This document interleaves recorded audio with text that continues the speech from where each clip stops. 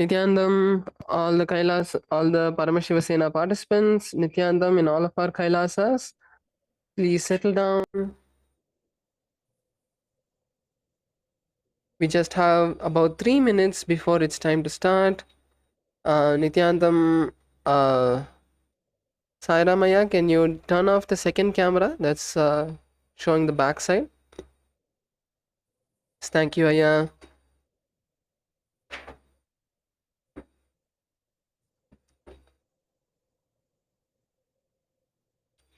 Nithyanandam, Kailasa, Salem, Kailasa, Malaysia, please settle down.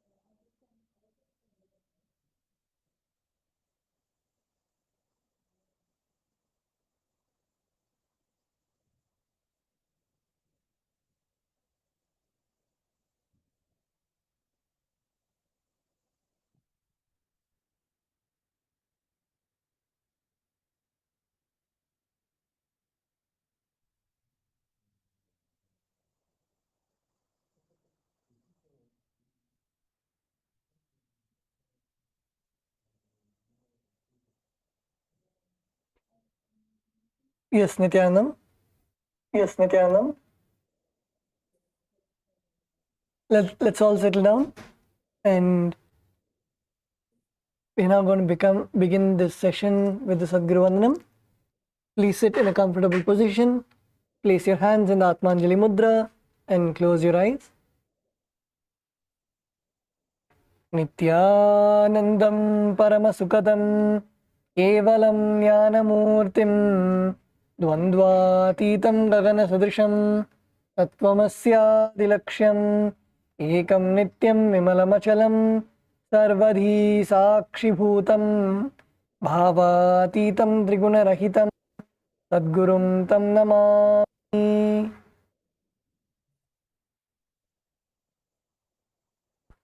Let us now chant the Shiva Mula mantra.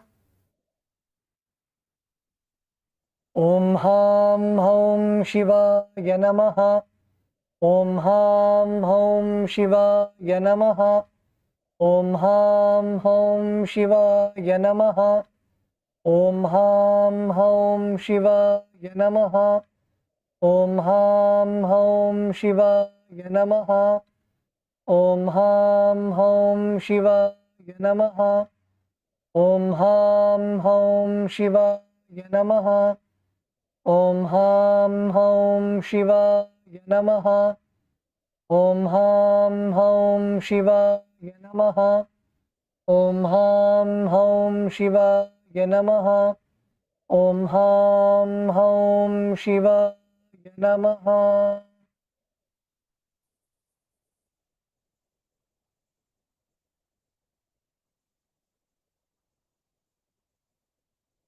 We will now be entering into the Tattvachmanam, the ritualistic cleansing of the mouth. Now, keeping your right hand in a cupped position in the Gokarna Mudra as the Acharya is demonstrating, take a spoon of water, an uddarni of water, into your right palm. Sip the water from the base of the right palm along with the mantra. Om Atmatattvam Shodhayami Svadham. Take another uddarni of water. Om Vidyatattvam Shodhayami Svadham. Take another uddarni of water. Om Shivatattvam Shodhayami Svadham. Please wash your hand. With the base of the right thumb, wipe your lips twice from the right to the left along with the mantra. Om Ham Hridayaya Namaha. Please wash your hand again. Now, with the tips of the index, middle and ring fingers joined together, touch above the upper lip and below the lower lip. Again, wash your hand. With the tips of the index finger and thumb joined together, touch the right nostril, the left nostril. With the ring finger and thumb joined together, touch the right eye, the left eye, the right ear, and then the left ear. Again, wash your hand. With the little finger and thumb joined together, touch the navel center, the right chest, the left chest. With all 5 fingers joined together, touch above the head, the right shoulder, left shoulder, and then your heart center. Again, wash your hand.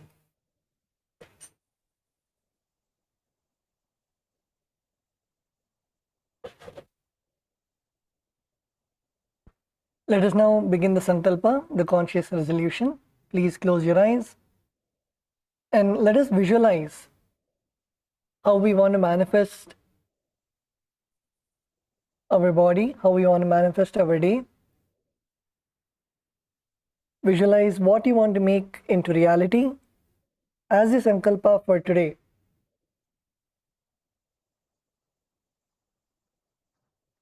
Your health, wealth, relationships, and ultimately the moksha that you want to manifest. Also visualize your body completely healthy without any diseases. Visualize your body structure the way that you want to manifest.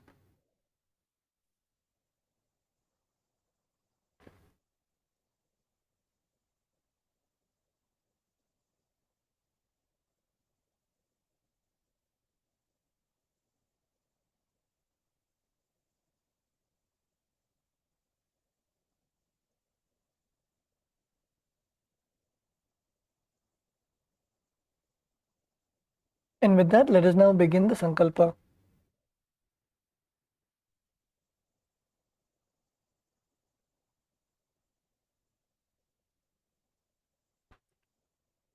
Om Mopata Samasta Duritakshayadvara Bhagavat Shri Nithyananda Paramashiva Prityartham Shri Nithyanandeshwari Paramashiva Shakti Sameta Shri Nithyanandeshwara Paramashiva Prityartham Cha Shubhe Shobhane Muhurte Adya Brahmanaha Dvitiya Parardhe Shri Shvetavaraha Kalpe Vaivasvatamanvantare Ashtavinshaditame Nitya Yuge Prathame Pade Jambudvipe Bharatavarše Bharatakhande मेरोः दक्षिणे पार्श्वे शकाब्धे अस्मिन् वर्तमाने व्यवहारिके प्रभवादीनां षष्ट्याः संवत्सराणां मध्ये क्रोधिनाम संवत्सरे उत्तरायणे लक्ष्मी वेंकटेश्वर ऋतु मीनमासे शुक्लपक्षे पूर्णिमायां शुभतिथौ स्थिरवासरयुक्तायां हस्तानक्षत्र व्याघ्रतयोग भवकरण एवं गुण विशेषण विशिष्टायाम् अस्यां शुभतिथौ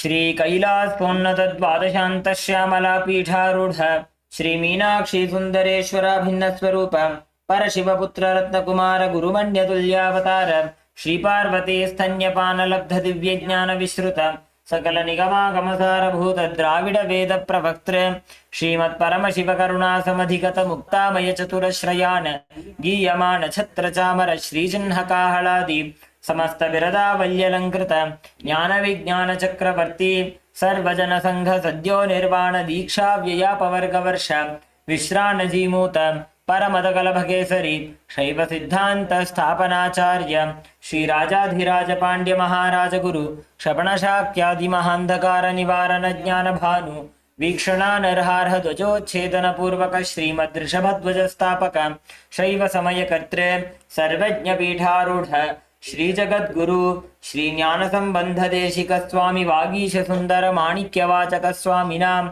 अवतार भूत श्री ज्ञान संबंध स्वामी पुनरुद्धृत श्यामला पीठ सर्वज्ञ पीठ तृणवद्युत्तर द्विशततम गुरु महासन्निधान नित्योत्सव नित्य मंगल नित्य कल्याण नित्यर्जित कैलास परंपरागत आदि कैलास नित्यानंद पीठ महासंस्थान महासिंहासन पीठ कत्र साक्षात् श्री परमशिव समुद्भूत कैलास परंपरागत वैवस्वत मनुक्ष्वाको हरिश्चंद्र भगीरथ श्रीरामचंद्र शूरसेन इत्यादि अनवच्छिन्न सार्वभौम चक्रवर्ती परंपरागत चतुष्षष्टि योगिनी मंडित चतुष्षष्टि संप्रदाय प्रवर्तक मनुधर्म शासन सूर्यवंश प्राप्त सर्वज्ञ पीठ सुरांगी साम्राज्य मूर्धाभिषिक्त चूड़ामणि साक्षात् श्री परमशिव समुद्भूत कपिल महागुरु पुनरुद्धृत महानिर्वाणी पीठ अष्टोत्तर सहस्र श्री महामंडलेश्वर साक्षात् श्री परमशिव समुद्भूत श्री महागणपति समारंभ अनवच्छिन्न पीठाधीश्वर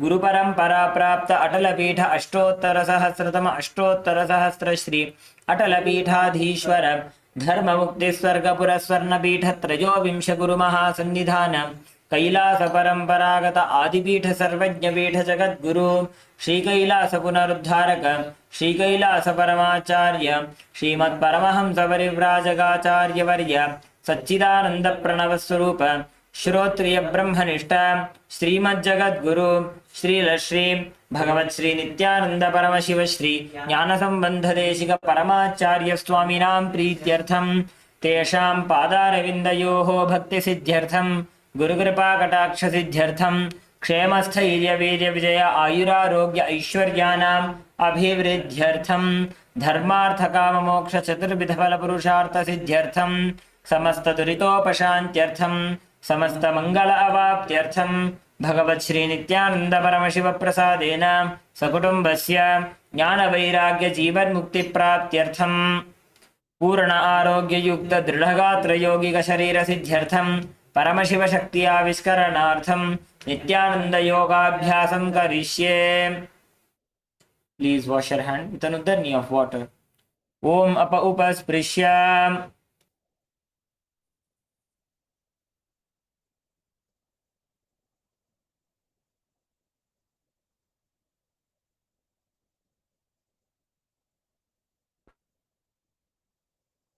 Yes, let's now keep our Panchapatram and Uddarani to the side and let's all stand up. We're going to be doing the skeleton dance. Please stand up.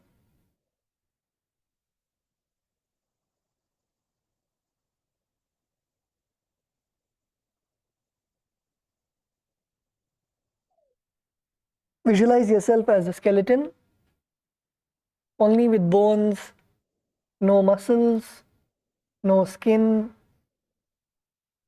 and start shaking your bones, your legs, your hands, your shoulders, your knees, your neck. Start shaking every joint in your body. Shake intensely.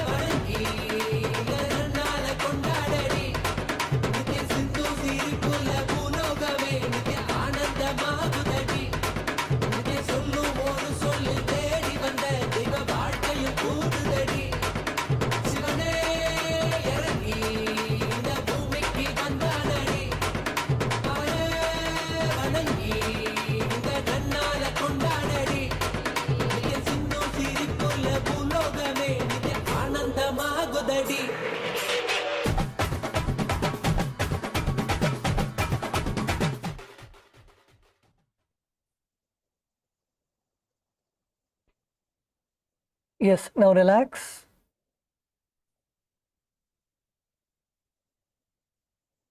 Stand still.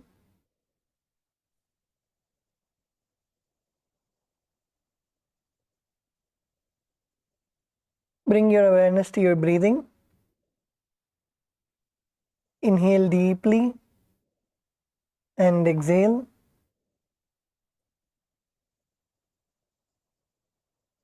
Inhale as deeply as possible and exhale.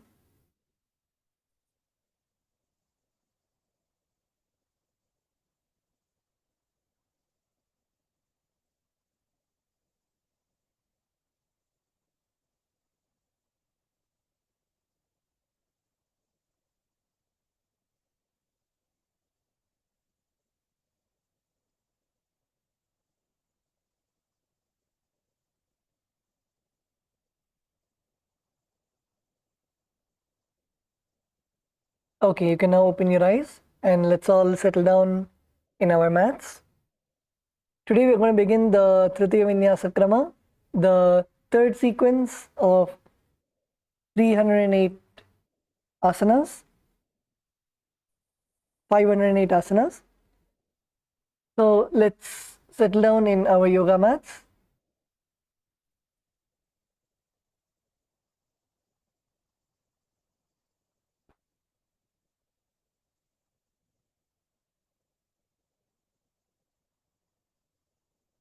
So the first asana we're going to begin with today is Savriti asana. So in this asana, you're going to be in a seated position and you're going to take your right foot and keep it close to your perineum, and then take your left foot and place it on top of your thighs. Keep your right foot close to your perineum and your left foot on top.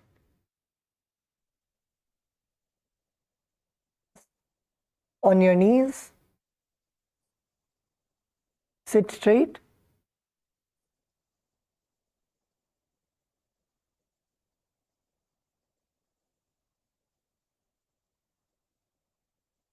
Sit with your head, neck and spine in a straight line. Gaze to your third eye. Visualize Bhagavan Surya in your inner space. That is the sun god. Visualize Bhagavan Surya.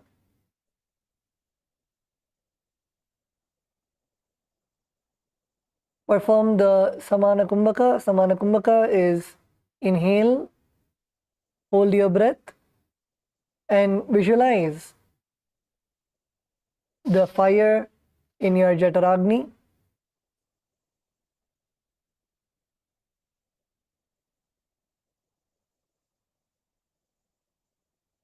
Visualize the fire in your Jataragni and then exhale. Perform the Mula Bandha. Mula Bandha contracting your perineum. And the japa Om Nithyananda Paramashivoham. जीमनोपगमोडी पगथली की हिली कोरपई मूलद्वारिटे की वैसे.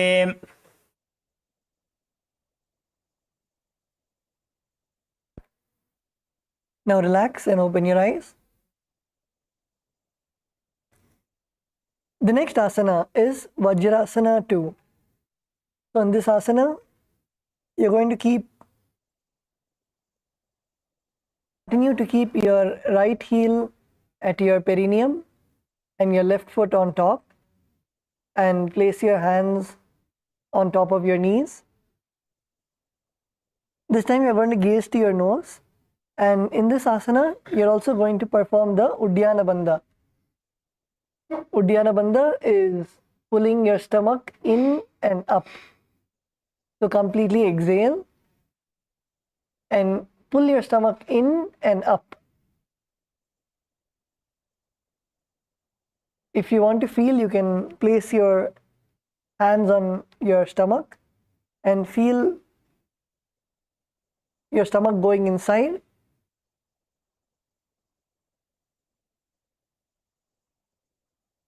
In this asana, visualize that you are the weapon of Bhagavan Indra.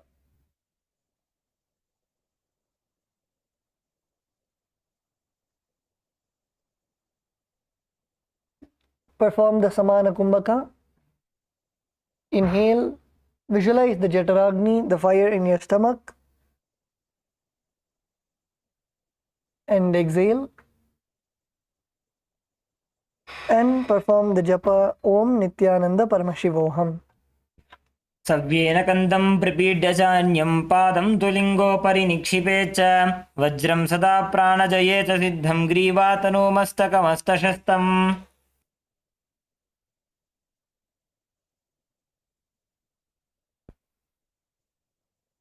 Okay, now relax. The next asana that we are going to perform is the Siddhasana 2. So in this asana, continue to keep your feet in the same position, keeping your right heel at the perineum and your left foot on top of your right thigh. Place your hands on top of your knees. And in this asana, we are going to do the Mahamudra Bandha. That is all three bandhas together. So let's begin with the Jalandhara Bandha, putting the chin to the chest.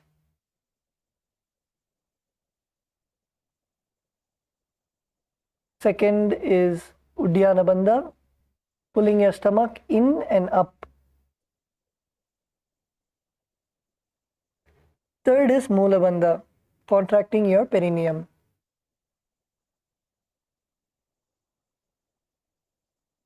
Visualize yourself as the master of Siddha Yoga, a Vedic Rishi. Perform the Samana Kumbhaka, that is, inhale, hold your breath, visualize the fire in your Jataragni, in your stomach, and exhale. And perform the japa Om Nithyananda Paramashivoham. स्थानस्तम्यमितेन्द्रियोचलदृशा पश्यन् भ्रुवोरन्तरं चैतन्मोक्षकपातभेदजनकं सिद्धासनं प्रोच्यते.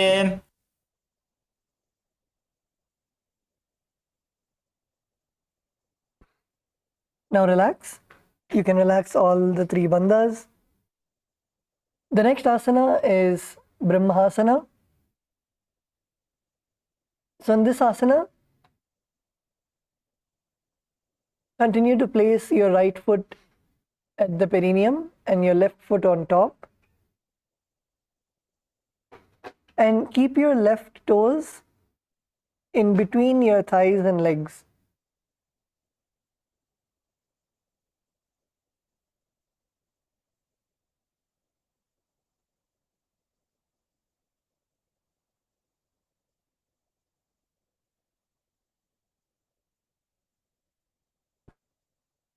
Your left toes, which are on top, tuck them inside between your calf muscles and your thighs. So tuck your foot inside your knee, the leg which is on top. Yes. And now keep your hands cupped on together on your right knee. Place both your hands Cup both your hands and place them on your right knee.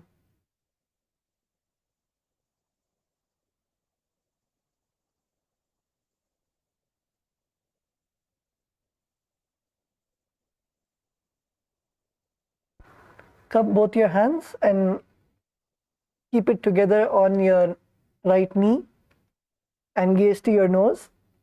In this asana also, we'll be performing all the three bandhas together, the Mahamudra bandha. So first is Jalandhara bandha, bring your chin to the chest. Second is Uddiyana bandha, pull your stomach in and up.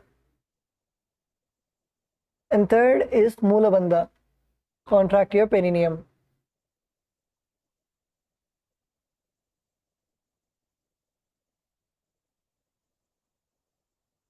In this asana, visualize Lord Brahma in your inner space. Perform the Samana Kumbhaka, that is inhale. Visualize the Jataragni, the fire burning in your stomach, and exhale. And perform the japa Om Nithyananda Paramashivoham. Padmam Brahmam Statha Saidham Swastikam Vajramanam Baddhakonam Bhadraprishtham Moolabandham Tathaivacha.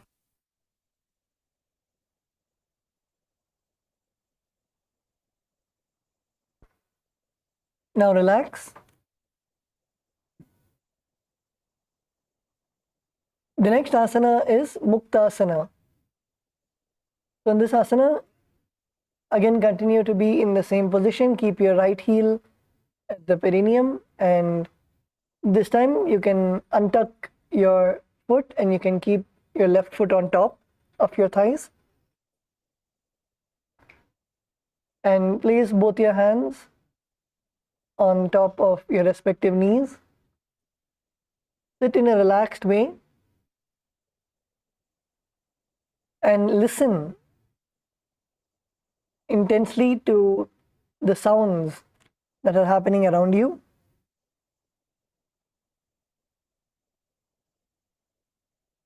In this asana, visualize the Supreme Pontiff of Hinduism liberating you. Perform the Mula Bandha, contracting your perineum alone. Samana Kumbhaka, that is inhale, hold your breath. Visualize the fire in your Jataragni, in your stomach, and exhale.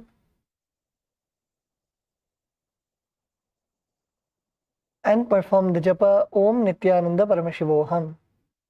तासने स्थितो योगी मुद्रां सन्धाय शाम्भवीं शृणुया दक्षिणे कर्णे नादमन्तस्तमेकधिः.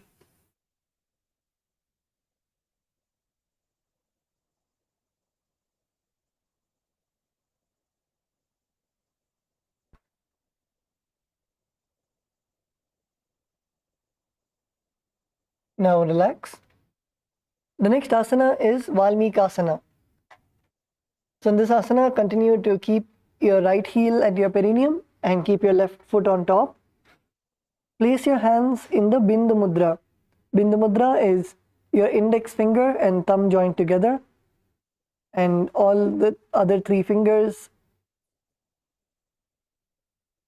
stretched out. Keep your hands in the Bindu Mudra and place them on top of your knees.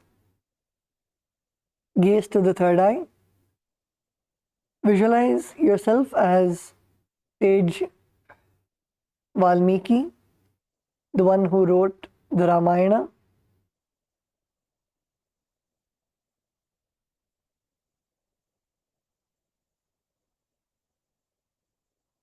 Perform the Mula Bandha, contracting your perineum, and the pranayama of the Samana Kumbhaka. Inhale, hold your breath, visualize the fire in your stomach, and then exhale. And the internal japa Om Nithyananda Paramashivoham. Besikaridā vā pagakī pagathalī yedi bārilā phanādishimodi.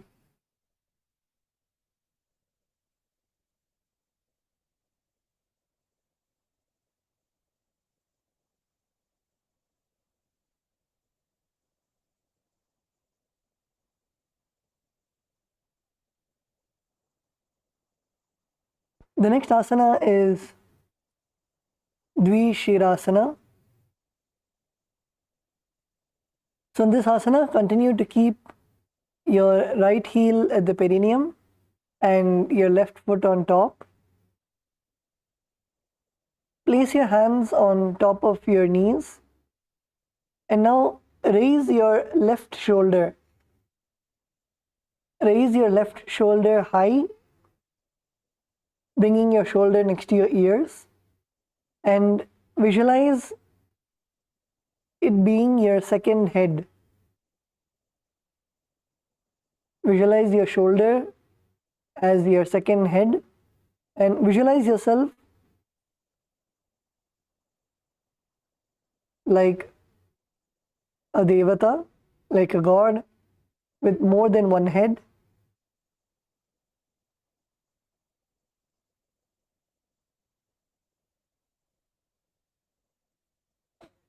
Perform the Samana Kumbhaka. Inhale, hold your breath, visualize the Jataragni, the fire in your stomach, and exhale. Perform the Mula Bandha. Mula Bandha is contracting your perineum, and the japa Om Nithyananda Paramashivoham.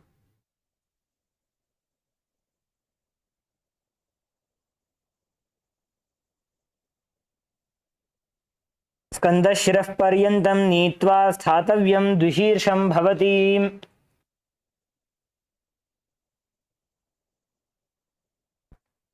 Now let's repeat it on the other side. So last time if you raised your left shoulder to your ears, this time raise your right shoulder to your ears.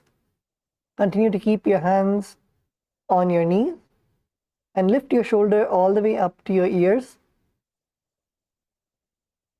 And visualize yourself having more than one head. Visualize yourself like Paramashiva, having 25 heads.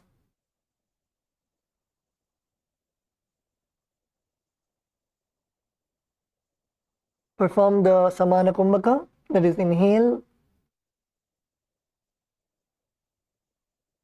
Visualize the fire in your stomach and exhale. Perform the Mula Bandha, contracting your perineum, and the japa Om Nithyananda Paramashivoham. स्कन्दशिरः पर्यन्तं नीत्वा स्थातव्यं द्विशीर्षं भवति.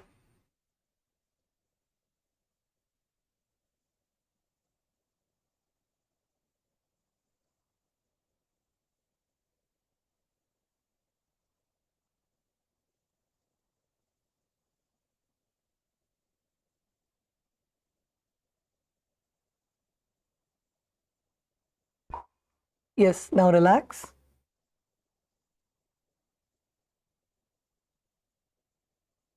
The next asana is Kumbhirasana.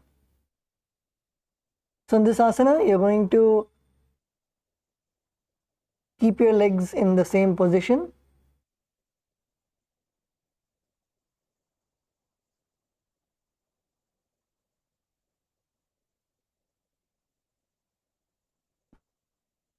Now, keep your legs in the same position and sit straight with your head, neck and spine in a straight line.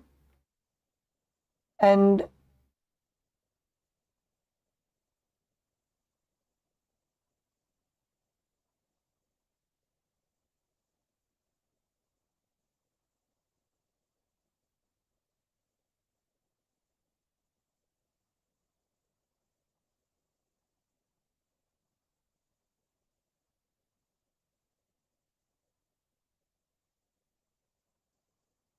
in this asana, you're going to raise both your hands and bring both your hands on top of your head.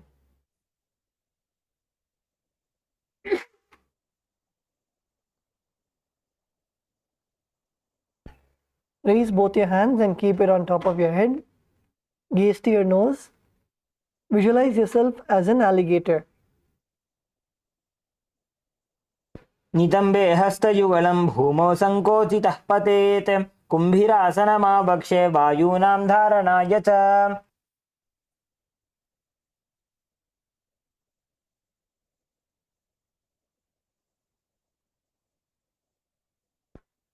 Now relax. You can bring your hands down.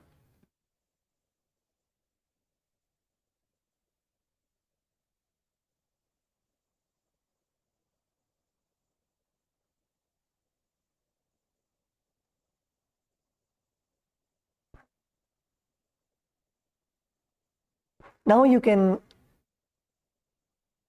relax your legs. You can stretch your legs and relax. Now place your legs in Sukhasana. So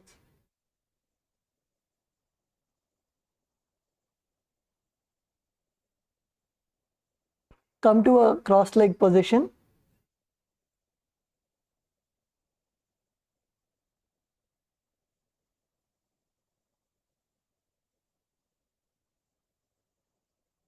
Come to a cross-leg position and sit with your spine straight. Your head, neck and spine in a straight line. And now the next asana is Chakrasana. And in this asana, you're going to visualize each of your chakras as a bright white light. So starting from the Mooladhara chakra, which is located in the base of your spine, the Swadhisthana chakra, located 2 inches below your navel, your Manipuraka chakra, located in your navel, your Anahata chakra, located in your heart center, your Vishuddhi chakra, located in your throat center, the Agnya chakra, located in your brow center, and Sahasrara chakra, located on the crown of your head.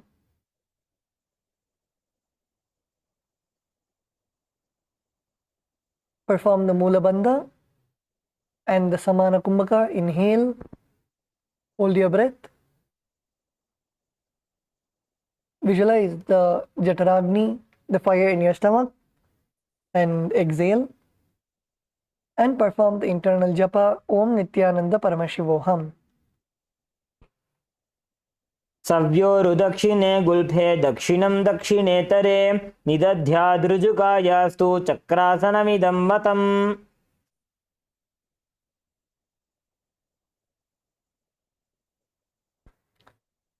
Now relax. The next asana is Swastikasana. Now in this asana, you're going to place both your feet between the opposite thighs and calves. So you're going to bring your right foot inside of your thigh and your left foot also inside of your right thigh. So tuck both your toes inside of your knees.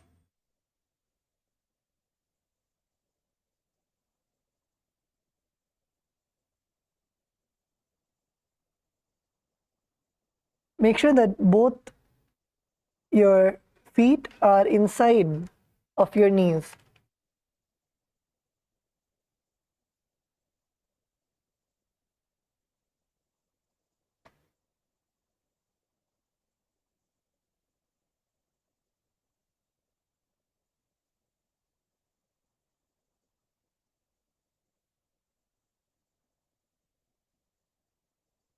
This asana is Swastikasana. So after you tuck your feet inside your knees, keep your hands on top of your knees and perform the Mula Bandha, contracting your perineum, and the Samana Kumbhaka, that is inhale, hold your breath, visualize the Jataragni, the fire in your stomach, and exhale. And perform the internal japa Om Nithyananda Paramashivoham. जानोर्भोरन्तरे सम्यक् दृष्ट्वा पादतले उभे समकाय सुखासीन स्वस्तिकं तत्प्रचक्षते.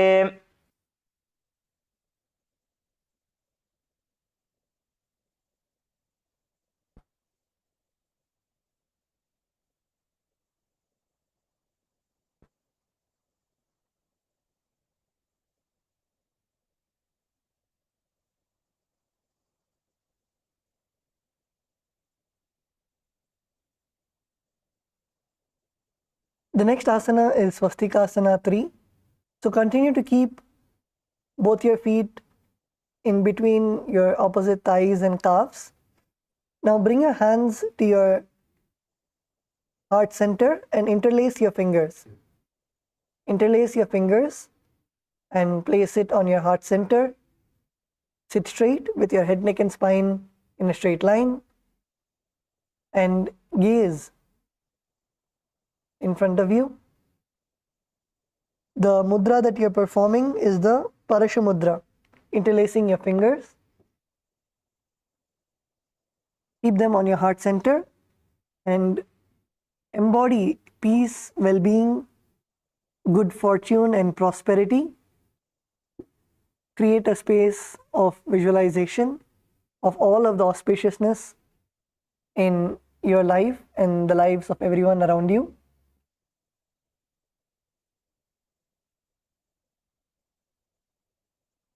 Perform the Samana Kumbhaka. Inhale, hold your breath, visualize the Jataragni, the fire in your stomach, and exhale.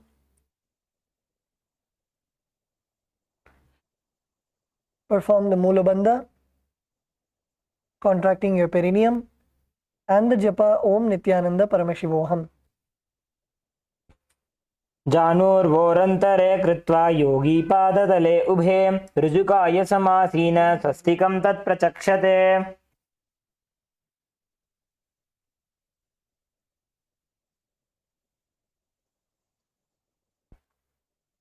Now relax.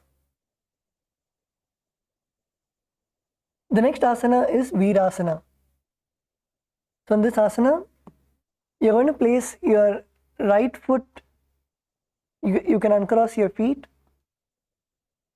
So in this asana, you're going to place your right foot between your thighs and calves and your left foot on your opposite thigh.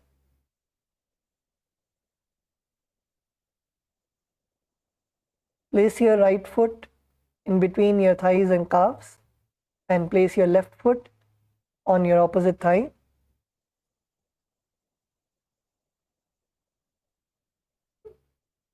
Keep your hands on top of your knees and gaze to the nose. Visualize and embody the state and space of bravery, complete with any fears,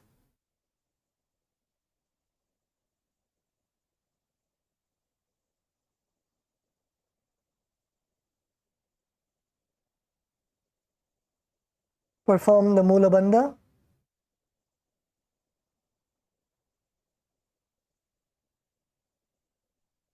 And the Japa Om Nithyananda Paramashivoham.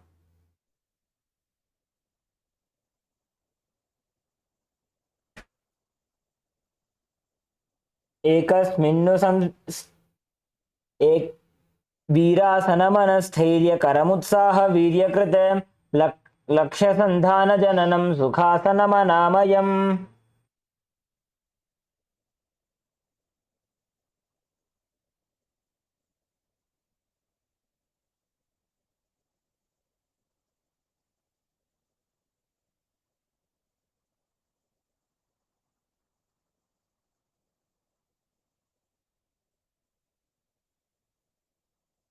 Now relax. The next asana is Siddha Haratali. So in this asana, now you're going to uncross your legs and bring your heels together at your perineum. Uncross your legs and bring your heels together at your perineum with your toes slightly separated. Keep your knees wide and interlace your fingers around your feet and bring your knees as low as possible, touching the ground. Make sure that your knees are touching the ground.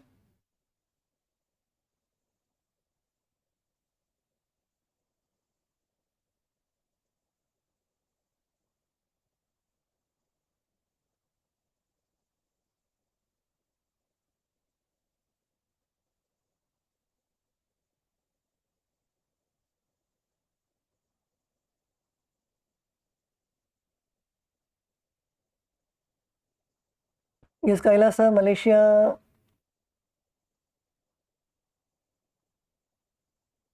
Good. Kailasa, LA. Kailasa, LA, Ma Karuna. Bring your knees more down. Try to touch your knees to the ground.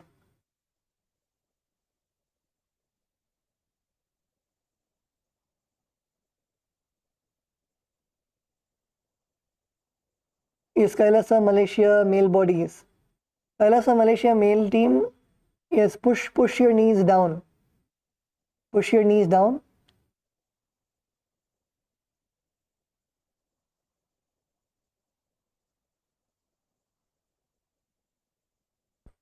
Kailasa, Salem, Ma Shubhashini. Yes, push your knees down.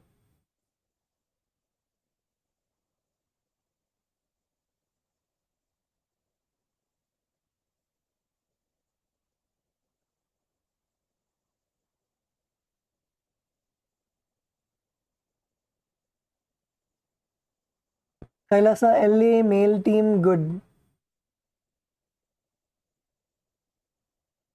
Yes, so in this asana, unclutch from all the ego fulfilling successes in your life. And in this asana, you'll also be performing the Jalandhara Bandha. Jalandhara Bandha is putting your chin to your chest. Lock your chin to the chest. Continue to remain in the asana. Perform the Samana Kumbhaka. That is, inhale. Bring your awareness to the Jataragni, the fire in your stomach, and exhale. Perform the japa Om Nithyananda Paramashivoham. पगथली संपूट करी आगुल्या को संपूट करे माहे माहे नूलो राने राने Dogu हाथ के कागसी करे.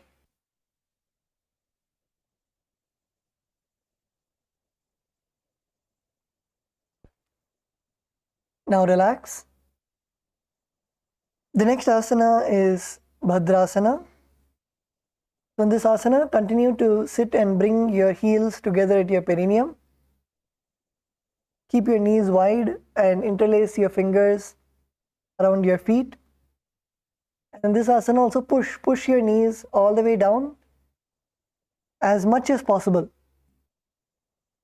Even if it is paining, if it is hurting, you can inhale deeply, and when you exhale, push. When you exhale, push your knees lower and lower. Bring your awareness at the pain and drop the pain at Swamiji's feet. You focus on pushing your knees as low as possible.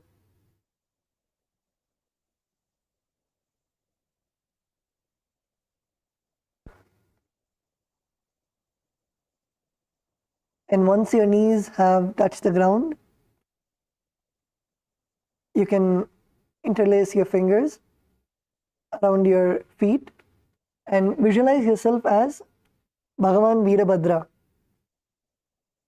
Visualize yourself as Bhagavan Veerabhadra. Bhagavan Veerabhadra is one of the ferocious forms of Bhagavan Paramashiva, who came out of Paramashiva's own jatas.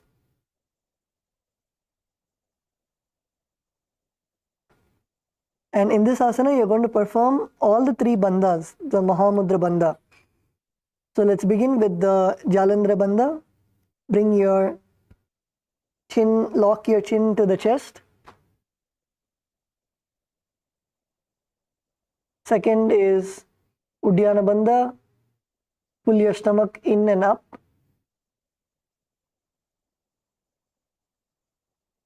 And third is Mula Bandha, contracting your perineum.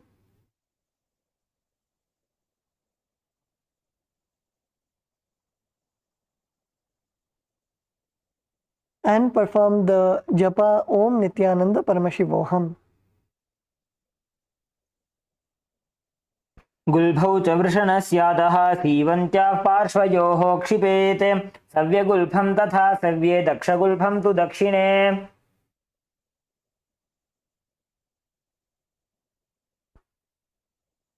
Yes, now relax.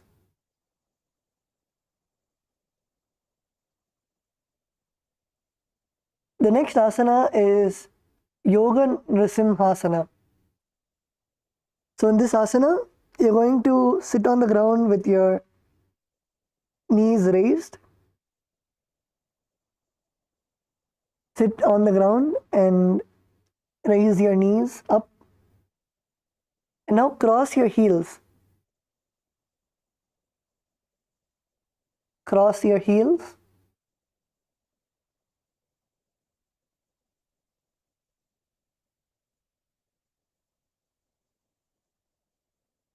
And now place the back of your hands on your knees with your palms facing upwards.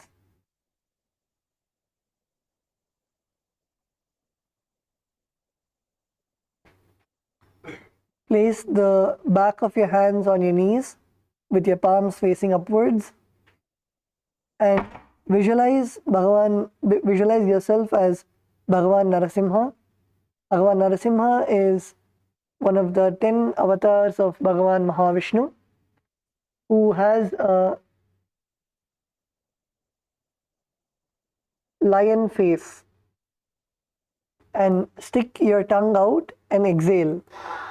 Inhale and stick your tongue out and exhale.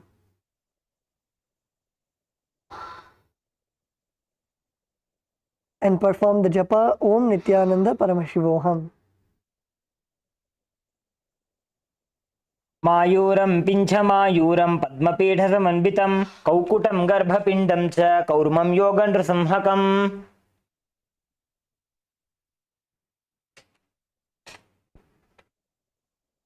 Now relax. The next asana is Takarupa Skandasana. So in this asana, continue to keep your knees raised and cross your heels. And this time place your hands on your knees with your palms facing downwards. Place your palms on your knees with your palms facing downwards. Gaze to the nose. Visualize a flock of crows. Visualize a flock of crows. The bird. Bring your gaze to your nose. Perform the Mula Bandha, contracting your perineum. And the Samana Kumbhaka. Inhale. Hold your breath. Visualize the Jataragni in your stomach. And then exhale. And perform the japa Om Nithyananda Paramashivoham. अवक्षेकाकरूपस्कन्धासनमुत्तमं कलिपापात् प्रमुच्येत वायवीं वशमानयेत् निजपादद्वयं बद्ध्वा स्कन्धदेशे च साधकः नित्यमेतत्पदद्वन्द्वं भूमौ पुष्टिकरद्वयम्.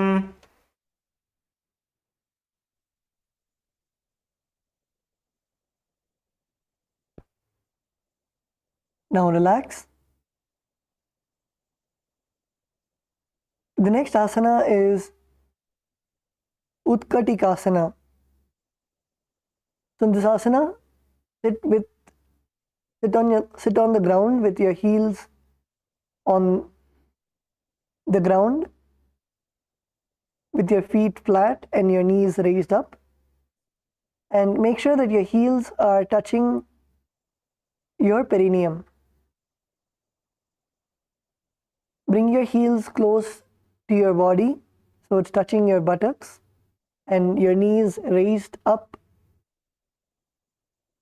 Place your hands on the respective knees.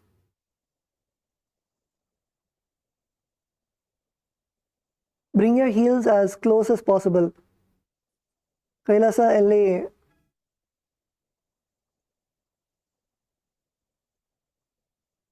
Paunidenaya in Kailasa LA. Bring your heels as close as possible.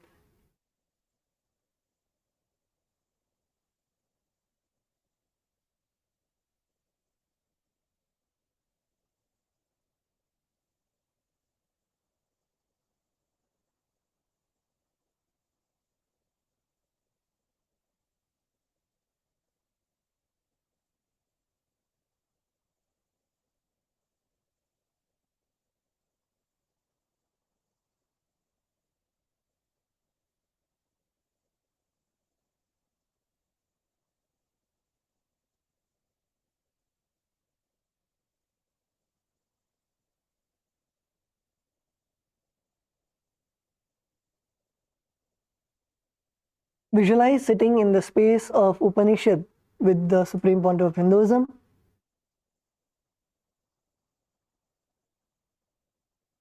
Perform the Ujjayi Pranayama. In the Ujjayi Pranayama, you will inhale through your mouth.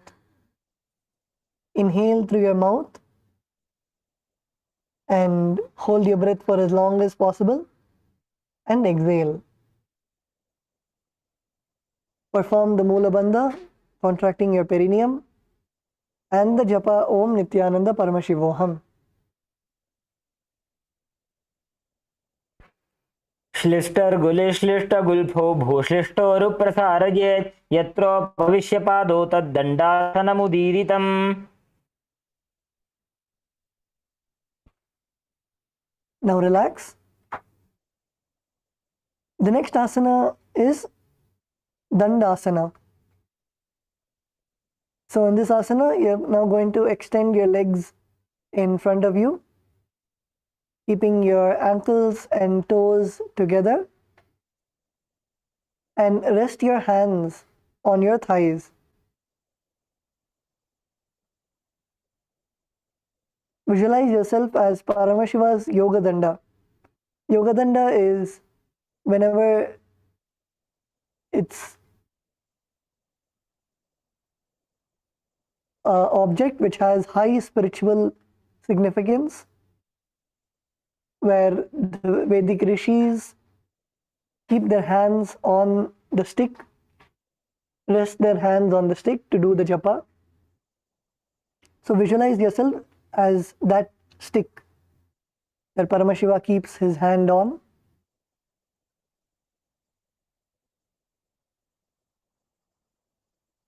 Continue to perform the Ujjayi Kumbhaka, that is, inhale through your mouth and hold your breath for as long as possible and exhale. Perform the Mula Bandha, contracting your perineum, and the Japa Om Nithyananda Paramashivoham. श्लिष्टर्गुलिश्लिष्टगुल्फो भूश्लिष्टोरुप्रसारयेत् यत्रोपविश्यपादौ तद्दण्डासनमुदीरितम्. Yes, that's great. Now we move into the next asana,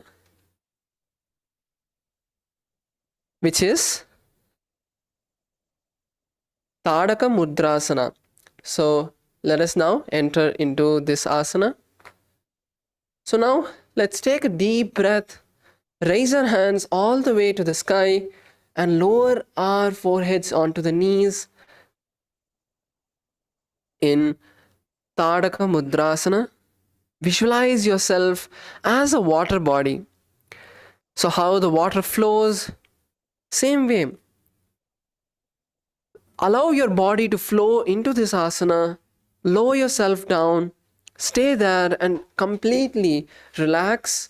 Focus on the breathing, inhaling and exhaling as deeply as you can. Inhale and exhale. And stay there. Yes, that's good. KAILASA Malaysia male team, that's good. Stay there now. Allow yourself to become comfortable. If you're able to hold your toes, try to bring your elbows to the ground. If you're able to hold only your knees, then slowly pull your legs forward. But keep your knees straight and stay there. Do not raise up. Do not give up. Stay there allow yourself to completely relax and visualize yourself as water in a tank, just flowing into this asana.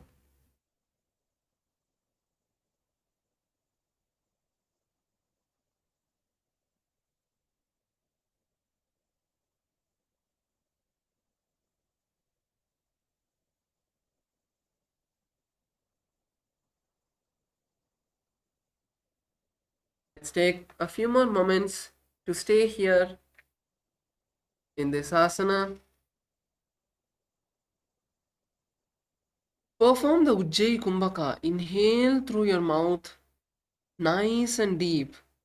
Inhale and exhale through the nostrils, nice and deeply. Focus on inhaling and exhaling.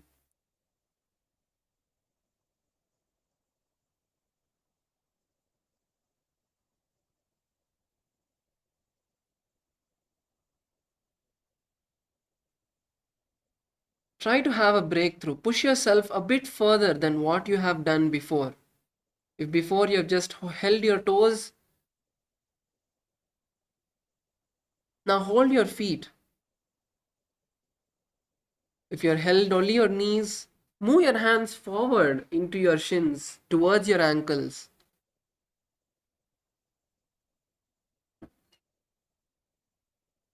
Relax yourself into this asana. Try to lower your forehead onto the knees.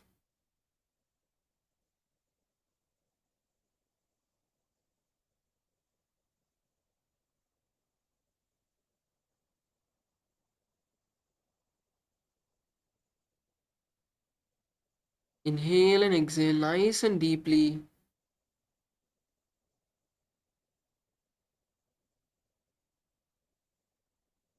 And continue to chant the japa Om Nithyananda Paramashivoham. सभागशीर्ष सर्वांग महामुद्रा च ताटगी बद्धकोणस्बद्ध पद्मं दण्डं पश्चिमतानकम्.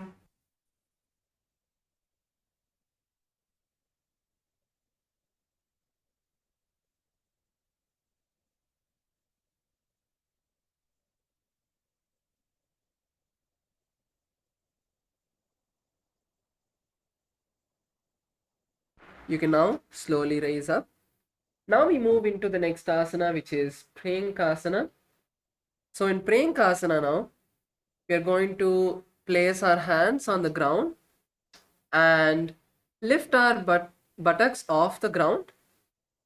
And now try to lift your feet off the ground as well.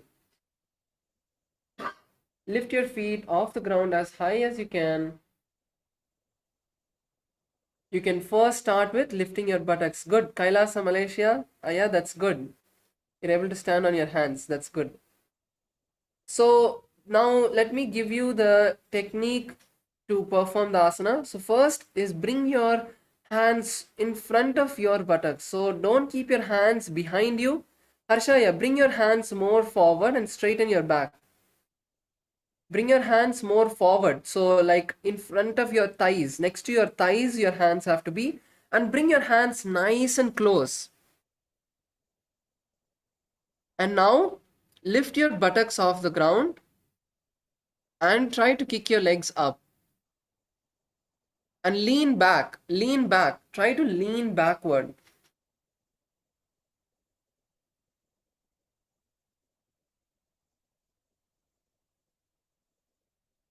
Yes, good. Kailasa, Malaysia, male side, 2 of them are able to perform. That's good. Yes, Harshaya, that's good. Try to kick your legs as high as possible.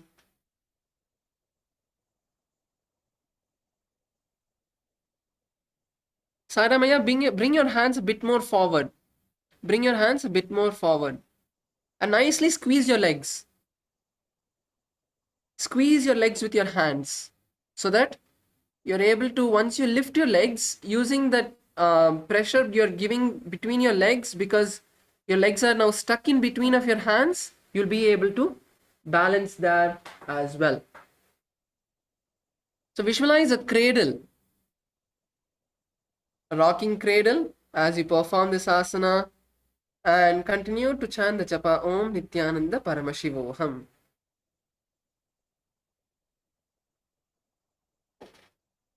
प्रेङ्खवत् स्थित्वा पादाग्रे मस्तके परिनीत्वा पृष्ठभागे भूमौ निधाय तिष्ठेत्. Yes, relax.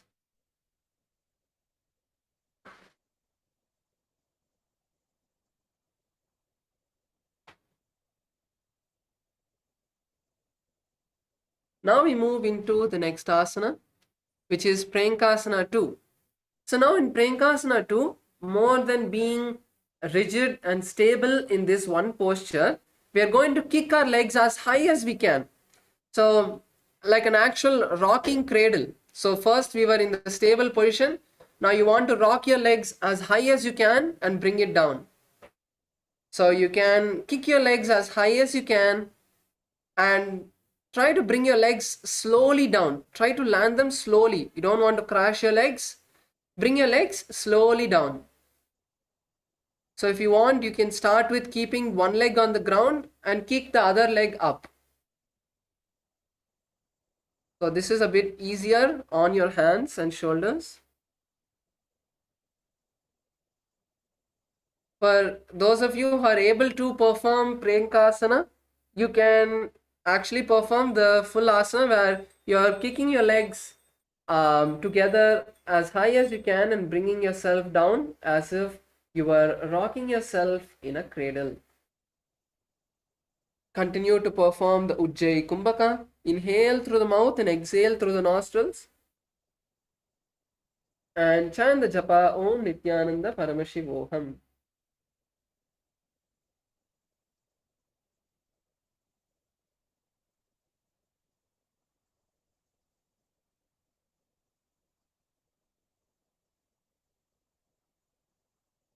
प्रेङ्खवत् स्थित्वा पादाग्रे मस्तकोपरि नीत्वा पृष्ठभागे भूमौ निधाय. Yes, relax. Lower your legs down. And once again, bring your knees to your chest. Once again, bring your knees to your chest. Keep your feet together.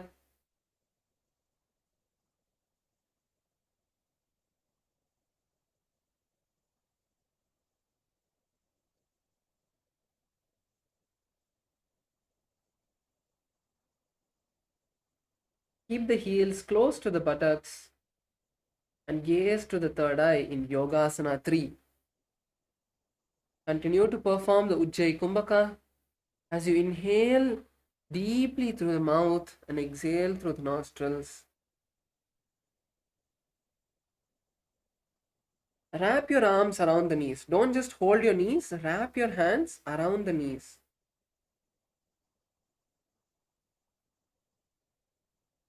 Harshaya, wrap your hands around the knees. Yes. Ma Yoga Priya Rupini, wrap your hands around the knees. Yes. And continue to visualize Swamiji in your inner space. Gaze to your third eye. Chant the japa Om Nithyananda Paramashivoham.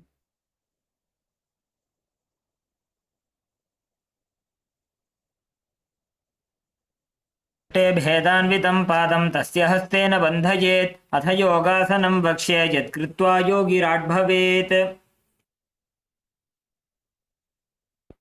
Now we move into the next asana, which is Vrishapati Asana. So now let's enter Vrishapati Asana as we sit on our left leg. Sit on your left leg and take your right leg on top.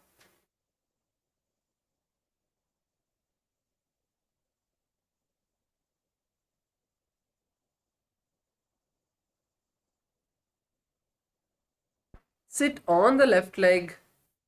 Raise the right leg over the left leg and bring it to the opposite side.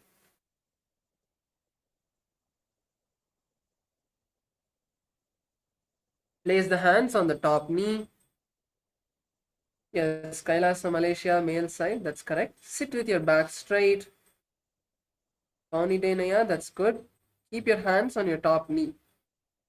Yes, that's good. Kailasa Malaysia female team, that's good. Salem, good. LA female team, that's good.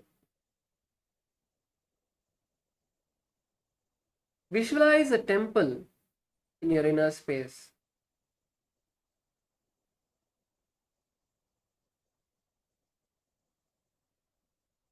And we are going to start performing the Seetkari Kumbhaka. The Seetkari Kumbhaka is where you clench your teeth, inhale through the clenched teeth, and exhale through the nostrils. To clench your teeth, make a hissing sound as you inhale and then exhale through the nostrils. Gaze to the tip of the nose.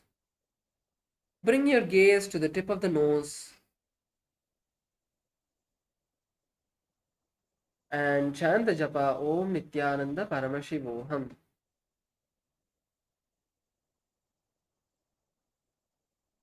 Imanagodo Agrakaridavo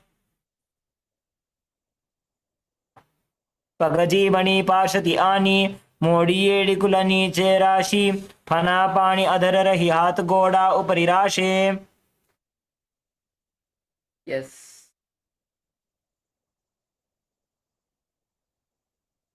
Now we enter Dhruvasana, Durvasana. So now let's perform Durvasana.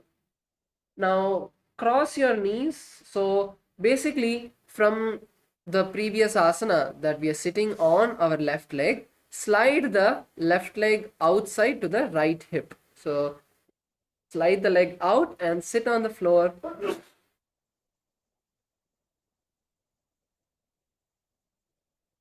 And now we are going to be performing a specific mudra where with the right hand, you're going to be touching the middle joint of your left fingers.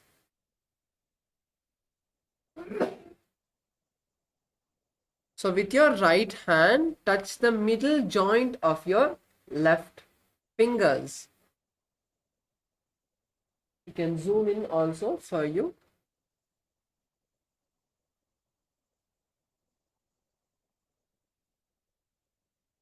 So right hand, touch the middle fingertips and place both of your hands onto the ground. Onto your legs, not on the ground, sorry.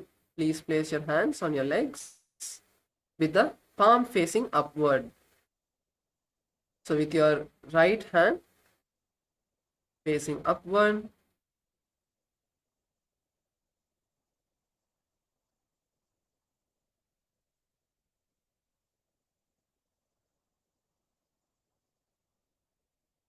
visualize the Dhruva grass. The Dhruva grass is a very auspicious grass that completely cools your body and is also very favorite of Ganesha, Lord Ganesha.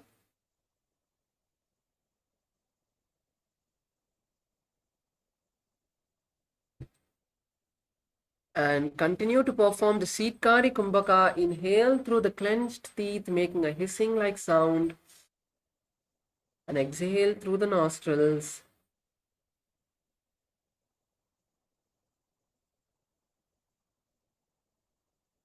And chant the japa Om Nithyananda Paramashivoham. जंग परिकरिजी मनो पगडाई पाशति आनी हनादो बुधरती टेकी बारला गुल्फकुला की बारली कानी लगावे. Next, we perform Sukadevasana. Continue to be seated in the same position and bring your little fingers and thumbs together along with the wrist and place your hands on the knee, on the top knee, which is Padma Mudra. Bring your hands into Padma Mudra.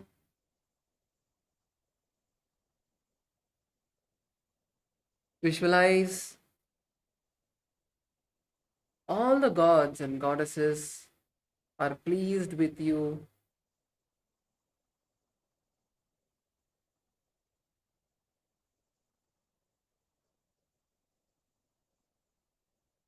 And blessing you. Continue to perform the Shikari Kumbhaka, inhaling through the clenched teeth and exhaling through the nostrils.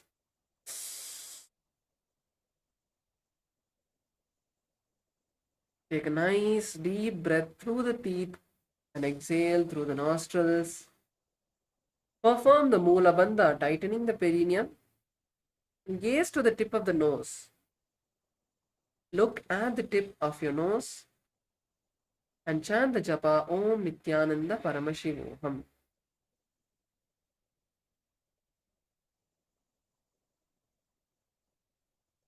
वामजंग अरुपीडी माही दक्षिण PD धरे सुताही. Yes. Now we move into next asana, which is Datta Digambarasana. So in Datta Digambarasana,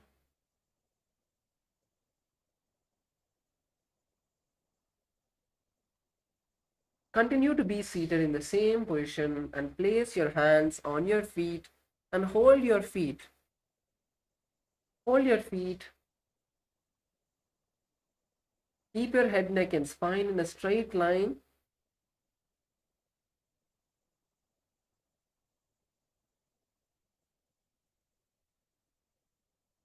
Gaze to the third eye.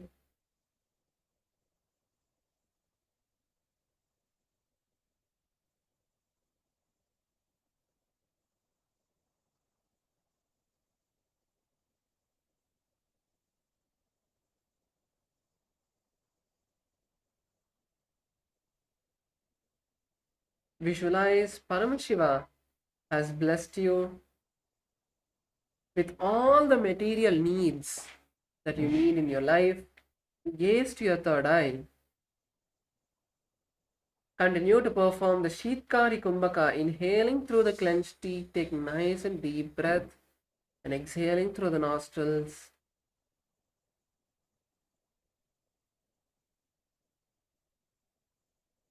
Perform the Mula Bandha, tightening the perineum, and chant the japa internally Om Nithyananda Paramashivoham.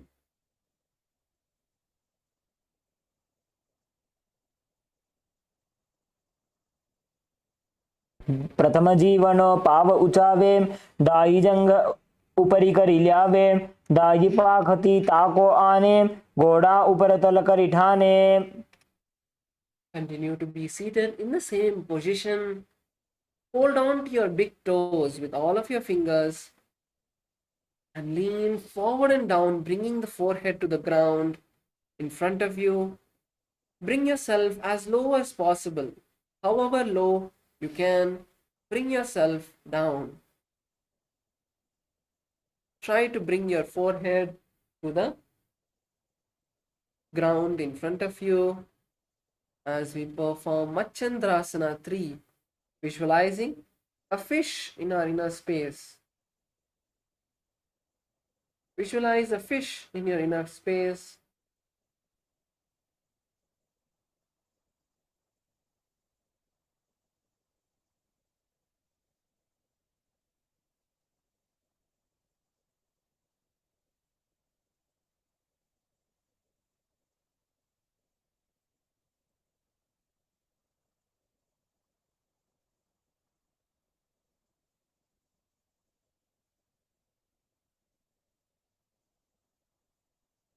Gaze to the tip of your nose.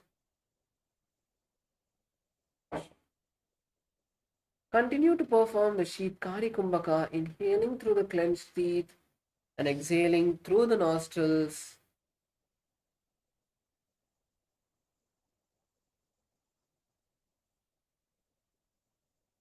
Chant the japa Om Nithyananda Paramashivoham. जीमनो पगडाई जंघ परिराशे येली कड़ी लगावे दावाया को बार लो Gulf जीमना गिदा की. Now raise up and we're going to perform Gomukhasana 2.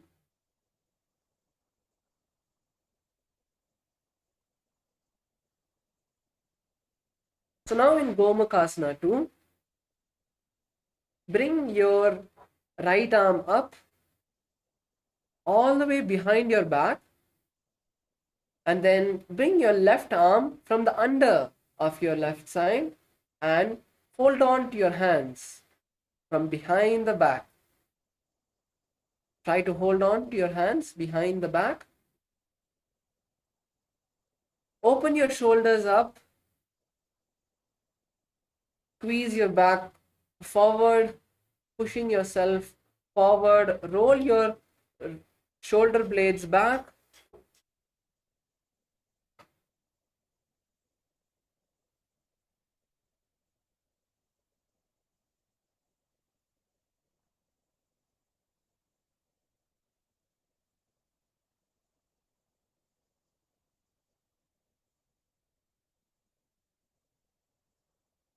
Visualize a cow in your inner space and chant the japa Om Nithyananda Paramashivoham.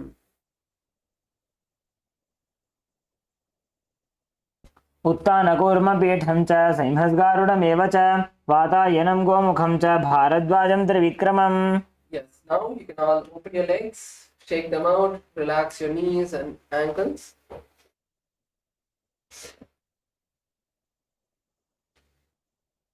Take a moment to just relax our legs.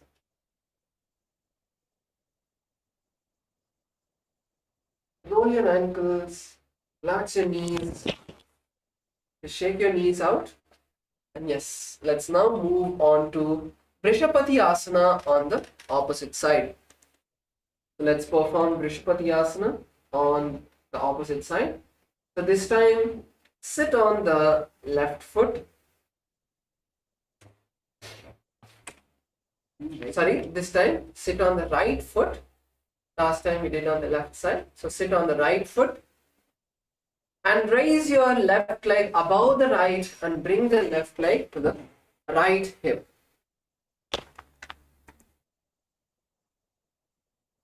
Place your hands on the top knee. Visualize a temple in your inner space. Gaze to the tip of your nose. Continue to perform the Sheetkari Kumbhaka. Inhale through the clenched teeth and exhale through the nostrils. Take nice and deep breaths. Chant the japa Om Nithyananda Paramashivoham. जीमना घोड़ो अग्रकरिडावो पगजीमणि पाशति आनीम मोड़ियेड़ि कुला नीचे राशि फणा पानी अधर रहे. Yes, now slowly slide the right leg to the left hip and sit on the floor as we move into Durvasana. Now in Durvasana, continue to keep your hands in the mudra where you're going to this time bring the left fingers to the right fingertips. So take your right hand and with the left hand touch the middle joints of the right finger and place the right hand facing up. Keep the right hand facing up.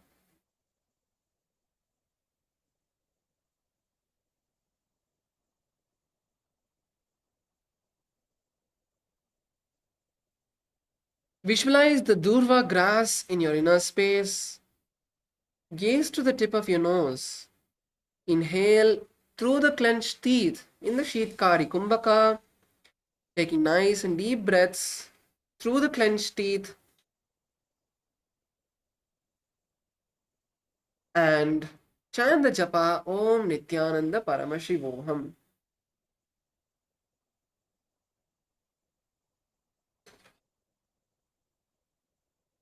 दाई जंग परिकरी जी मनो पगदाई पाशती आनी फनादो धरती टेकी बारला गुल्फकुला की बारिली. Yes, now continue to stay in the same position as we move into Sukadevasana. Now open your hands like a lotus, bringing the wrists together, the thumbs together, and the little fingers together, opening out all the other fingers, and place your hands on the top knee.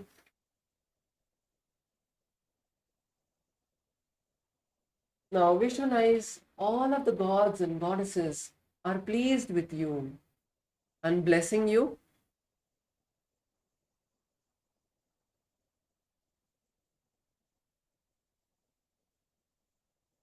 Gaze to the tip of the nose and continue to perform the Sheetkari Kumbhaka. Inhale through the clenched teeth and exhale through the nostrils. Perform the Mula Bandha, tightening the perineum.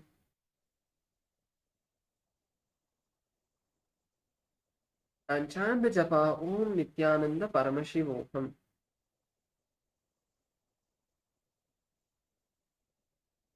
वामजंग अरुपीडी माही दक्षिण PD धरे सुताही.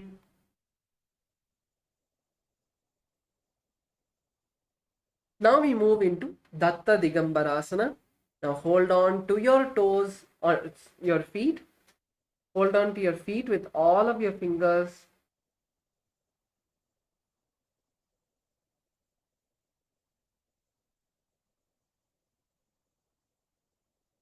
Sit with your head, neck, and spine in a straight line and gaze to your third eye, visualizing Paramashiva blessing you in your inner space.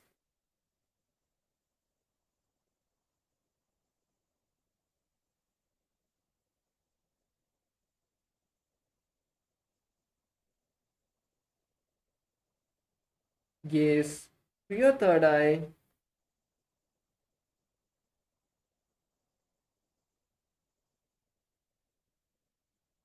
Continue to perform the Sheetkari Kumbhaka, inhaling through the clenched teeth and exhaling through the nostrils. Perform the Mula Bandha, tightening the perineum. And chant the japa Om Nithyananda Paramashivoham. प्रथम जीवन पाव उचावे दाई जंग उपरि करी ल्यावे दागी पाखती ताको आने घोड़ा ऊपर तल करी ठाने.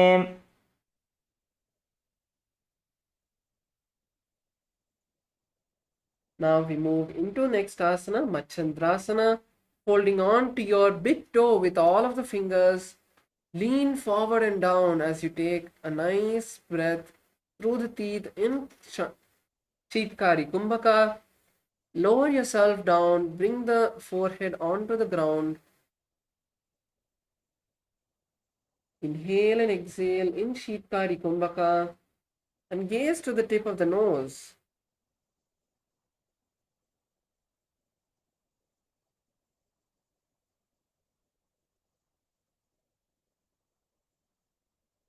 Gaze to the tip of the nose and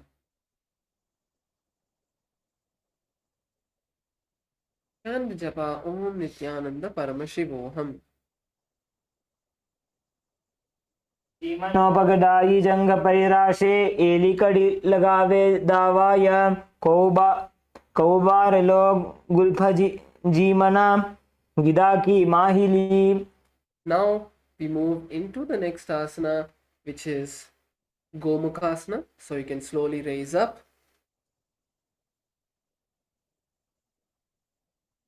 Now, this time take your left hand behind your back. Take your right hand from under the right side and hold on to your fingers behind the back. Visualize a cow in your inner space. Open your shoulders. Roll your shoulder blades back.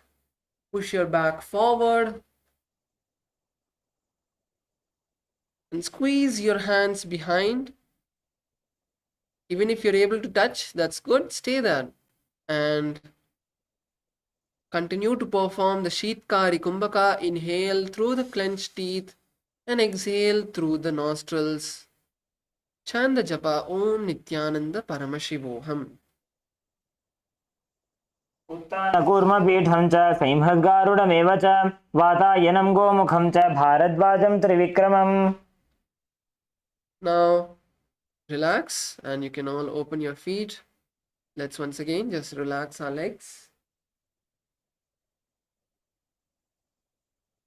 Take your ankles out, take your knees out.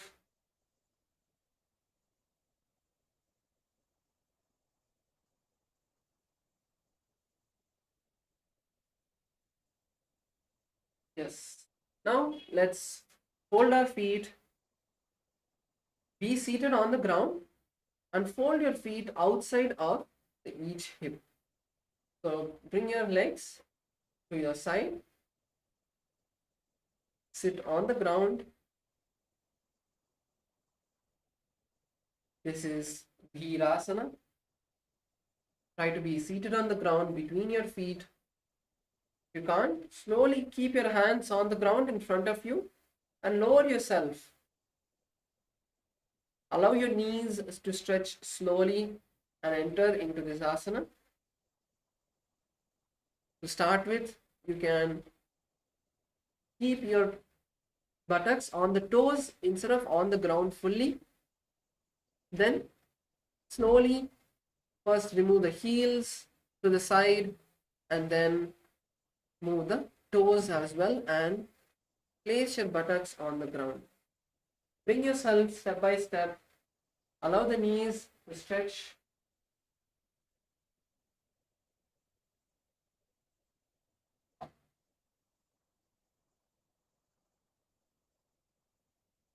Allow your knees to stretch.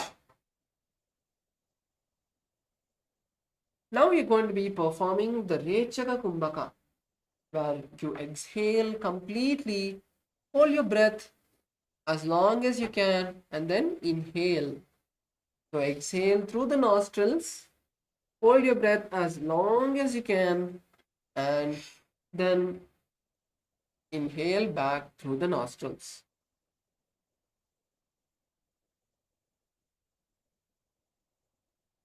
Visualize the state and space of bravery.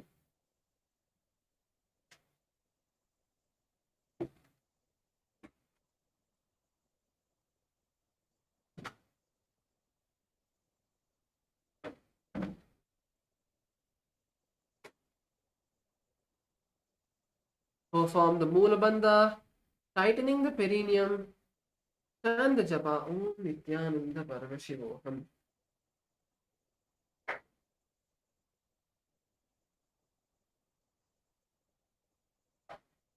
पाने पगगोठा नथिवालिने तेना फनगुदानी नीचे आड़ा रखिने बेसमूते धीरासन कहेवाय छे. Now continue to be seated in the same position.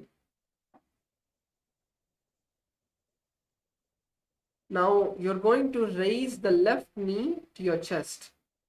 Raise the left knee to the chest and sit on the right leg. Yes. This is the position. Sit on your right leg and keep the left knee by the chest and your hands on the respective knee.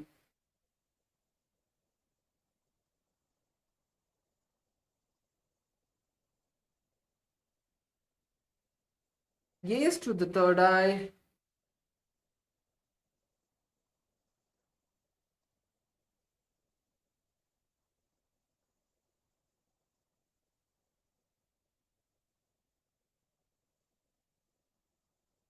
Perform the Rechaka Kumbhaka and chant the japa Om Nithyananda Paramashivoham.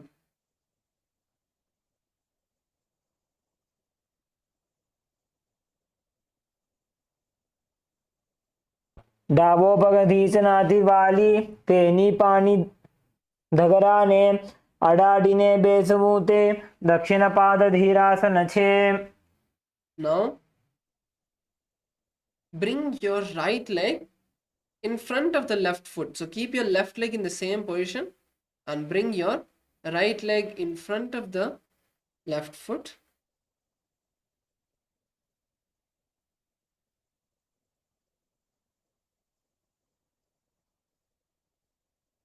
So bring your leg next to the left foot, the right leg next to the left leg.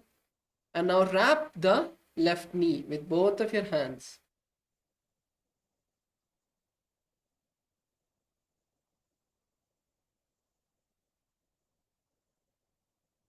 This is Dakshina Swasa Gamanasana. Bring your awareness on the breath as you inhale and exhale and hold the breath in Rechaka Kumbhaka. Focus on the breath. Bring your awareness on the Shwasa, the breath.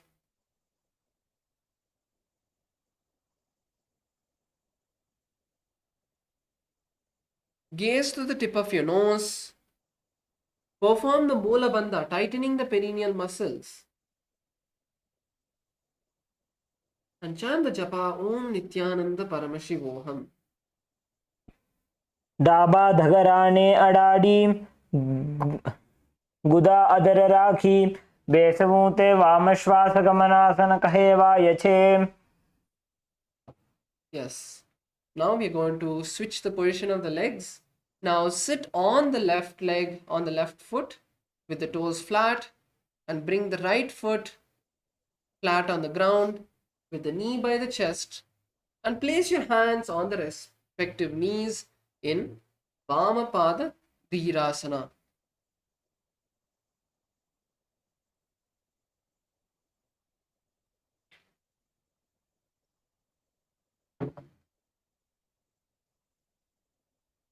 Now perform the Mula Bandha. Gaze to your tip of the nose.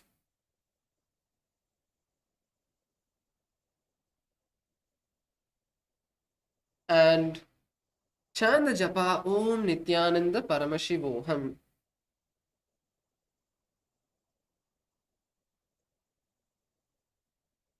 दानिया धीरासन तथा वामपाद धीरासन अवांतर भेद छे. Now bring the left foot, the side of the right foot, and hug your right knee with both your hands.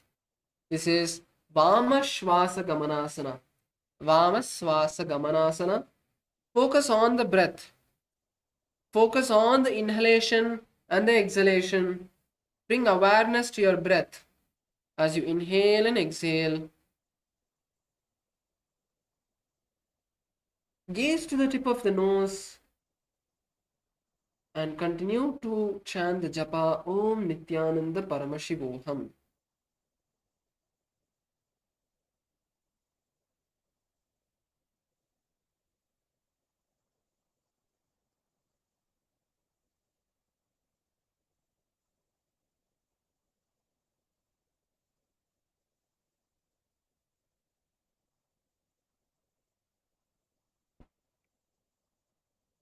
जमनो बगनो धीचन जमने हातानी काखिलमा राखी तेबनी भार die डाबे पगधीचन Tivala वालितेनी. And now we move into Pashasana. So let's come on to our feet. Raise yourself onto your feet and sit on the legs.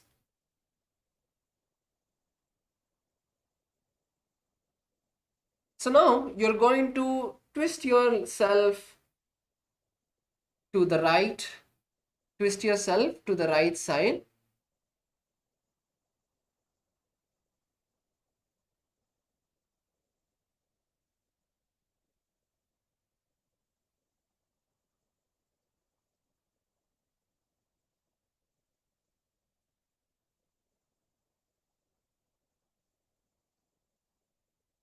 So now bring your left hand around the knees all the way to your foot, and with the other hand, with your right hand, hold on to the left hand. So this is Pashasana.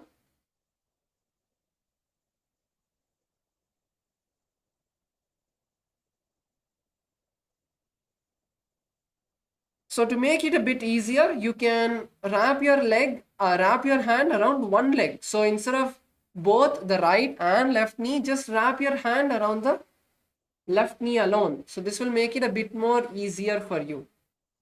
So first try this. Yes, Harsha, yeah, that's right. Yes, now bring the left hand behind. Bring the left hand behind your left leg. So you have turned to the right side, correct? So turn to the right. Harsha, yeah, turn to the right. Bring your hand around the left knee.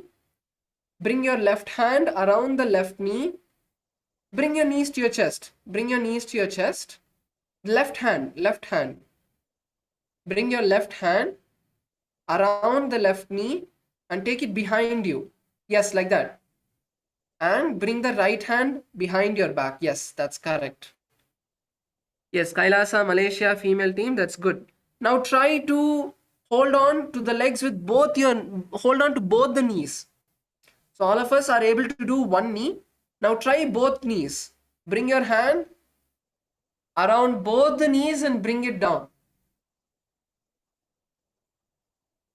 Harsha, you need to twist your body even more. You need to twist towards your right and bring your right hand in front of the right knee. Your left hand in front of the right knee.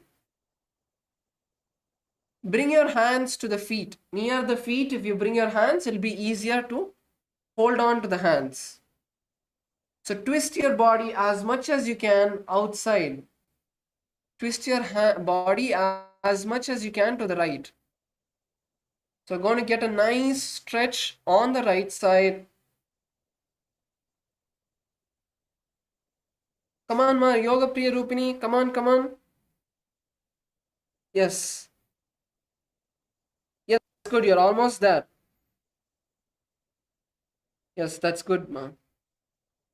So in this asana, visualize your binding yourself with the rope of integrity. Gaze to your third eye and chant the japa Om Nithyananda Paramashivoham.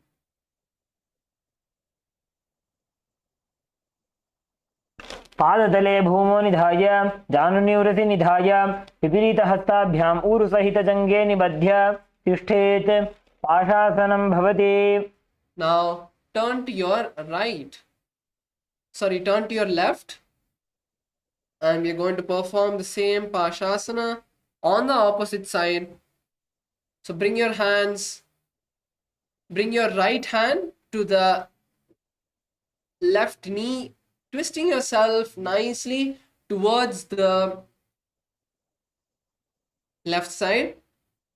Twist yourself as much as you can towards the left. Bring your left hand from behind your back around and hold on to your left hand. Bring your right hand around the back and hold on to your left hand.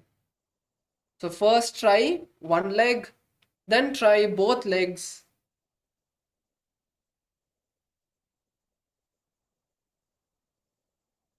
Yes, Saramaya, turn to the left side. Turn to the left side.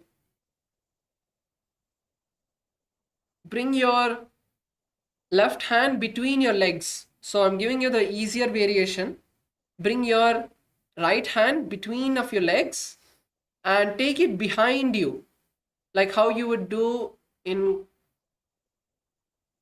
Kakabusandi Asana. Bring your right hand between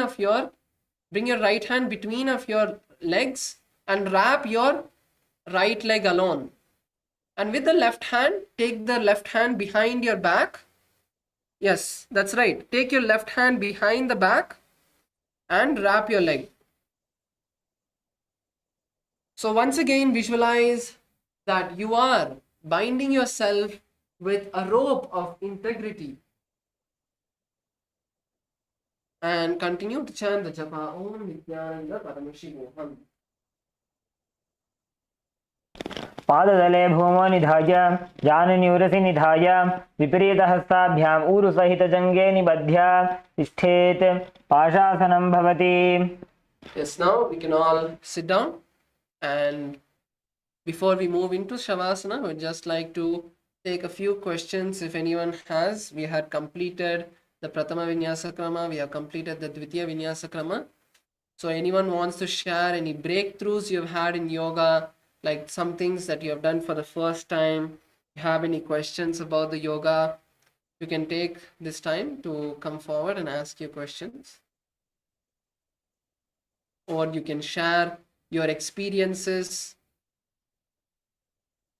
overall throughout the day, how your energy level has been, and if you're having any sort of pain because of the yoga, you can share that as well. So I'll be able to help you to come out of that as well.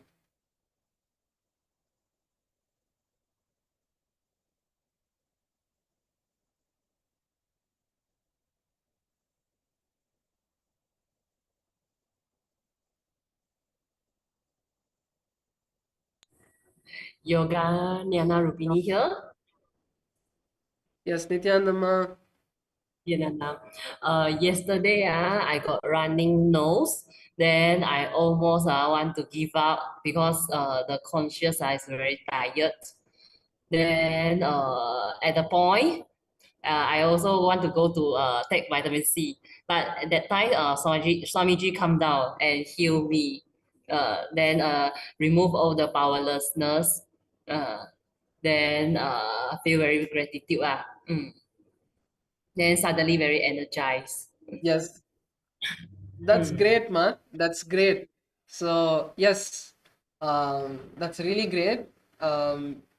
Without giving up, you did the yoga, so that's the first thing, and then you also experienced the healing. Yes, yoga is really powerful, and surely you will experience a lot of healing because of that, lot of detox as well because of the yoga. So the running nose and all of that is part of the process.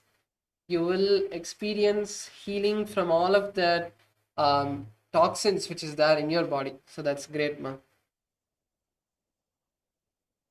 Then today I got the nose block, so every asana is difficult for me to do the prana. See, you can try so for the nose block, what you can try is you can try the neti, which is, you know, where you have the neti pot and you will pour the water through the nose and it will come out from the other side, which will clean all of your sinus and your entire nasal tract, removing all the mucus. So you can try that. So there are many videos on YouTube. You know, you can just watch any video on YouTube itself. They'll show you how to perform the neti Yes, properly. I got do. So you can do that. That will help you. Thank you, Aya. Yes.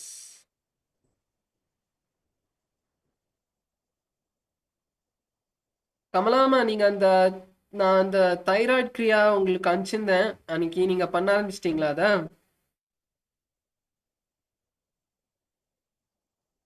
உங்களுக்கு கிடைக்கலையா? Unmute பண்ணி சொல்ல முடியுமா? எனக்கு புரியல, sorry.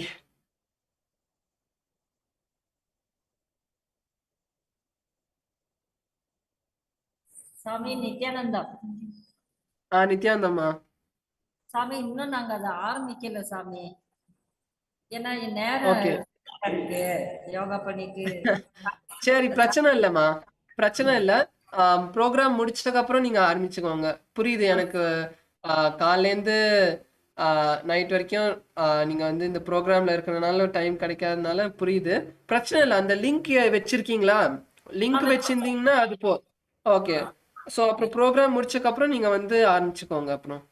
சரிங்க சாமி, நன்றி சாமி Nithyananda. Yes. Nithyananda Maharaj.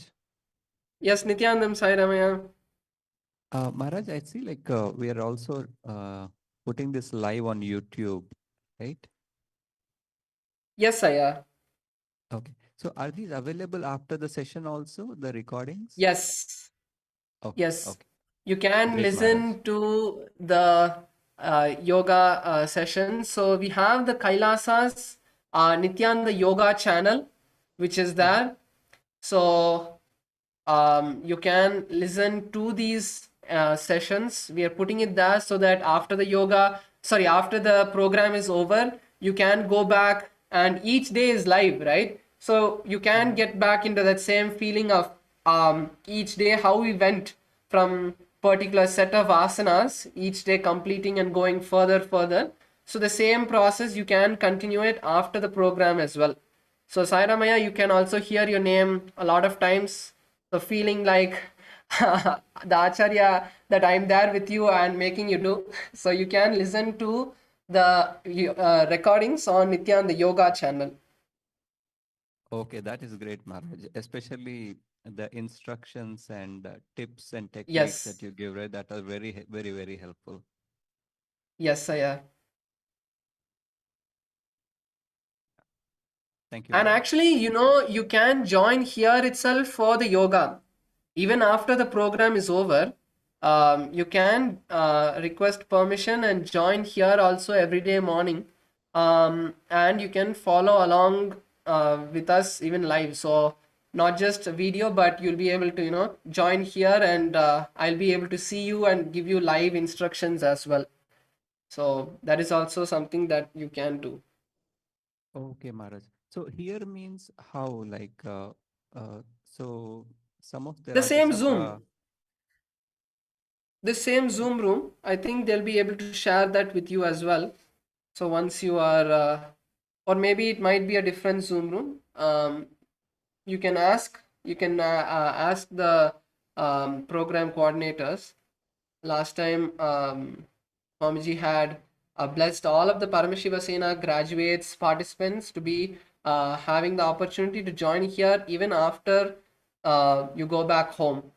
So Oh, okay. That would be great, Maharaj, because some of the Seattle participants have started doing yoga. If they could join this, then it would be great. I'm I'll check not with them. sure if all of the participants, all of the devotees from Seattle will be able to join. I think only the participants who have completed the Yes. Paramashiva Sena will be able to join. If you want, you can play the live YouTube video. So you can play the live YouTube video for all of them as a Sangha. If you guys are going to be doing, you can take the live video and play.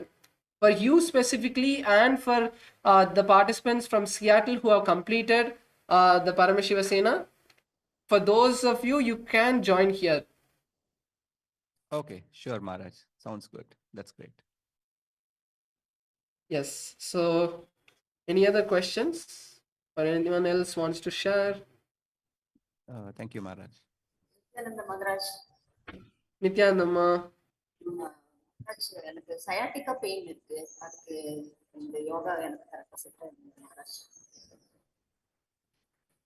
So பேசிக்கா இந்த முதுகுக்கு நீங்க வந்து இந்த stretching asanas நீங்க பண்ணீங்கன்னா ஒன்று அது பண்ணுங்க. ஸோ உங்க முதுகை வந்து நல்லா பேசிக்கா அந்த வலிலாம் ஏன் வருதுன்னா இந்த ஏதோ பிடிச்சிருக்கு, சம்திங் இஸ் காட். ஸோ அந்த எனர்ஜி வந்து பிளாக் ஆயிருக்கு, அதாக இருக்கலாம்.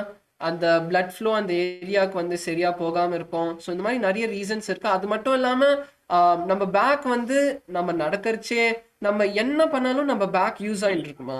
ஸோ நீங்க உட்காரதுக்கு கூட உங்க பேக்னால தான் நீங்க உங்களால உட்கார முடியுது. ஸோ அதனால பேக்குக்கு வந்து கொஞ்சோண்டு எக்ஸசைசஸ் நீங்க வந்து யூடியூப்ல போய் கூட நீங்க வந்து சிம்பிள் பேக் எக்ஸசைசஸ்ன்னு பார்த்து, ஸோ பேசிக்கா நம்மளும் இந்த யோகால பண்றோம்.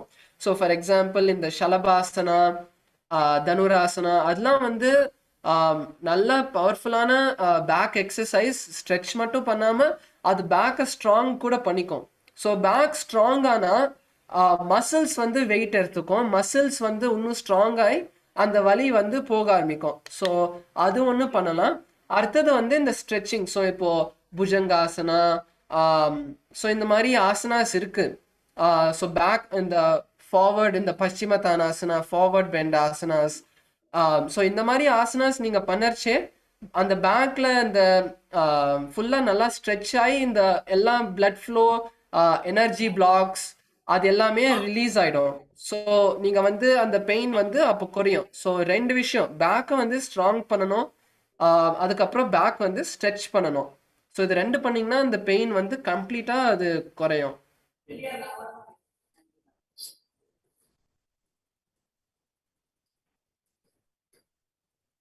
சரிங்களாமா? நன்றிங்கம்மா நன்றிங்க Darsh. Yes. Okay, so with this, let us enter into Shavasana for a few minutes. Please lay down on your back.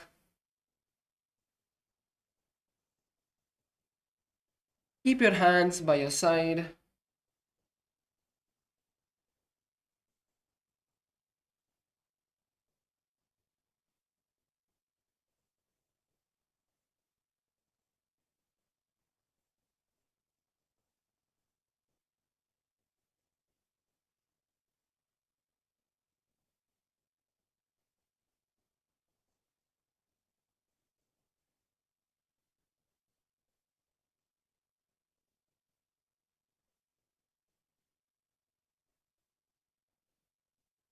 Inhale and exhale nice and deeply.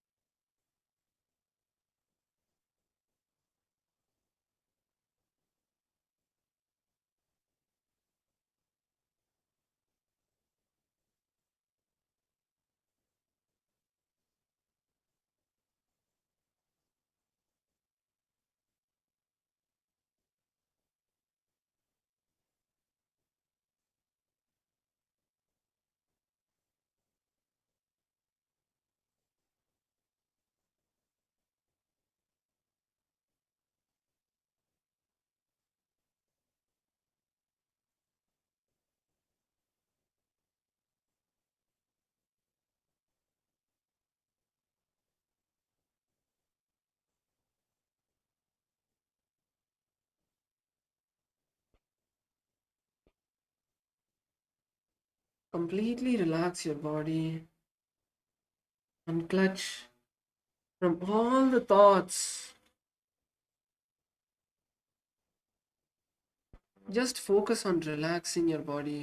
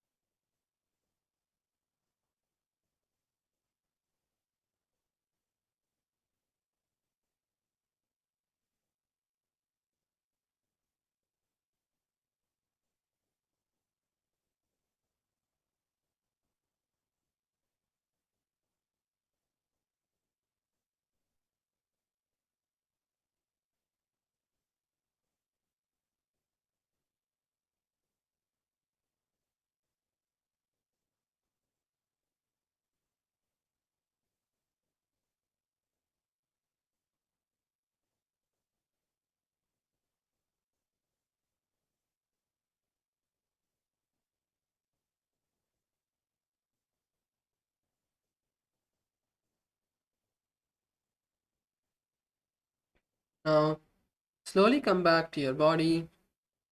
Move your hands and legs.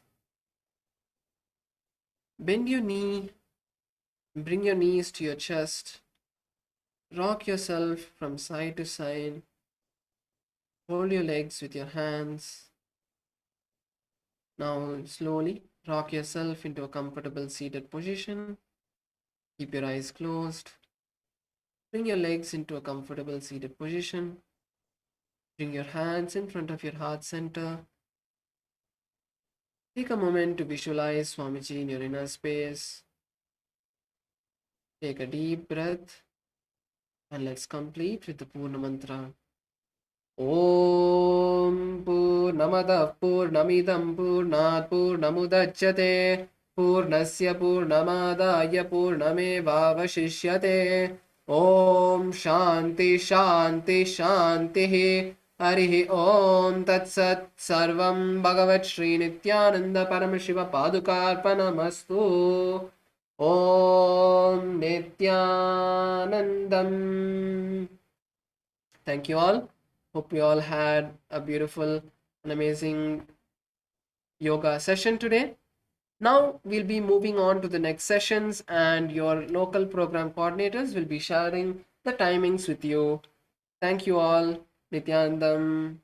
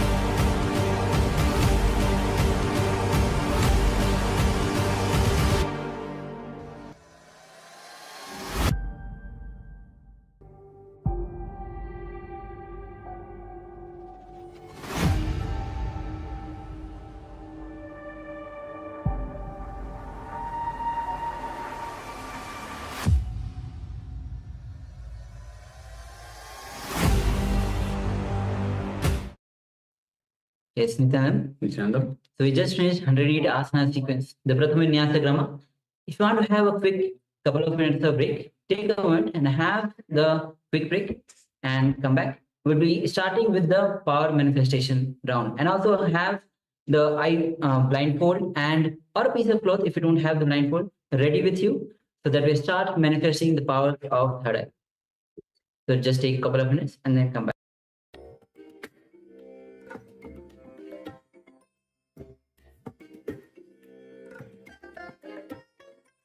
I bless you all. Let you all open all your three eyes and manifest the powers of Mahasudashiva. Om Nithyananda Paramashivoham. Om Nithyananda Paramashivoham. Om Nithyananda Paramashivoham. Om Nithyananda Paramashivoham.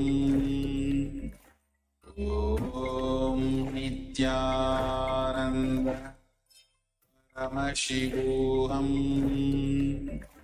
Om Nithyananda Paramashivoham. Om Nithyananda Paramashivoham. Om Nithyananda Paramashivoham. Om Nithyananda Paramashivoham Om Nithyananda Paramashivoham Om Nithyananda Paramashivoham Om Nithyananda Nithyanandam Paramasukhatam Kevalam Jnanamurtam Dvandvātītam Gagansadrisham Tattamasyaādilaksham Ekam Nityam Vimaramachanam Sarvadhi Sakshibhutam Bhavatītam Trigunarahitam Sadgurum Tam Namami. Yes, Nithyanandam, all of you. Nithyanandam.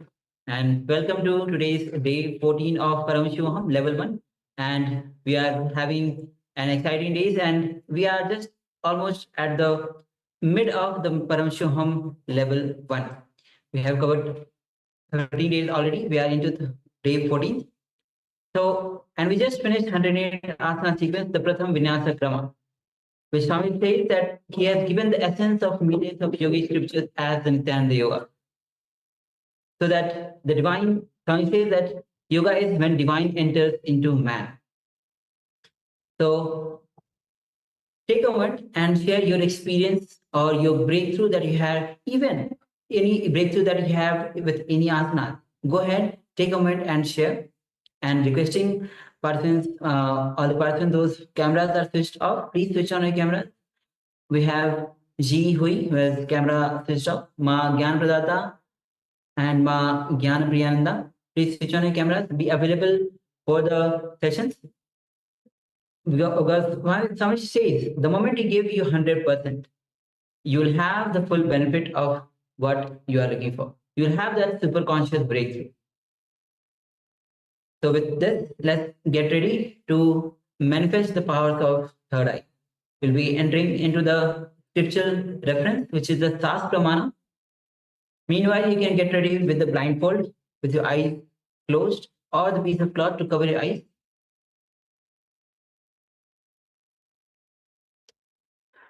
All right. The Sas Pramana is the scriptural reference for manifesting the powers of third eye. And the Pramana goes as Kapalantarmano yasya tishtan militalochanaha kramena manasodharyat lakshaye lakshamuttamam.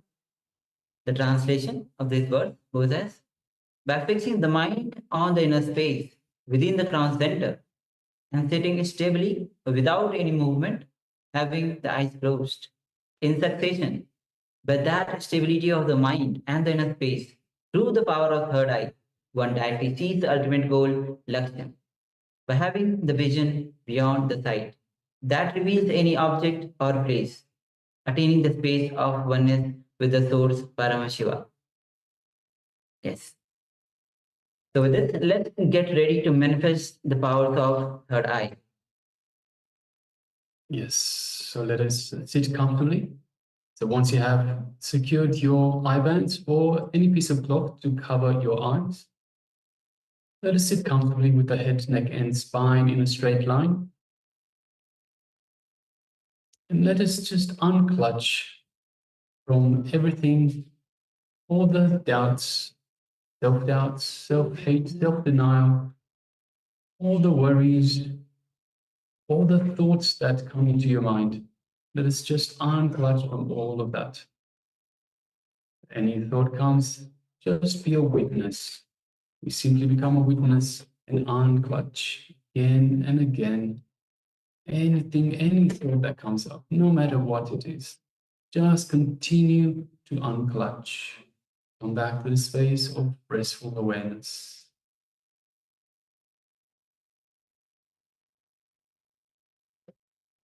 Let us invoke Swamiji in our inner space. So just remember Swamiji in your inner space. And just take a moment and feel his love, his compassion, and his infinite grace in your inner space. Feel his energy flowing throughout your entire body, reaching out to every corner of your body.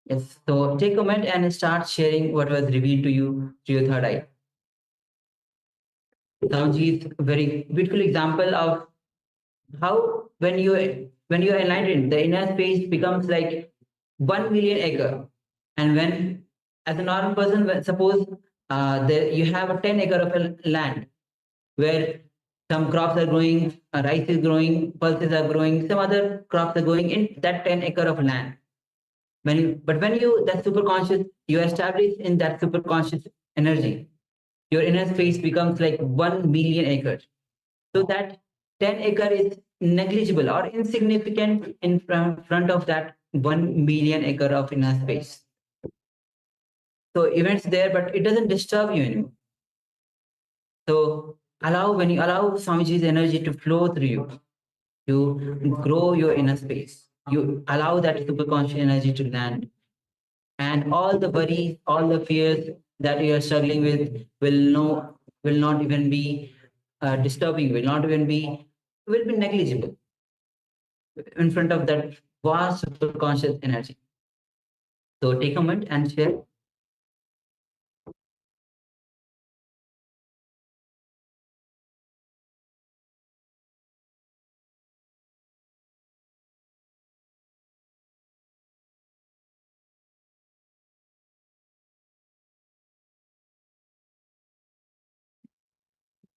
Yes, and another thing to keep in mind is that when you connect to this space of oneness, when you are in this space of oneness, you are connecting to your true self, which is the divine self.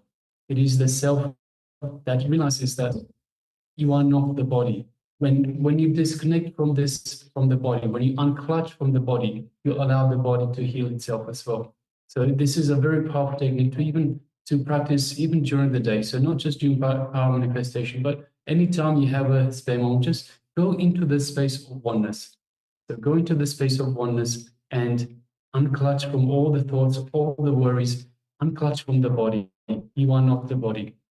So when you do this, you connect to the divine, you connect to your true self, and the healing starts to happen. You're giving time for the body itself to heal itself, and you're also providing through this connection, you're providing the body itself with this super conscious energy, the awareness that it needs to heal itself further. So not just are you unclutching from it, allowing it to do its job to heal itself, but you also provided this superconscious energy through this connection, this oneness connection, to help it heal faster as well. So I recommend to everyone, please make sure you do this during every day as well. Whenever you get some time, some free time, whenever you're doing nothing, just go into this space of oneness and connect to yourself, your true self, connect to the divine. So we have Claudia who shared trees, water, and stone. Yes, thank you, Aya, for sharing. Thank you, Naya. Also requesting Ma Lichika, if you have taken part, please do share. And also Ma Amtavandi, welcome for joining us. And also please switch on all of your cameras. Ma Amtavandi, Shi Hui, Ma Maha Jnanapradata, Jnanapriya Nanda. And if you have taken part, please let us know. You can share your revelations on the Zoom chat, and all the participants on the YouTube. You can also start sharing on the YouTube chat. We are looking and attending to each of the comments that are coming. So, and do not hesitate to share even in the YouTube chat. We'll be attending to each of your comments. And shortly, we'll be giving you the Zoom link to join so that if you want to have the better experience of the program itself in the two-way, we can join ahead. All right, so let us now move on to the verification stage. So let us display the image once again. And it is a beautiful image of the Wall of China, the Great Wall of China. It's a beautiful, beautiful image, as it is one of the longest structures, if not the longest structures in the world. It is actually a structure that can be seen directly from the moon, and from space. So the astronauts have looked down and recognized the structure itself. as it spans a large portion of the country. So yes, now let us have a look at the sharing. So Klaus Aya shares trees, water, and stone. So we definitely have trees and a lot of stone. It is a structure made out of big stones. So yes, we definitely have the trees, we definitely have the stone, and of course we have the mountains themselves that the structure is built on, which are also stone. We don't see the water here, but yes, we definitely have trees and stones here. Thank you very much for sharing, Klaus, and congratulations for manifesting this power. Yes, great. So now we'll be moving on to the second round of this manifestation. So again, you can go ahead and cover your eyes with the blindfold or the piece of cloth. And requesting the other participants that have not taken part in this power manifestation, please take part. So this is your time with the divine. This is your time to build, to strengthen this connection, this feeling connection, this space of oneness with Paramashiva, this space of oneness and feeling connection with the Supreme Pontiff of Hinduism, with Swamiji himself. So requesting, please take part in these power manifestations and let us manifest this power of the third eye. Yes. So as you sit with your head, neck, spine in a straight line. As day before yesterday or yesterday we had seen, the moment you sit with your head, neck, spine in a straight line, you are in a weightless state, balanced state. So as you sit with your head, neck, spine in a straight line, you facilitate the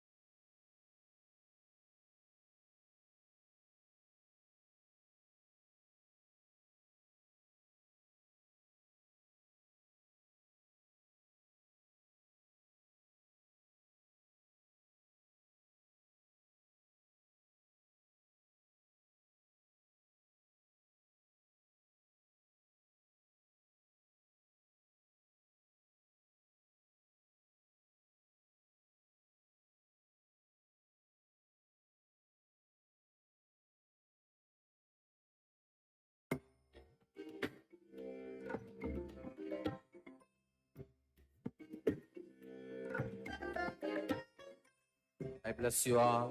Let you all open all your three eyes and manifest the powers of Mahasudashiva. Om Nithyananda Paramashivoham.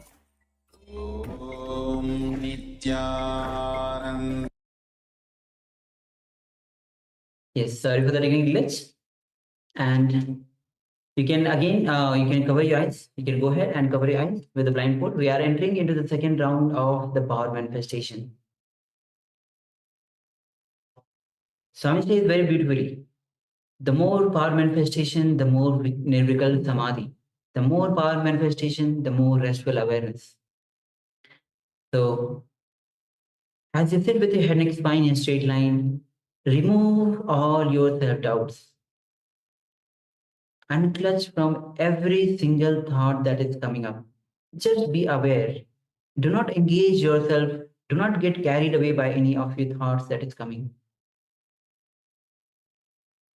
Whether the thought to move your hand, just do not engage with that thought.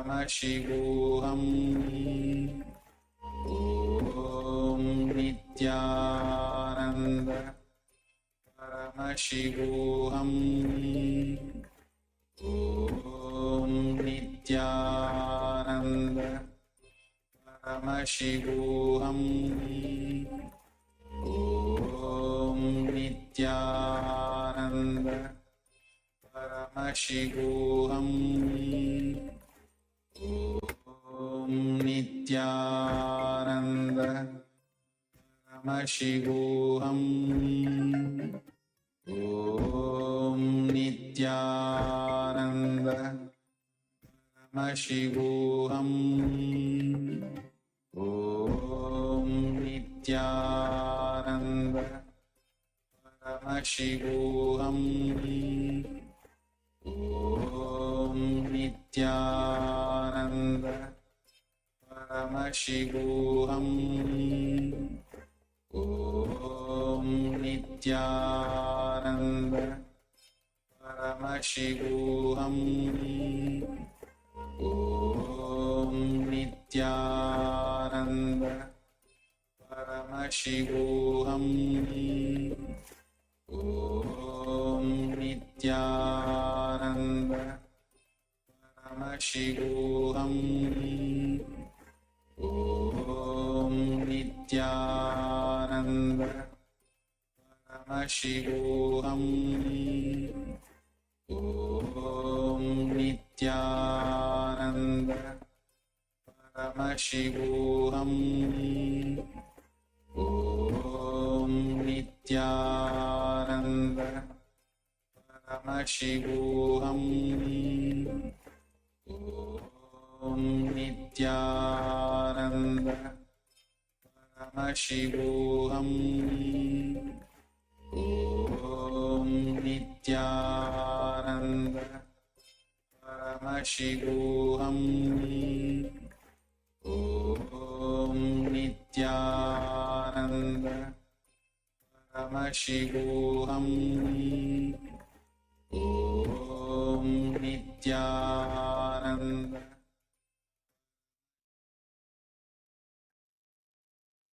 Yes, you can relax now. Slowly, very slowly, remove your eye bands and gently let the light come back into your eyes. And now just take a moment and let us know how you went. Like, what did Swamiji reveal to you in your third eye?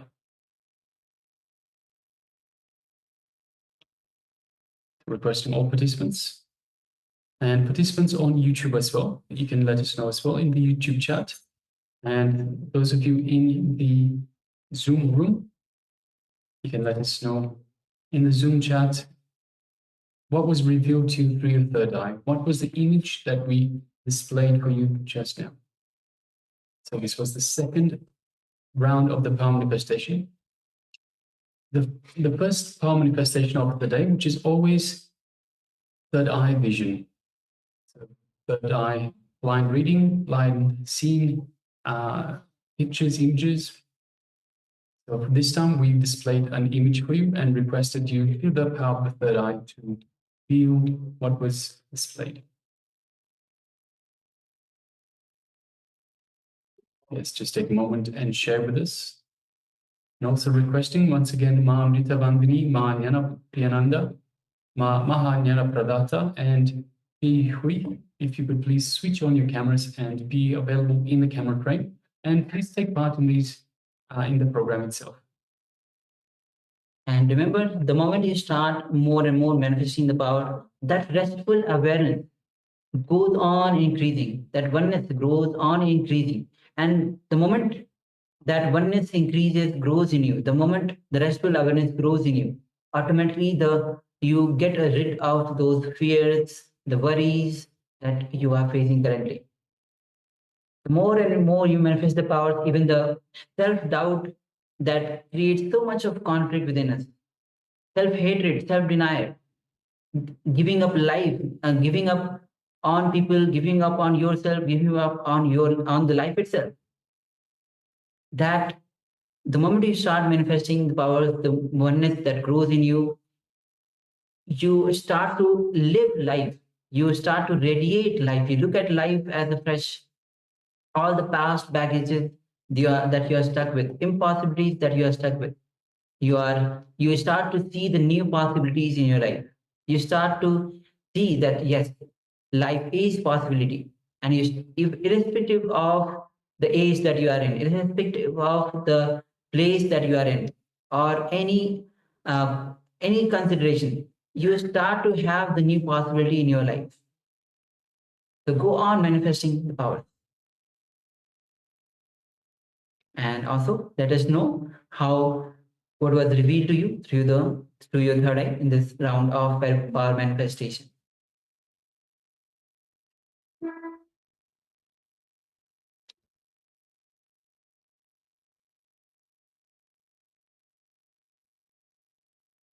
Yes, Claudia says, son, awesome. Thank you Ann, for sharing. Thank you for sharing, Aaron.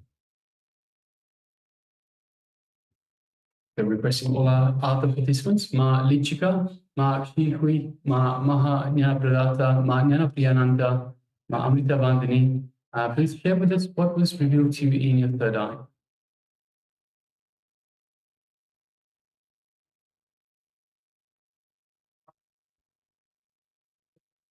All right.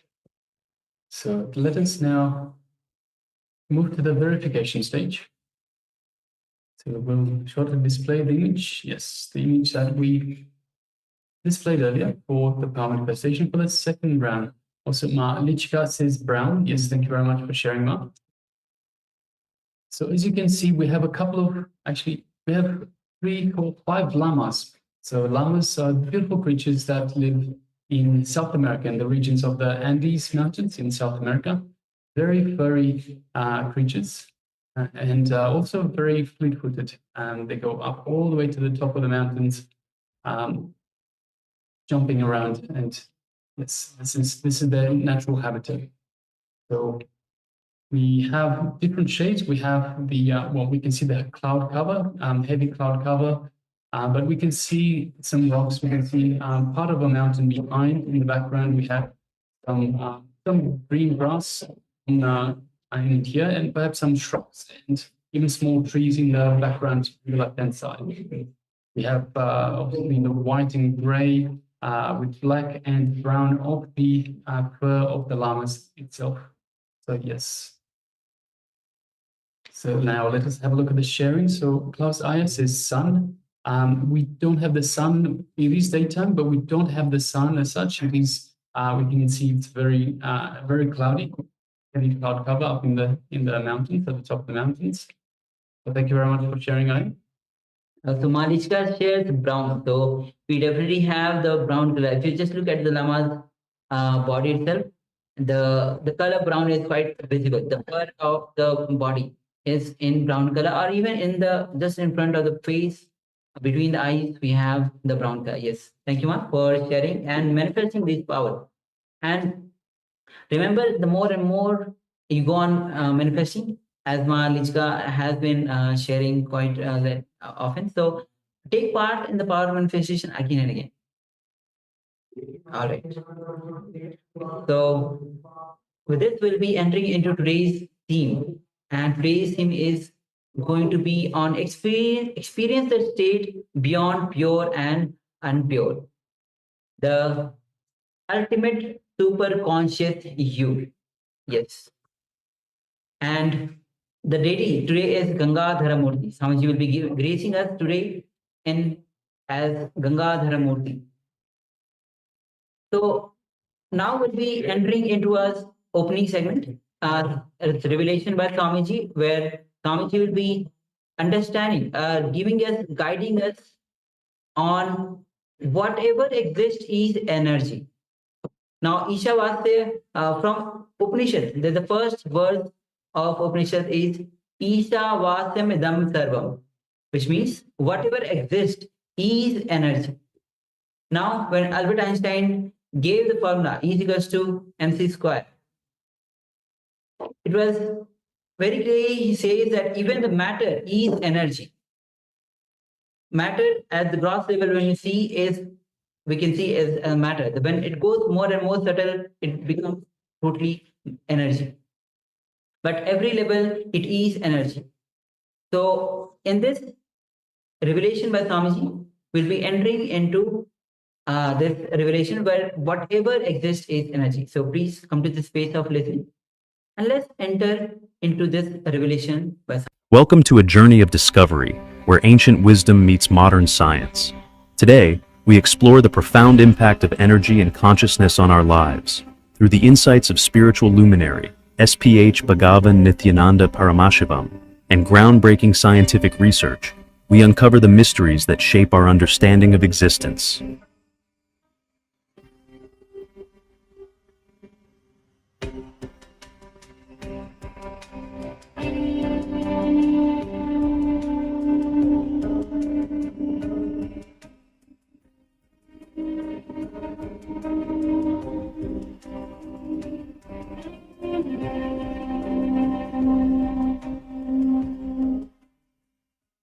A simple thing you can try by yourself.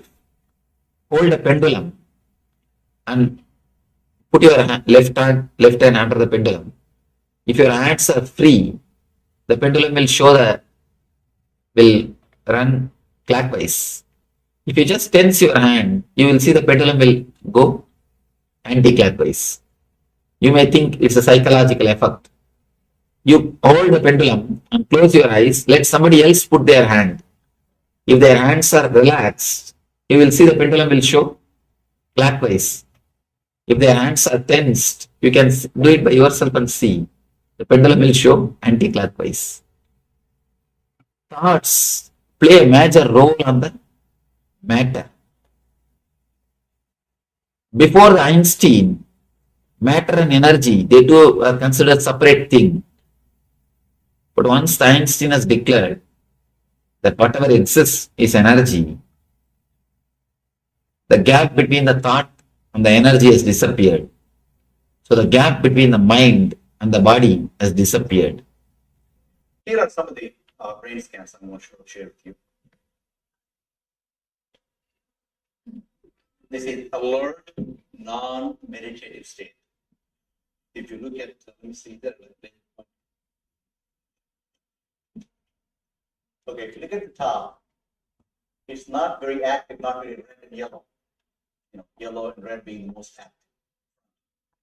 Not alert in the back where you are seeing visual cortex is alert.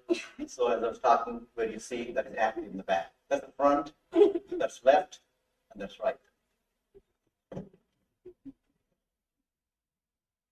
Next.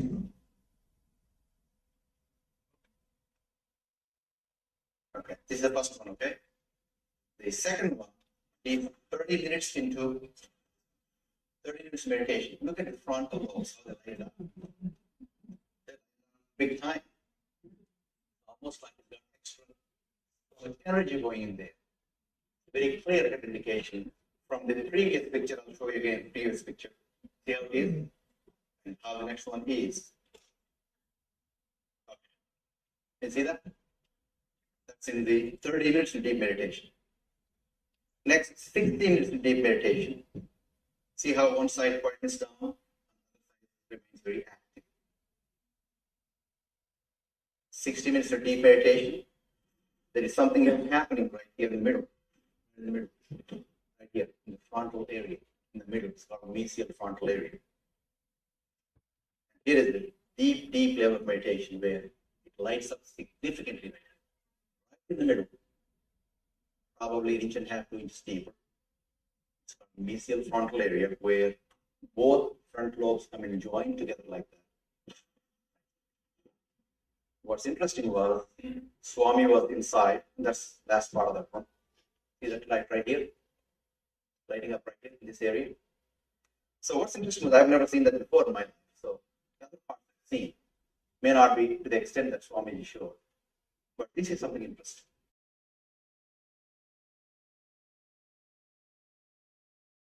SPH Bhagavan Nithyananda Paramashivoham, a beacon of spiritual enlightenment, offers teachings that transcend time and culture. Join us as we dive into his enlightening discourse, recorded in Oklahoma, USA on May 2nd, 2007. Here, he addresses the essence of living in the present moment and unlocking the vibrancy of the soul. Whatever exists is energy. But in our life, the more the time passes, the more the day passes, we only become less energetic. Here, one side, all the great mystics, they claim the more you get old, you are supposed to become more energetic. That is why the East, we always worship the elderly people. We turn towards them for guidance, advice, and for everything. Youth is not worship. Only old, the elderly people are worshipped there. We turn towards to them. We turn and we look from them. We look to hear from them. When Rishi culture again and again says, whatever exists is energy, why are we not able to experience it? Where we are missing? Where is the missing link? The missing link is you are caught with the past and the future, which is not existence, which is not reality, which is only imaginary level. Whether it is your past or the future, it's only imaginary level. What you perceive as the past or the future is not the reality. You are not perceiving the reality. Whatever you remember about as your past, whatever you remember as your past is only your remembrance. Please be very clear, it is not your past. It was not your past. We always remember, my childhood days are golden days. My college days are heaven. When I was in India, it was such a wonderful thing. But be honest, when you really lived that time, when you lived, was it great? No. When you lived, it was not. Now, your mind again and again projects, reminds you, it was great. Whatever you remember about your past is only your remembrance, your perception, not the reality. And the same way, whatever you remember about the future, all your worries, all your insecurity problem, all your fears, everything is only going to be your perception. It's not going to be a real future. I've seen people continuously worrying. See, in the beginning, if you have some reason to worry, you worry. After some time, you worry the master. You master the art of worrying. You don't need some reason. You don't need some special reason. You can just create some reason. And after that some time, even if you don't find any reason, you simply start worrying. You are just habituated for that. You are just living with worries. Nothing else. It is just a mental habit. Actually, I did a small research with a group of people. I collected some 50 people, told them to write whatever worries there about their next 6 months. About the next 6 months, whatever fears, insecurity problem, worries you have, please pen it down. Actually, even according to psychologists, you can't visualize more than 6 months of your life. You may try. You may try to make a calendar for 1 year. You may try to visualize about after 4-5 years and all. They say the data which you have, with that you can process only next 6 months of your life. And now they say it is coming down because the changes are happening so much of changes in all the level, socially, politically, economically, in all the levels, so much of changes are happening. They say that is even coming down. 6 months is the time maximum you can visualize about the future. So I told them, whatever fears and insecurities you have, please pen it down. They penned it. And then, after 6 months, again we all met. And I distributed, I collected those papers when they penned it down. After 6 months, all of us again met. I distributed the paper and asked them to think, how many of your worries have become reality? How many of your worries have become reality? You will be shocked to see the result. Hardly 3%. Actually, only 3%. If there are 100 worries written by each person, only 3% is the maximum. I am telling about the maximum. Only 3%. Then you can you imagine how much of mental energy is getting wasted? How much of your visualization capacity is getting wasted? How much of your power to create is getting wasted? The more you worry, the less you create. The more you are stressed, the less you are expressing. All your concept about future is only your concept. It is not going to be your future. Please be very clear. Feel relieved. You are not going to have the future which you are thinking. If at all God blesses you to have the future which you are thinking, you will be damaging yourself more than what you think.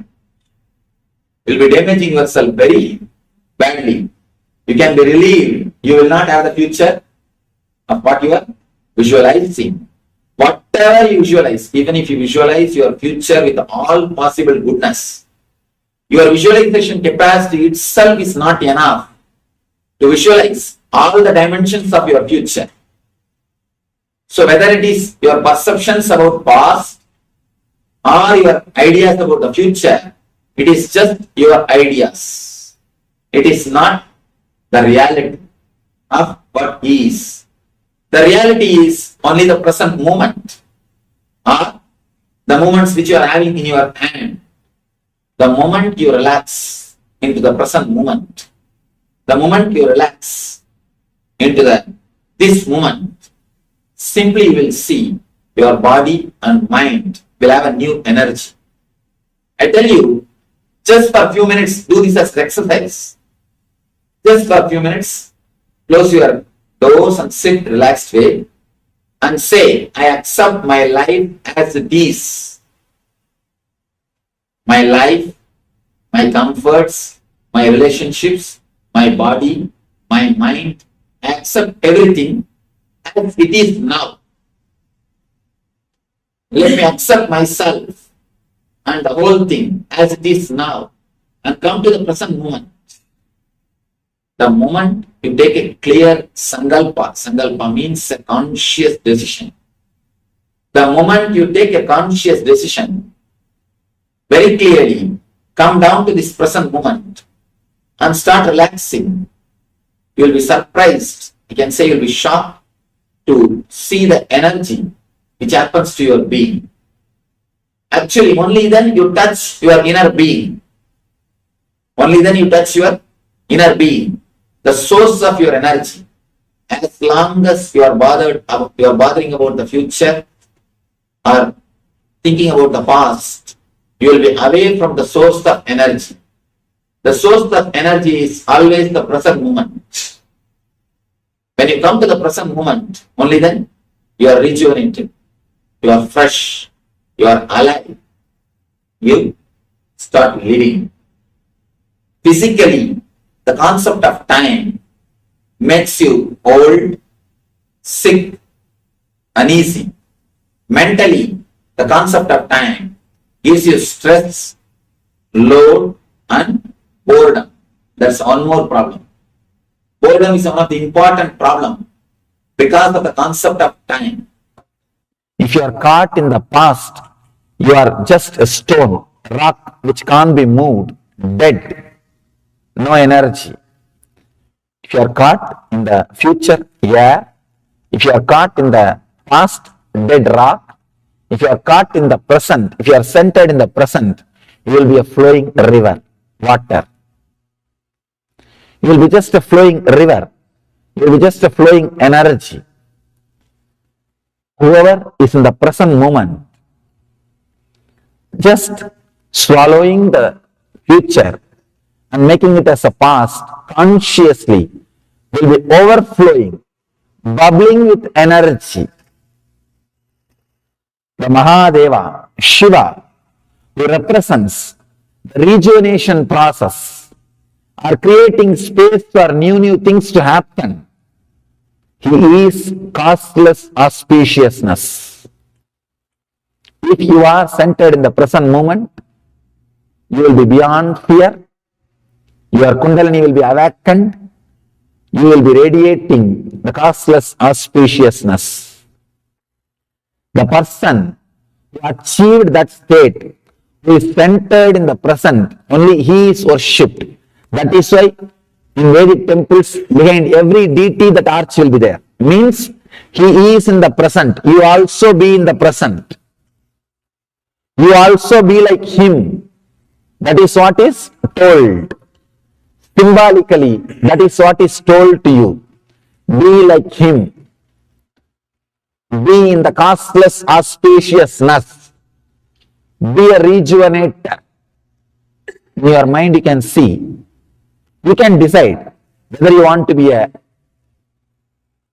creator, means stuck in the past, Brahma. Whether you want to be in the past, means constantly brooding about the past, thinking that in that way things could have happened, this way it should have happened, I think I should have decided that, I think I should have done that, I think I should have done this. After a few years of marriage, always you think, I think. So getting married is like going to a restaurant and ordering what you want. After a few minutes, when you see what your friends are having, thinking that you should have ordered what they are having. It's the same thing. Always you feel, when you see what others are having, you feel, I should have ordered that. Constantly brooding over about the past, or constantly thinking about the future. Both are not going to make you rich or energetic. If you just stay in the present, so much of energy, you can see very clearly how you are just swallowing the future and making it as a past. You are just there. Through you, the past moves and the future moves and becomes past. And you are there like a hollow bamboo, untouched by time. When you are in the present moment, letting future pass through you and becoming past, untouched by time, you are Kala, Lord of death, beyond death. You can't die. You conquer death. Conquering death, a simple technique. Just be in the present, allow the time to flow through you, allow the time to penetrate you, allow the time to do its own activity through you. Do not bother. When the future comes inside you, don't be greedy, just don't catch it. Let it pass through you. Let it become past. Let it have its own course. Just be in the present. You will see you are living in eternity. What do I mean by the word eternity?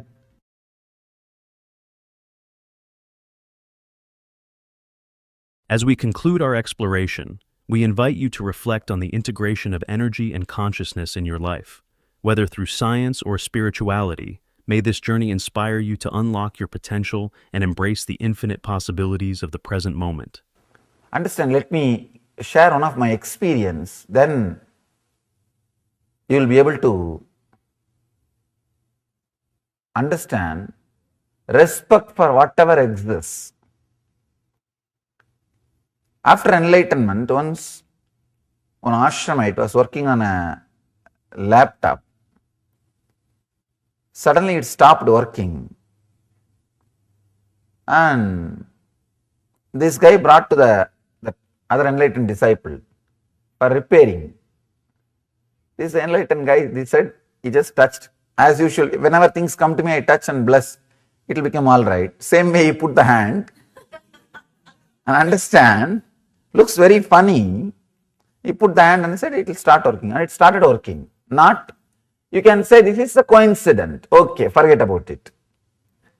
This may be coincident. Not just that, even the trees which are practically dead, no leaf. He said that, Swamiji, I repeated your name and put the hand on the tree, and it came to life. Actually, I got the interest to study exactly what happens. I told him to heal some inanimate objects like a machine, TV, or the tape recorder, that kind of things. When I asked him to heal and I studied the energy flow, suddenly I understood everything. It was like a revelation. Everything exists is living energy, only different degree of life. Even Himalayas are growing. Even hills are living energy. Understand? Different frequency of life, but whatever exists is life, is energy. When you start respecting, when you start living with that respect, whatever exists is energy, suddenly you will see the whole nature reciprocates. The whole nature lives with you.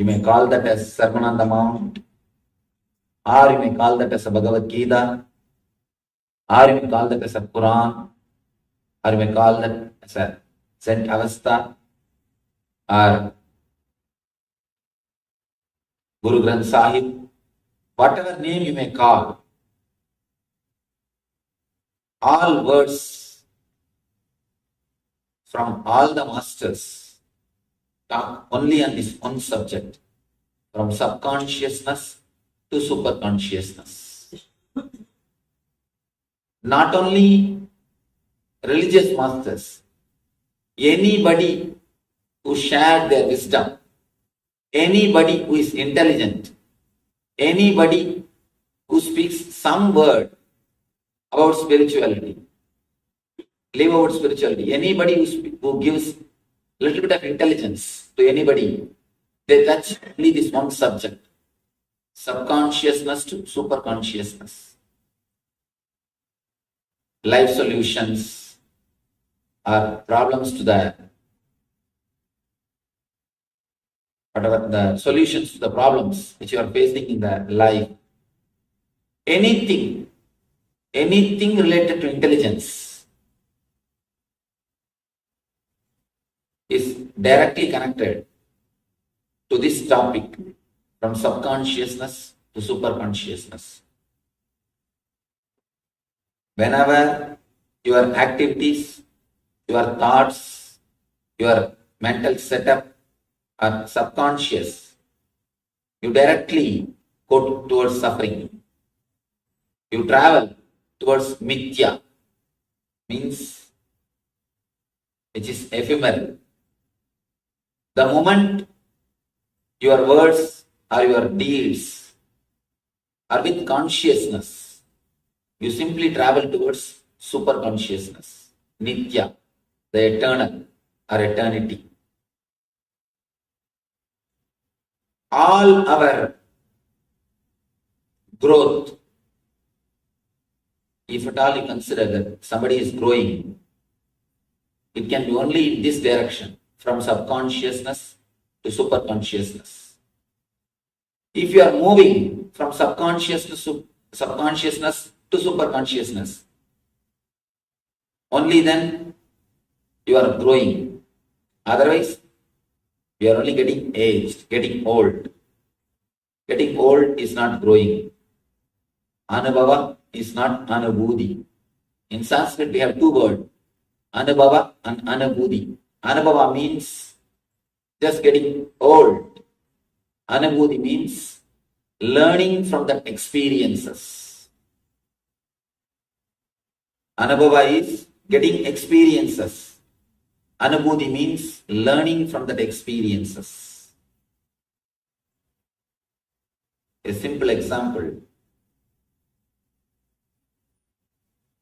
There are people who learn from experiences. First they touch the cigar fire and then they understand, oh, cigar fire will burn. Then they touch the matchbox fire. They say, oh, matchbox fire burns. Then they touch the oven fire. Oh, oven fire burns. They touch one by one all fires. By the time they come to the conclusion, all fire burns. They will be old, their body will be ready to be burnt. This is anubhava. You learn from experiences. But we don't have enough time to learn from experiences. We don't have enough time to commit all the mistakes and learn. It's an old saying, learn from your mistakes. I say, learn from others' mistakes. You don't have enough time to do all the mistakes and learn. Anubhava is the path of subconsciousness. Next, another beautiful word, anubhuti, means learning straight away from one mistake. It's like when you touch once on fire and it burns, immediately you realize all fire will burn. Coming to a clear understanding and conclusion, all fire will burn. Anubhuti is what I call superconscious state. Anubhuti is what I call a pure consciousness. Almost all the religions, all the rituals, all the techniques, all meditations are created only to drive man from subconsciousness to superconsciousness. Whatever you do, whether praying in the church or doing puja in temple or doing namaz in the mosque or any other ritual, any other religious ritual is designed originally to lead man from subconsciousness to superconsciousness. But the problem is, when you don't know the science, only you do the act. When you do the act without knowing the science, again you make that as a ritual. Subconscious process. Anything done with the knowledge, with the wisdom, with the science of the whole action, whole activity, it becomes meditation. When the science is lost, only the action, activities remains. It becomes ritual. It becomes ritual. When the juice of wisdom is not there in the activity, it becomes just a ritual. They say a beautiful word, religious nuts and spiritual fruit. If the juice of wisdom is not there, you become a religious nut. When the juice of wisdom is added, a religious nut becomes a spiritual fruit. So, any ritual, any technique starts only as a technique to transform you from subconsciousness to superconsciousness. But when you don't know the science, why should it happen? What way it helps me? What way it is going to add more energy to my life, more clarity to my life, more intelligence to my life? When we don't know that, naturally, again we make the whole thing into subconscious process. If you know, even just sitting can become a superconscious technique. Even just sitting or simply inhaling and exhaling is more than enough to reach the superconscious state. With the intelligence and the right understanding, even a simple thing like inhaling and exhaling can put you into superconscious state. That is what is all about Vipassana. Vipassana is one of the wonderful meditation techniques. I think the greatest gift given to the planet Earth by East is this Vipassana technique. This Vipassana technique is the greatest gift to the planet Earth from the East. Buddha's great contribution. According to me, thousands and thousands of people have become enlightened just because of this one single technique. This technique is all about inhaling and exhaling consciously, that's all. When you know the science, if you are conscious, even simple inhaling and exhaling can lead you to superconsciousness. When you are not aware, when you don't know the science, even the great rituals, big rituals can lead you to subconsciousness. Now I'll try to explain the science. What is subconscious and what is superconsciousness? How we receive the information from the world and how process of cognition happens in our system and how it becomes subconscious, how it can be transformed into superconsciousness. I'll explain based on Patanjali, a great master who happened in India. Based on his theory, I'll try to explain, then we'll analyze that theory with question answer. And that will help to internalize. Actually, a simple theory will not help much. When you analyze it with question answers, with a discussion, then it can be internalized in your system. So I'll try to propose that simple theory. You see, here is a small diagram. I'll try to explain how we receive the information from the outer world, how the process goes on in our being.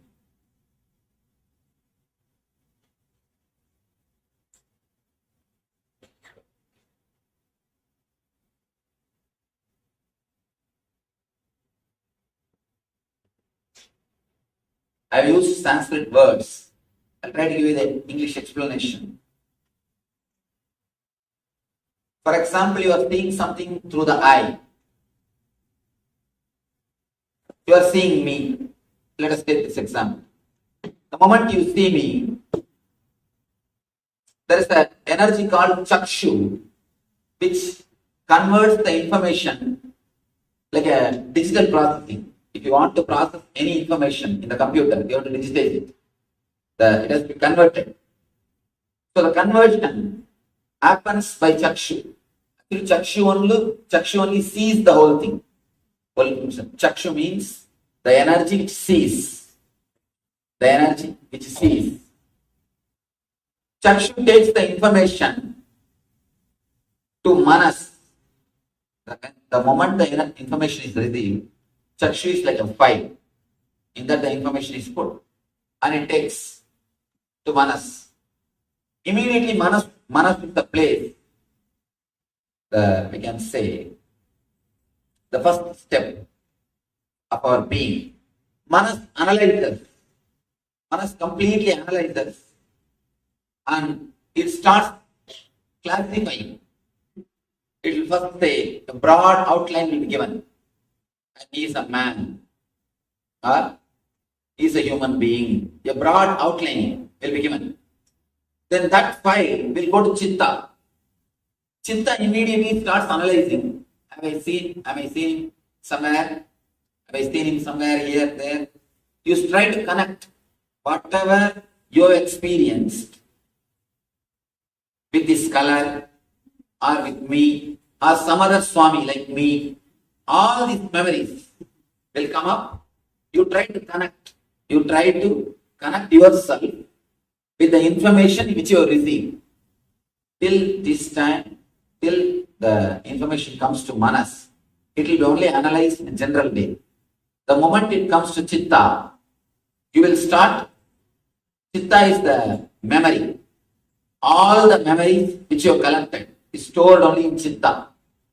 The Chitta, with all the old memories, past memories, you connect. You start analyzing the Swamis whom you have met. If they have done some good thing for you, immediately you start associating me also with the good thing.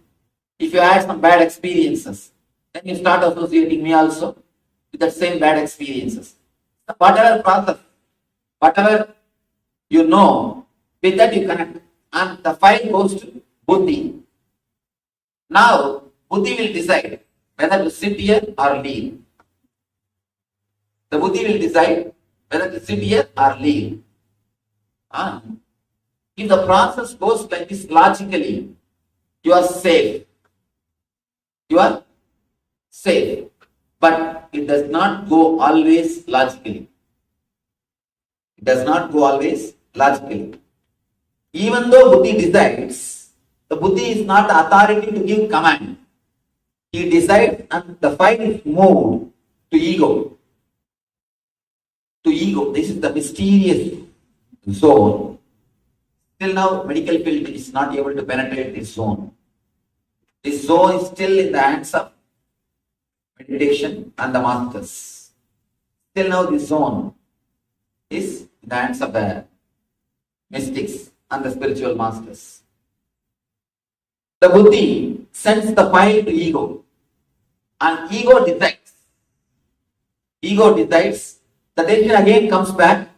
It is given to Chitta to Manas, Chakshu, then the body starts working the decision.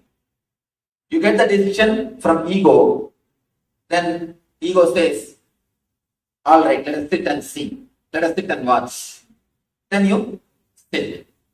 If the ego says, no, better let us leave, you simply walk. This is the way the information goes inside and comes out. First your eyes sees, whatever you see, that is converted as a file, the form of a file on which through which they can do the process. That is done by Chakshu. Then next it goes to Manas. The Manas gives a, you can say, view or an idea about what it is. Then the file goes to Chitta. Chitta is the memories which you collected. See, in Manas, you are no way associated. But in Chitta, your memories are associated. Manas gives only from the collection. Manas never says right or wrong or anything. It just gives the overall view. Here is the human being with this cloth, with the turban. Just the idea is given to you. Then the Chitta only starts analyzing. Oh, he is Swami. Already I have seen so many Swamis. These are my experiences. I think then what to do. Then the file goes to Buddhi. Buddhi only decides. But the problem is Buddhi doesn't have authority to give command. So the command can be given only by ego. For one shana, the whole file takes a quantum leap. From the ego, command comes. Your body executes that command. If whole thing happens logically, see, I said that now a small example of seeing me. Seeing me, you see, and then the information is digitized and is brought to Manas. Manas gives a broad view about he is a human being standing here. All these ideas are given.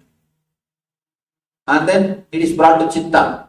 Chitta says, oh, I have seen so many Swamis.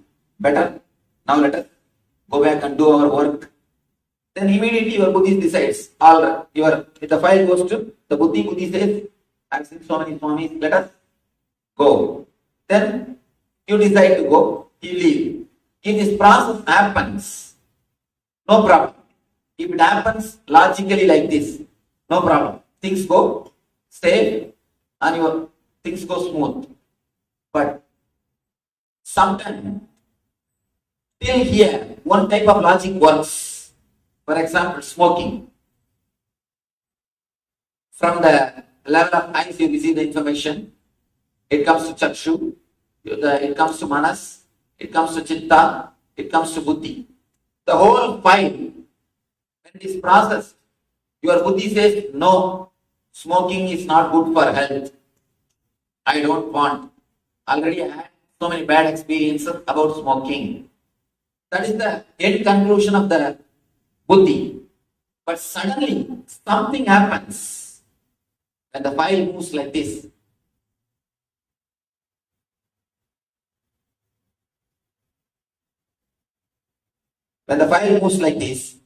and it takes a quantum leap, suddenly something happens, and you decide to smoke. Please understand, if things go logically, if your Buddhi's decisions are executed immediately, as it is, you are not in any difficulty. Things are really beautiful. You are safe. But many times, your Buddhi's decisions are not executed as it is. The process, your Buddhi decides, no, I will not smoke, I should not smoke. Suddenly, you see the urge and you go for smoking. When the file goes to ego and comes back, the decision is changed. You send the file to the top authority with proper note. Finally, the decision comes opposite. You can't do anything. This processing area, actually, this whole thing I call it as TP. processing time. This is TQ, the quantum leap time. This is the time. The whole file takes a quantum leap. In this moment only, all your decisions are changing without your knowledge, without your control. Till this moment, the file goes logically. You analyze very clearly. First you see me, then it is digitized, then it is taken to Manas. Actually, if the Chakshu is not there, you will not even see me. Many times you can say, you will be sitting and listening to music deeply. If somebody walks in front of you, you will not know. Or you will be watching movie. If somebody calls you, you will not know. Means that Chakshu or the energy behind the sense is not associated with that sense. Only with the Chakshu, the information is taken in. The whole file is digitized. When the file is digitized, it goes to Manas.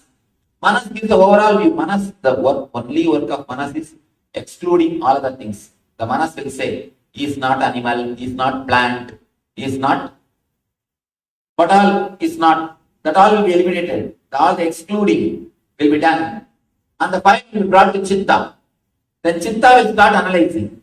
Oh, he is Swami. I have seen so many Swamis. Or I have seen him earlier in Los Angeles. What is my experience with him? It's good. Okay. Then the idea, yes, it is good. I had a wonderful experience with him. That file will go to Buddhi. Then Buddhi will decide. Oh, I had a wonderful experience with him last time. So naturally I will have a wonderful experience this time also. That file will be sent to ego. But ego only can decide. All right, sit and listen. Or get out and go. That decision will be done only by ego.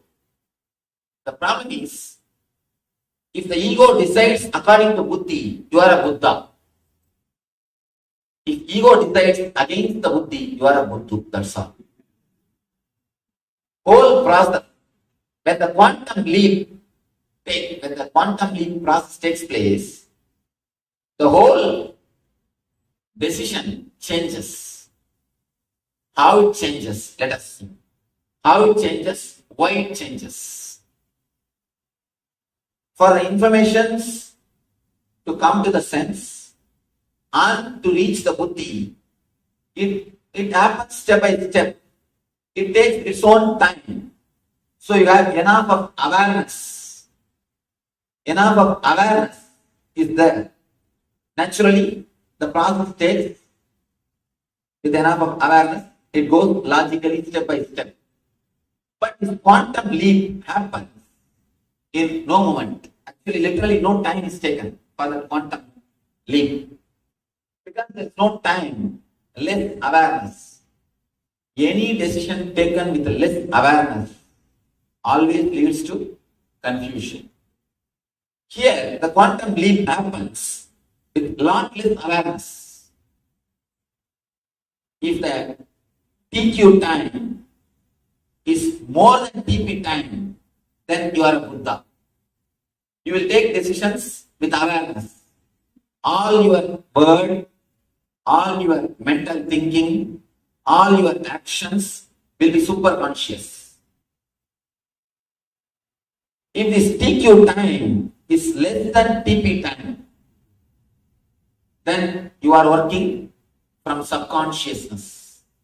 Your decisions are not logical. Your decisions are not clear. You are not tuned. You are not integrated with your Buddhi. If you are integrated with your Buddhi, you are called Buddha, awakened one. All we need to do is increase the TQ time. That's all. Now I give you a small equation.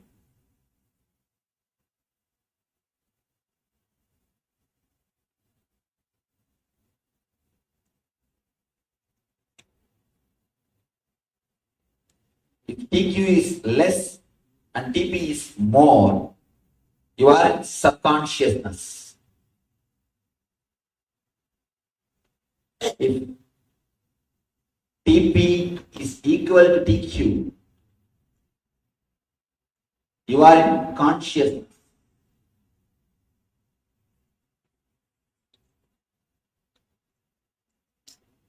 If TP is less than TQ, if the TQ is small, you are in superconsciousness.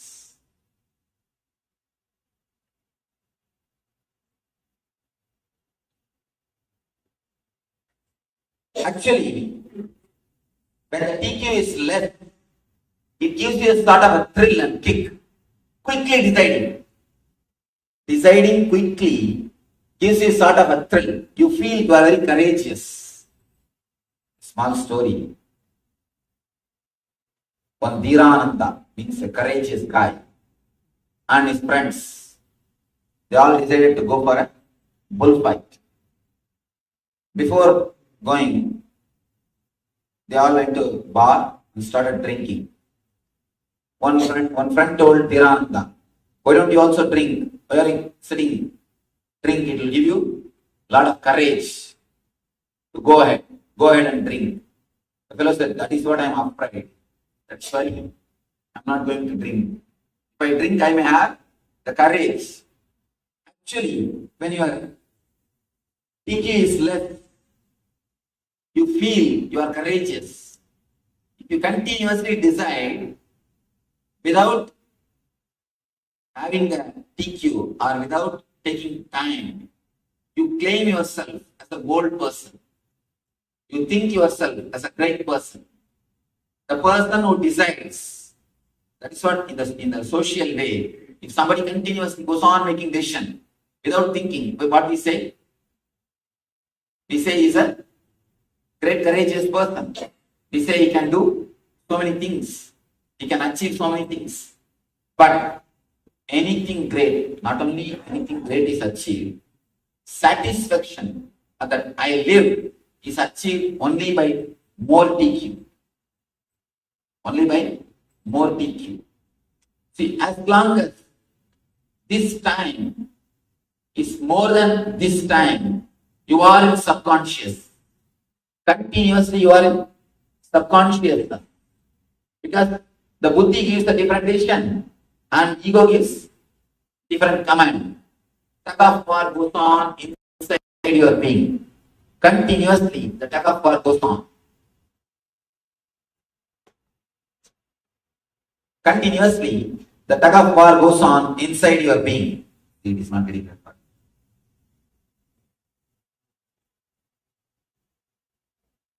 The guilt, fighting with yourself, everything happens only in this spot.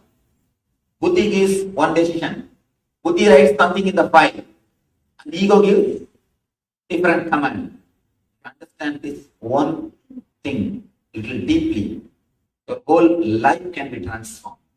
Because this is a basic key with which we receive the information, process it, and pass the decisions. If you can understand this one thing, that's more than enough to transform your whole life. All we need to do is to increase the TQ time. Increase the TQ time. The file, when it goes to ego and process is done, and the command is given to the buddhi, this time, if you can increase, if you can infuse spirit or awareness into this area, this TQ area, your whole life will be transformed. You will never make any wrong decision. Not only that, apart from you will not make wrong decision. Any decision which you make, you will know the consequences. We destroy our senses. We overdo things. We exploit our body. We abuse our system when the TQ is less than TP. You can see in your life, till night 3 o'clock, you sit and watch the football match. Your eyes will be begging, please give me a little sleep. Your eyes will be begging. The moment advertisement comes, your eyes just closes by itself. But you don't leave your body. You just force. Again and again you abuse your body. We abuse our body because we don't have enough of TQ. We don't have enough of awareness in the decision-making system. And anything, if you feel intellectually I am able to understand, but I am not able to practice, the problem is in the TQ. Intellectual understanding means still buddhi things are okay. But emotionally, I am not able to experience, or in reality, I am not able to practice means the TQ is not sufficient. Almost all our problems is only this subconscious. When the TP is more than TQ, you are working subconsciously. Even you are inhaling and exhaling, if it is done subconsciously, you are not completely doing it. Please be aware. When you are not aware of your inhaling and exhaling, your lungs are not completely filled. Just this moment you can experience. Just become aware of your inhaling and exhaling. You will start doing deeply. You will feel your whole lungs. This moment, just become aware of your inhaling and exhaling. It will be at least 1.5 times more. You will be inhaling. The moment you infuse awareness, even your inhaling and exhaling, the quality of inhaling and exhaling transforms. The moment you bring awareness, your thinking system is under your control. Lot of times, without even our knowledge, continuously we bring negative words inside. You can see in your life, if you just analyze, if you can just sit for 20 minutes and write down whatever comes in your mind. Of course, you can't write down because the speed is too much. Do one simple experiment. Sit in front of a tape recorder and speak out whatever comes in your mind without editing. Let it be recorded for just 21 minutes and listen after that. Rewind it and listen.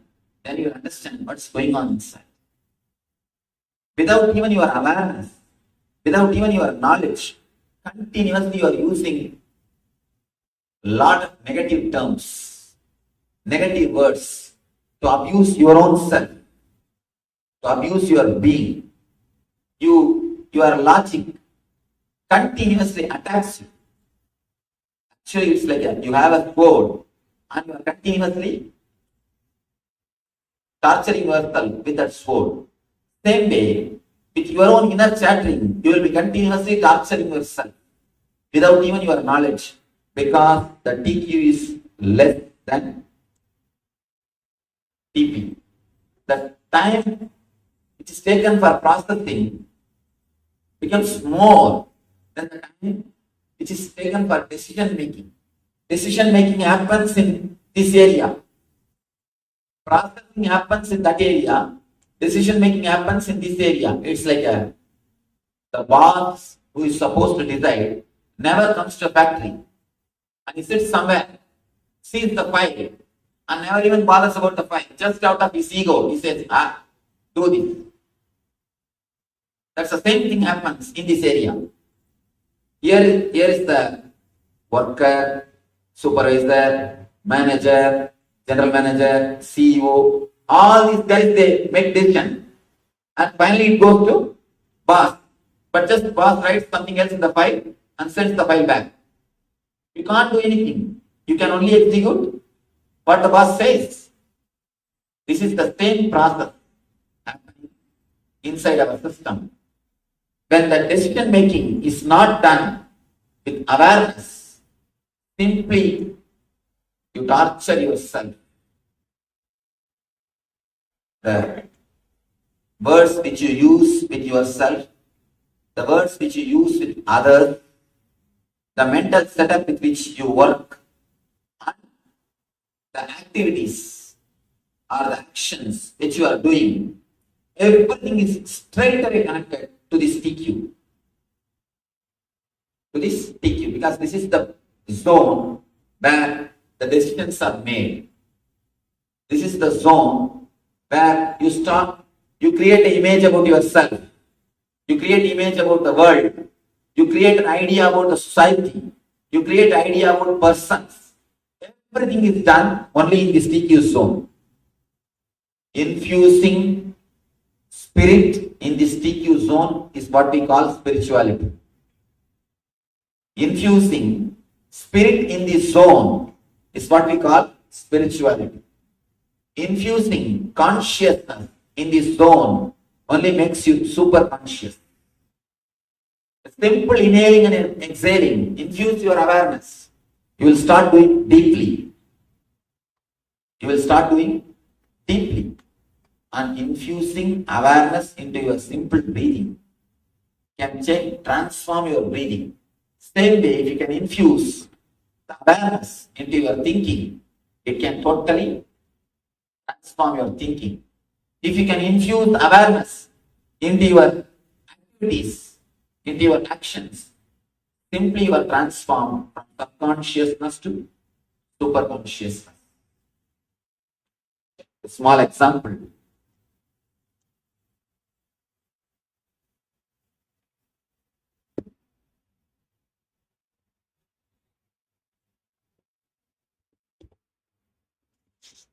One person came to me and he asked me, Swamiji, I have a habit of smoking.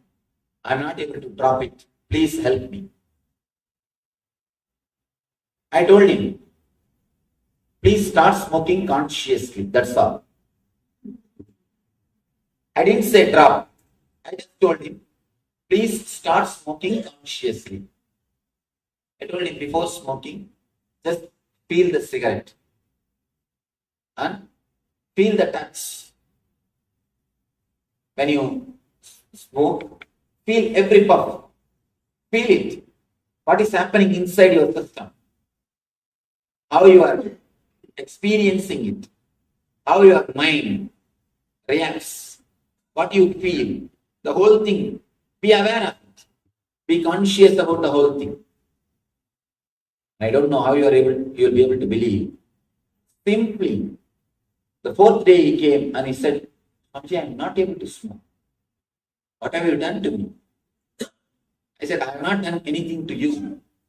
It is not my presence which has changed you. It is your presence which has changed you.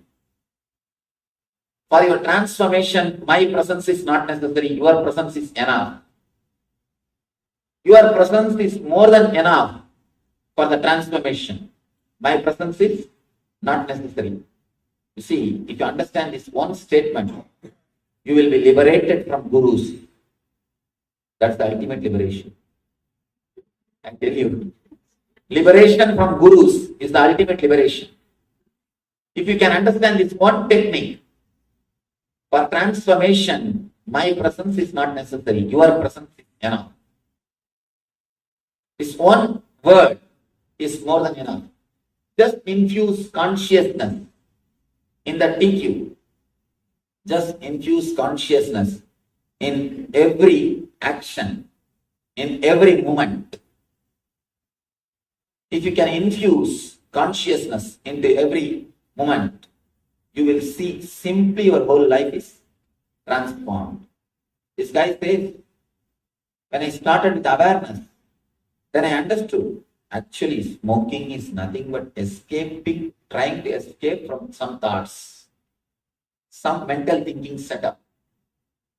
All your addictions, analyze all your addictions, whether it is coffee or tea or smoking or drinking, everything. At a particular time, you come upon a particular mental setup, whether depression or low mood, or some mental setup you face, which you are not interested in facing. Either you feel that you don't have enough energy to face it, or you don't want to face it. Then what you do? Immediately, you drink something and escape from that mood. You just wanted to escape from that mood immediately for time being. Only then you choose drinking some tea, coffee, or alcohol, or smoking. Any addiction, anything It is nothing but trying to escape from that mental setup for that time, for that few moments. When you can't escape consciously, you choose unconscious methods, unconscious techniques. It's like a pig felt too much of smell, the drainage. In India, open drainage system. And finally, it was not able to bear that smell. It just put his nose into the mud or slush. Same way, when you want to escape from some suffering, you just make yourself unconscious and you think you have escaped. The drinking or any addiction process is just the same thing. When you are not able to escape consciously from a particular mental setup, you wanted to escape, you, what to say, you use some outside things to make you unconscious, alcohol or drinking or anything. Anything which makes you unconscious is dangerous for the TQ. For TQ, you will not be able to make right decisions. Anything which makes you unconscious will naturally lead you to more and more dullness. You will be abusing your body, your mind, and your whole system continuously when you use methods and techniques to reduce the TQ, means putting yourself into unconsciousness.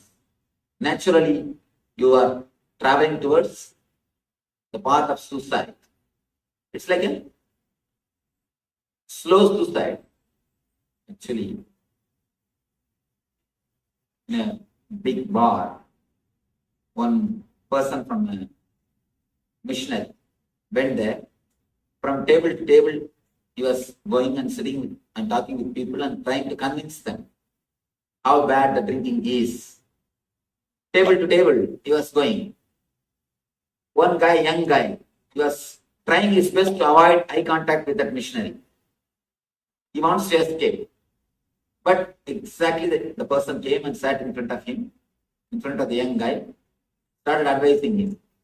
Don't you feel what you are drinking is a slow poison? The young guy immediately replied, yes, I know. Because I am not in a hurry, I am taking this. I am taking this because I am not in a hurry. You can't drink if you are not in a hurry to die. It is just a slow suicide process. It can make you dull and the awareness rate will be brought down. You will be traveling towards subconsciousness. Not only drinking, please understand, not only drinking, there are so many things which makes you unconscious, which makes you subconscious. If you do something which you don't want to do from your heart, but out of desire or impulse or compulsion, if you do, again, you are creating subconsciousness. Again, the depth of the subconscious is getting increased. You are getting caught. You are creating a mental setup which is more and more going to give or create trouble for you, which is going to be more and more unconscious. Your whole life structure needs to be flooded with this single idea, with this single understanding. If you flood your whole life, it will be simply transformed. If you can understand this one key sutra, this one key mantra, infusing awareness into your TQ zone, infusing awareness into the area in which you are making the decisions. If you can infuse awareness into the TQ zone, your whole life will be transformed from this moment. Transformation does not need years, months, not even weeks. Not even weeks. It is just a conscious choice. A simple decision. From today, I decide to transform my life. From today, I decide to transform my life. If you are in subconscious level, the moment you choose, you will move towards the conscious level. If you are in conscious level, the moment you choose, you will move towards the superconscious level. It's the ultimate technique, not only for the spiritual progress, even to live life happily. This is the master key. Yes. So infusing awareness into the TQ zone not only makes your whole life blissful, that is necessary for living. If you're not infusing awareness into TQ zone means, Swami says very beautifully, quantum leap time. So if you're not infusing awareness into the TQ zone, the more you become subconscious, and all the addictions, whether it is drinking or any kind of addiction, are escaping from the TQ zone, not infusing awareness, and any escaping will lead to subconsciousness. And whether it is in, not only that, any impulses that we act out of many impulses, we act out of many compulsions, anything that we don't want to do but still we do it. All these things leads us to subconscious, into non-awareness, into that leads us to instead of putting awareness into TQ zone, we go on in bringing unawareness, leading us to the subconscious zone. So this is, as Swamiji reveals so much about the subconscious and superconsciousness. Whole, Swamiji says very beautifully, all religions, all techniques, all rituals, whether it is puja, it is namaz, or any kind of ritual or meditation, it's designed to lead us to the superconsciousness. So from subconsciousness to superconsciousness. But science says that when the science, and actually every ritual was designed to lead us to superconsciousness. But when the science is lost, it becomes a ritual. So having the intelligence, having the understanding, right understanding about anything that we are doing, even the simple act of inhalation and exhalation, if we do it with awareness, if we do it with intelligence and understanding, will lead us to super consciousness. And Swami talks about how the whole process of information getting into our chakshu, from chakshu to, it goes to manas, manas to chitta, chitta to buddhi, and finally it goes to ego, where all the decisions are made and given the command, then it comes back. For example, when the information comes through eye, it goes to chakshu. Chakshu is like the file where all the digital signal processing happens, where the information comes and converted into files, and then it goes to manas, where broad outline is done, where analysis is done, whether he's human being, he's as an animal, a broad outline is given. And it goes to chitta. Chitta is the collection of all the memories that we have. And also in manas, excluding happens, that this is not a bird, this is not this is not that. All the negation, all the exclusion happens. In chitta, where all our experiences are there, based on our experiences, we decide. Then it goes to buddhi. It is based, when it comes to buddhi, based on our experience. From the chitta, when the file moves to buddhi, we decide whether to act in favor or any kind of decision that is made for that particular incident. Till here, the whole process is logical. But when it moves to ego, there the quantum jump happens. As Swamiji gave example of how he might have given in a project, he might have written everything logically, beautifully explained. But when it goes to boss, it is boss who decides whether to execute that project or implement that or not. It is completely dependent on him. So when the ego decides in favor of the logic, in favor of the buddhi, you are a Buddha. But when the ego decides against buddhi, then you are a Buddha. So this is how Swamiji talks about the TQ time, bringing awareness in the TQ zone, in the ego. When the ego, the time where the decision is made, when we infuse awareness in the TQ time, quantum time, the more aware we are, the more decisions will be made logically, made in the right direction. All right. So with this, we'll be entering into the internalization exercise. Yes. So the internalization exercise, what is subconscious and superconscious? Where are we today? So let us take a moment and internalize the following great truth. Science and technology is growing and evolving so much, so fast, that soon artificial intelligence will run almost every aspect of our life. The good news is that science and technology are unable to deny the great truths of superconsciousness and revealed, so the great truths of superconsciousness as revealed in the Hindu tradition. The great news, so this was the good news. The great news is that by their natural evolution, science and technology are leaning towards the multiple revelations of and about superconsciousness. Science and technology were both projected at the start, branded initially, when science itself was still in its developing stages, as if they were both against these superconscious revelations. But slowly, one by one, scientists have come to understand that the Vedic tradition is the most scientific tradition, and our science and technology itself automatically points to the superconscious science of the Hindu tradition for the many questions that they themselves do not have answers for.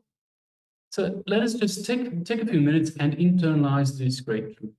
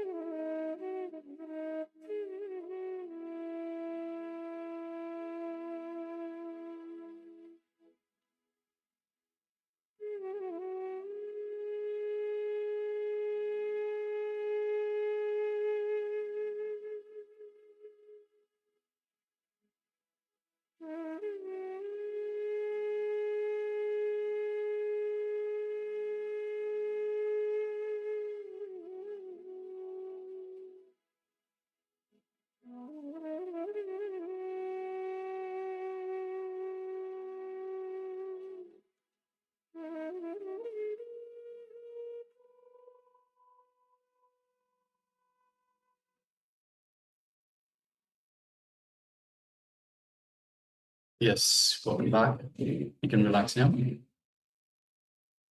So we have a question from Klaus Aya. I can understand that everything is energy, yes. And now I want to have a young body. What must I do? I want to live my life again, want to be able to move in the world, want to visit retreats, and therefore I need a young body and a healthy body. What must I do? And I want to have support from someone who can heal my body. Okay, so yes, a number of things. Okay, so Klaus Aya, you understand everything is energy. That is a very powerful cognition. It is very important to understand that. Second of all, to have a young body. We can't stress it out enough. First thing, detoxification. Detoxification removes the toxins from your body. Second thing, yoga. Yoga aligns your system, your entire body, your entire system for the right. So it aligns it properly so that all the energy flows properly through your body. You also, so it has so many health benefits, so many anti-aging benefits as well. Third of all, there's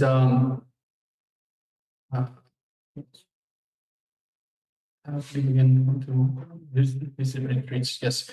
What we can do, so these two are very important, these two things, the detoxification and the yoga, very, very important. You will feel so much younger. Oh, and the third one, Maharaj just mentioned it just before, do enema. Enema cleanses you up from the inside. See, so many toxins get stuck in your intestines.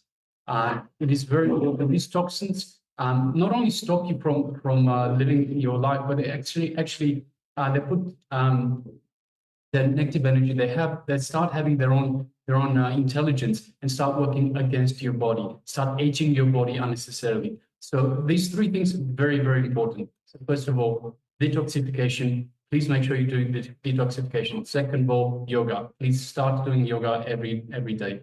So we have the yoga. We've noticed you have been joining after the yoga. I understand you have an older body at the moment. That's fine. There's no reason why you can't start doing the yoga. Even whatever you can do. So I'm not saying you have to be absolutely perfect in every asana. Whatever you can do, start doing the yoga. You will see the difference straight away. Within 1 week, within 10 days, you will see so much difference. You'll have so much more energy. The flow, the energy flow of your body will be so much aligned the way that your body should be. Detoxification, we can't say it enough. Haritaki, especially, and neem juice in the morning.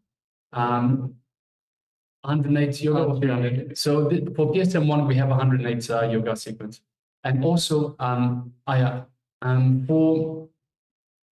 for healing, the best thing to do. So of course, you can do everything that we're going through, all the power manifestations, all that all helps. Even the self-healing, that all helps. But please make sure that you come to the darshan, to Swamiji's darshan, the Supreme Pontiff of Hinduism, and ask him for healing, ask him for blessings, for healing, for everything that you need. He can heal you just like that. So please make sure that you do these. So everyday yoga, everyday detox, enema, everyday enema, you'll find you'll have so much more energy. All the toxins will be out of your body. I cannot stress enough how, but see, this is something that you have to do. So if you just sit back and say someone else has to do it for me, it's not going to happen, because you have the same mental setup, you have the same incompletions, the same energy patterns that will still keep you in the same loop. So even if you are given a breather by having a little bit of healing, you're still in that same loop. So eventually all that healing will be gone. So you need to do the work as well for the longer term. So detoxification with haritaki powder before going to bed, neem juice in the morning as soon as you wake up on an empty stomach. Yoga, please come to the yoga class in itself. Third of all, start doing the enema as well. It will have such a huge impact. You will see so much energy you will have. And ask Swamiji for blessings, for healing for yourself. Also, what we can do is we can ask you every day. So this is the support that we can offer. We can ask you every day, did you do your puja? Did you do your detox? So this way we keep you in integrity to reach, for you to be able to reach this goal. So for younger body, a healthier body. So this is the support that we can give you is by asking you, checking on you, have you done this? Giving you tips. So this we can do. So, but requesting you, at least come to the yoga, start coming to the yoga. It'll be a little bit awkward, a little bit uncomfortable to start off with, but you'll see as the days progress, you'll be able to do more. You'll be able to stretch further, to do positions, asanas, postures that you weren't able to do before. Just slowly, you'll see increases because it won't happen overnight. So you won't just straight away sit down. No one has been able to just sit down and do every asana perfectly. It's just impossible. You need to work through it. So everyone has started a little bit awkward, a little bit uncomfortable, but eventually has gotten to the position where they need to be. So requesting you, please join us for yoga every day. You will see so many benefits, and of course, detoxification. Can't say enough how important detoxification is. Yes. And also, I would like to share my experience as well with this yoga. Initially, when I came, I was 108 asana sequence. It's not that everybody does, and it's only in KAILASA that we do 108 and 300 asana sequence. But outside, we do hardly few of the asanas. But moment it's difficult even for me. But right now, I have been acharya for the yoga. I had been doing 300 asana sequence in the past and made was a part of record also, Asia record. But moment I started, it was very difficult for me as well. The moment it progresses, I showed my integrity, showed my consistency. That helped me a lot, along with the detox, along with the intestine cleaning, as Maharaj mentioned, the enema, and having drinking water, a lot of drinking water, hydrates body and flushes out so much of toxin again and again. So come, as Maharaj already mentioned, have the detox, drink water, do yoga, do enema, and come for darshan. And again, please ask the Supreme Pontiff of Hinduism, ask Swamiji for blessings for health. I can't stress that out enough as well. So all of these, please, so note these down, and please make sure that you do all of these. So detoxification every night with Haritaki powder, every morning with neem juice. Yoga every morning. See, to tell you my story in terms of yoga as well. So when I was doing yoga outside, as Maharaj mentioned, it's a couple asanas here and there, a couple of postures. It was actually, I found it very boring.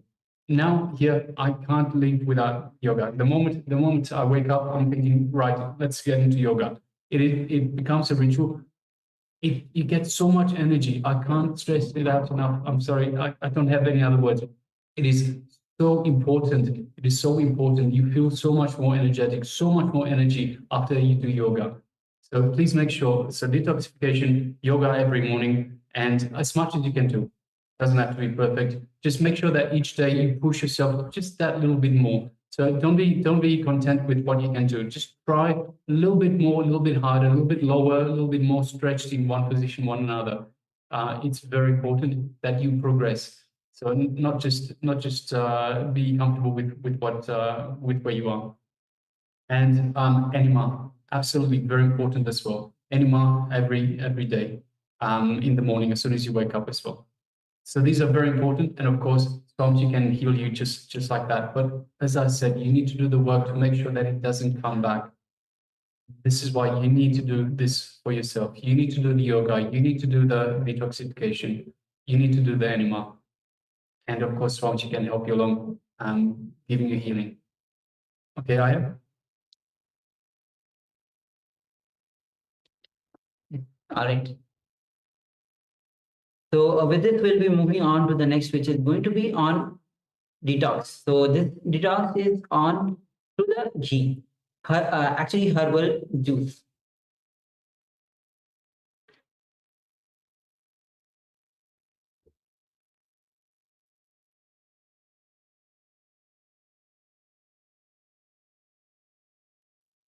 Yes. All right. So today we are going through the detox, which is on ghee. So ghee is actually the clarified butter. So what are the benefits of detox with ghee? It is ghee is very popular in Indian cuisine actually, as well as many other countries across the globe. But did you know that it has health benefits in terms of detoxification? Let's have a look at these benefits for detoxing with ghee. So first of all, ghee brings healing to the stomach. You can simply apply a little bit of ghee on the belly and pain will shortly go away.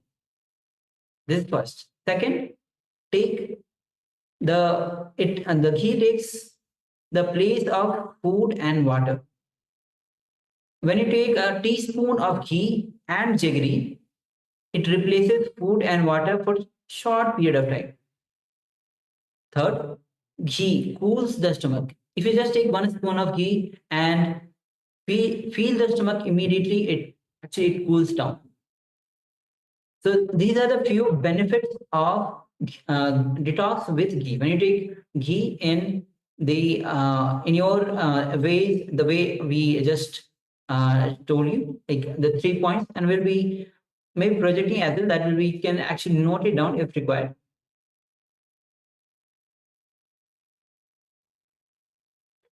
Yes. So first, ghee brings healing to the stomach. If you just apply a little bit of ghee on the belly, the pain will shortly go away. And if you take 1 teaspoon of ghee with jaggery, it can replace food and water for a short period of time. And third, when you take 1 teaspoon of ghee and feel the stomach, you'll feel that the stomach immediately cools down.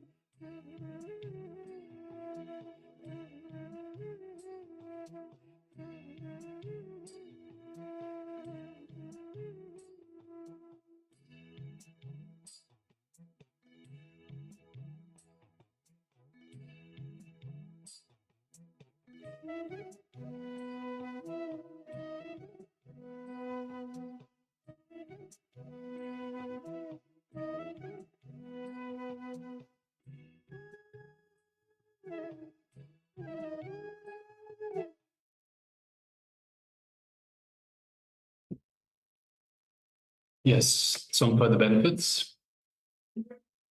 So ghee removes the parasites. So if you simply just burn some ghee and rice and inhale that smoke, it removes all the parasites that are built in your system due to non-vegetarian lifestyle. So it must be understood, due to our non-vegetarian lifestyle.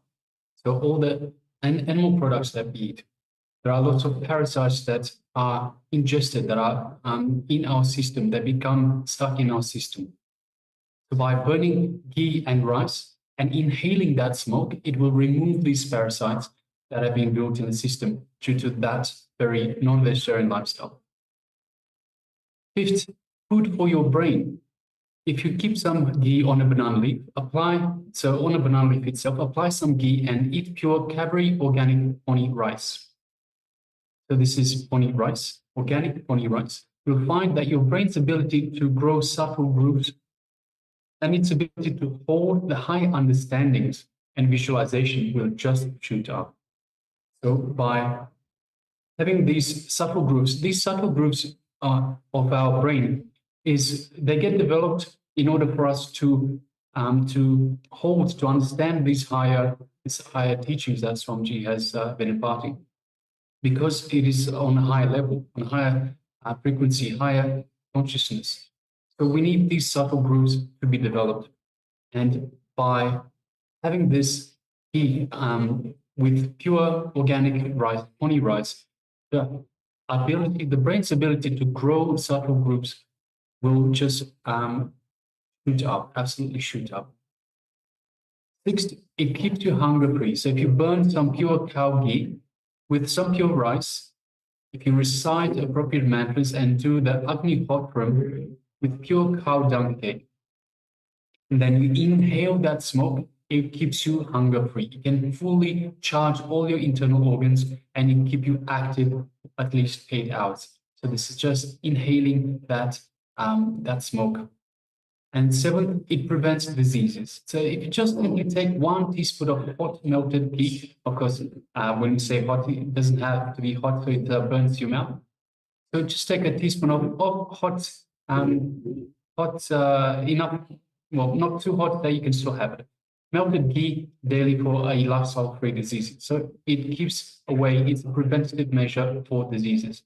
Just having 1 teaspoon of melted ghee keeps diseases away. So in fact, it's not the apple that keeps the doctor away, but it is a teaspoon of melted ghee. Yes. So with this, we'll be moving on to the power manifestation. And today we are doing the power of quantum memory. Seeing, recollecting large information from the intelligence behind the brain. So this is one of the power of third eye, where we'll not be using our logic, we'll not be using our memory to see, collect the information, but it is from the intelligence behind the brain. So first, let's enter into the Sastramana, means a scripture reference for manifesting the power of quantum memory. And the Sastramana is from Sarva Jnanataragma, verse 15. It says, Evamekatvam bhave samsitasya tu yoginaha sarva jnanatvam pravartet vikalparahitasya tu.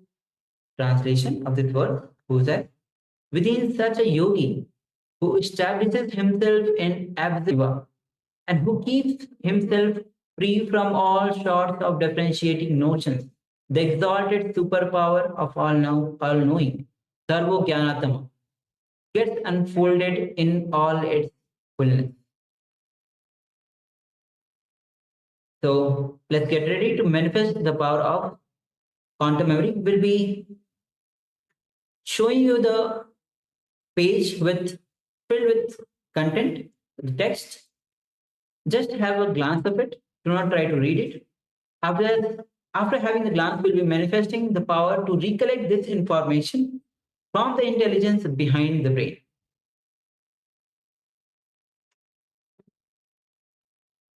Yes, we're displaying the page now.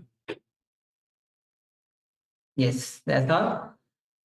So you just had the glance of it. Now let's start manifesting this power of quantum memory. As you visualize Swamiji in your inner space, visualize his energy is flowing through you and filling all your trillions of cells with his energy. That superconscious energy is energizing your whole system, every cell in your body.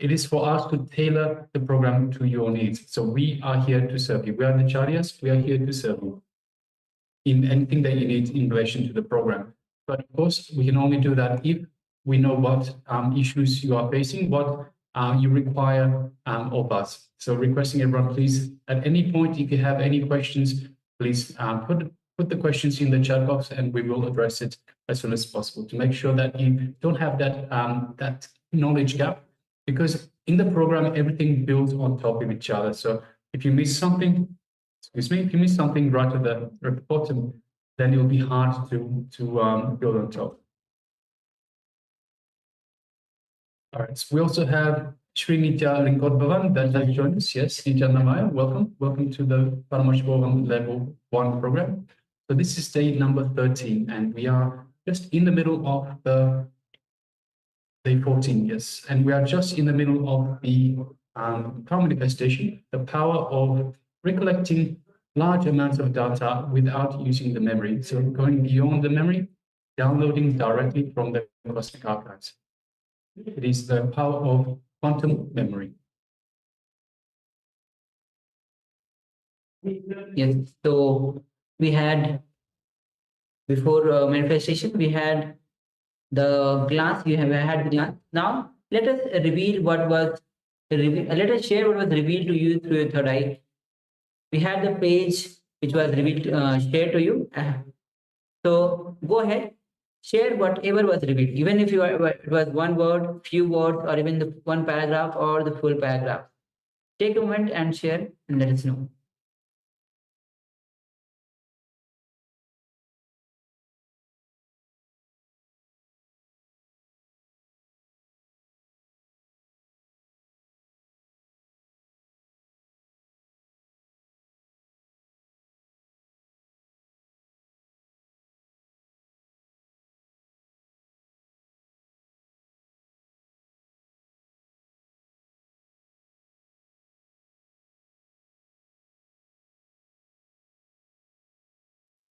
Yes, go ahead and share whatever was revealed to you.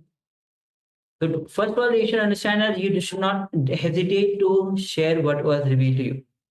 The moment anything was revealed to you, whether even if you have doubt that whether what was revealed to you was a power manifestation or not, share that as well. Even anything came as a visual or as an image, you had some imagination, you heard a sound, even share that as well. In various ways, powers can manifest. So without any hesitation, take a moment and share.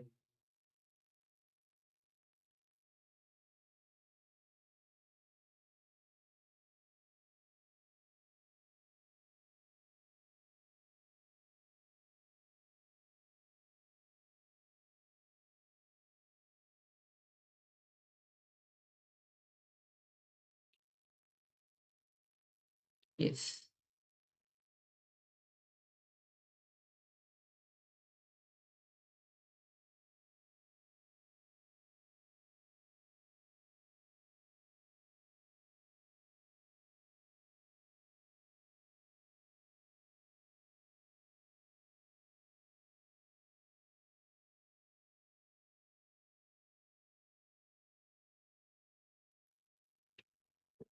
All right. So let's share. We'll be projecting what page that we had shown before to have the glance so that we can verify.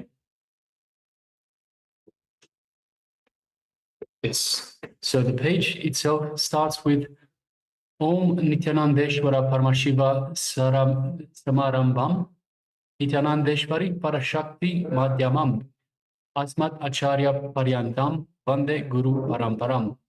So it is from the Guru Paramparam, from the prayer itself. And it says, I welcome you all with my love and respect. I welcome all the participants of Paramashivoham sitting with us in Adi Kailash and all the devotees, disciples sitting with us all over the world through Nithyananda TV and two-way video conferencing, having Nayana Diksha. I welcome all of you with my love and respect. With grace and blessings of Paramashiva, today we will be celebrating the anniversary of Adi Kailash. Adi Kailash Foundation Stone was laid on Deepavali Day 2002. And of course, again, Adi Kailash is also revival because the temple existed before in this birth I arrived. So it is again revival. The birth I revived 2002 November, Dipavali Day foundation stone was laid, and January 1st, 2003, Adi Kailash was inaugurated, open for public. And from that day till now, 16 years over, 70th year entering, Adi Kailash, how it was and how it is, and still hosting the world's largest spiritual happenings. Great. And it is going to expand, expand, expand. All of you may be aware that we have added huge land. From Mysore Road, all the lands have been purchased and connected to Adi Kailash Trust. So the construction will start. A lot more will be done in Adi Kailash. I am so happy to celebrate the anniversary of Adi Kailash, which we used to celebrate as Mission Day. So let's offer Aati to Paramashiva's Nithyananda, Paramashiva's deity, receiving Brahmotsavam in Raja Sabha, and then continue the satsang. Today's subject, invitation to Kailasa. First thing I wanted to tell everyone who were part of this great happening, revival of the enlightened civilization. Whether you attended one satsang in two-way video conferencing, sitting in one corner of your friend's home, and heard some words knowingly, unknowingly, and tried to apply, or from the day one I started my. Okay, so the page is cut at the bottom, and so yes, that's the gist of half the page of what we displayed. You can read all the rest for yourself if you wish.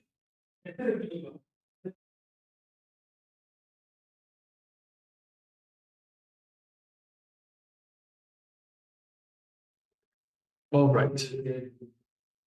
Yes. So with it, we'll be entering into, yes, we also have. So,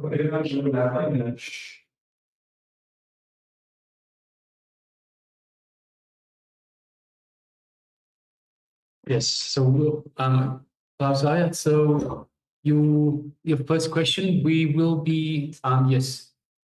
So are you there, Aya?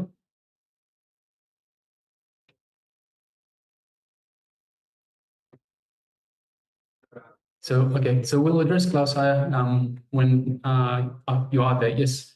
Nithyananda. So, yes, we will put someone in touch with you, Aya. So even after the program, but even after the program, you can come through the program once again. So we can also be this support for you in this program. So you can come again and again as many times as you want. It is a free program. You can come again and again, and we can give you that support. Also, we can put someone in touch with you as well. So yes. All right. So with this, let's move to the next session, as it's going to be on the science of miracles.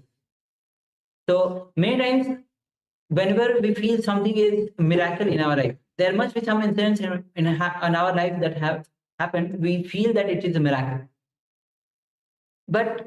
and most of the time it is an accident. Most of the time, any incident happens, we feel it's an accident.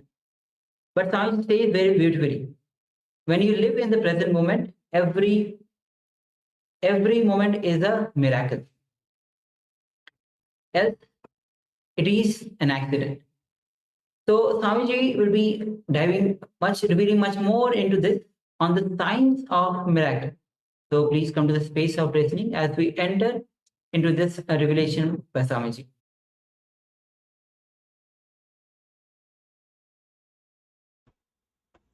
Today's subject is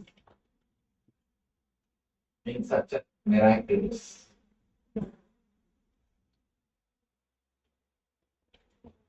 From the time immemorial, human beings are searching continuously what we call miracles, extraordinary happenings. Almost all the religions, all the spiritual groups, all the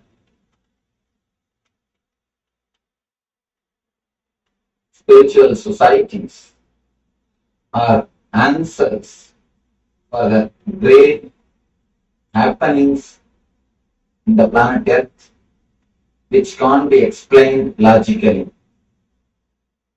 There are so many thousands of things happening which is beyond logic. Whenever anybody tries to explain the things which is beyond logic, he creates a new religion.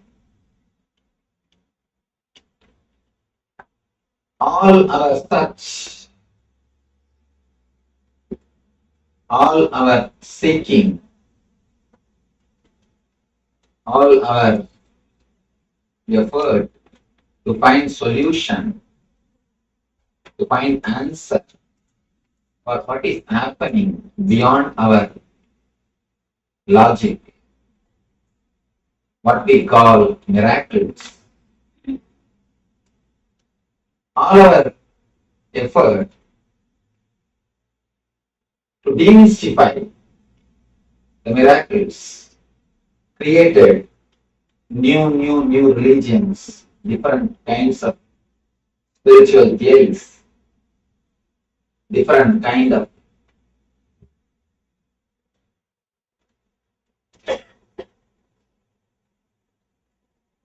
understanding about these energies. First, let us understand the word miracle. There is nothing on this planet Earth which is miracle, actually. Patanjali declares very clearly, the greatest spiritual navigator ever born on the planet Earth. Patanjali is a person who declared first time there is no such thing as miracle happens in the planet Earth. Whatever happens has got clear cause. Cause and effect. If you do not know the cause, then you think it is miracle. You think it is something extraordinary. If you know the cause, you understand cause and effect. If you do not know the cause, you always think it is miracle. Patanjali is the great spiritual navigator master who declared everything has got cause and there is nothing called miracle. He demystified the whole science and in a way he made the whole spirituality as a science which is possible in everyone's life.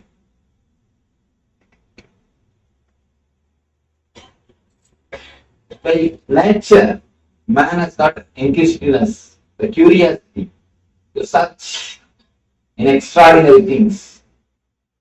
That is why from the time immemorial, again and again, we are searching something extraordinary, something supernatural. We don't keep quiet, just living the basic life. We want something more, something more, something more. So we search what is happening, what is happening in the planet Earth, what is happening in the sky, what is happening beyond. The search for the miracles continues. Patanjali is the first rishi who declared, to open all the secrets, to open all the truths. He makes it as a science. Which way, through which technique, you can achieve which miraculous powers. First thing, he guides the people to achieve miracle powers. Next thing he teaches, whatever is happening is miracle. He gives a two kind of solutions for life. First, he gives the techniques to achieve all the miracles. Next, he teaches what the technique to see everything as miracle. According to me, there's only two kind of lifestyle. One is living as though nothing is miracle, or as though everything is miracle. There's only two kind of lifestyle. For both lifestyle, Patanjali gives methods. He illuminates a new path for human beings to travel. He shows a new way and he demystifies whatever we call as miracles. Step by step, he explains the different kind of miracles, how those energies can be achieved, how you can penetrate. Now, I wanted to analyze one or two things.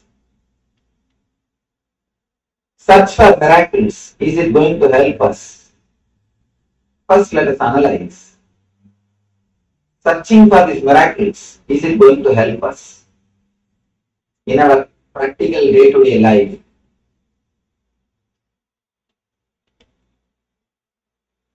In a way, it can create inquisitiveness, it can create curiosity, it can give you the idea there is something beyond what you see with the five senses. It can give you an inspiration that there is something more than what you see on the planet Earth. As an inspiration to search the extraordinary thing, it is surely a big help. But just searching for miracles itself is no way going to help you. As a starting step, it can be a big inspiration to go towards the higher dimensions of life. That is what Patanjali says. When you start searching for miracles, when you start searching for extraordinary things, naturally you understand there is one more dimension for your life. There is something more in your life than what you understand. But slowly, you come to a clear understanding, you come to a clarity, you come to a realization that even miracles are not enough. You need to go beyond the miracles. I always tell people, there are two things. One is Shakti to make your dreams into reality. That is what is miracle powers. Miracle power means you will have power to make your dreams into reality. That is Shakti. That's next thing, Buddhi, means realizing whatever is reality is nothing but your dream. Making your dreams into reality is Shakti. Realizing that your reality is nothing but dream is Buddhi, intelligence. If your search for Shakti leads you to Buddhi, then it is right.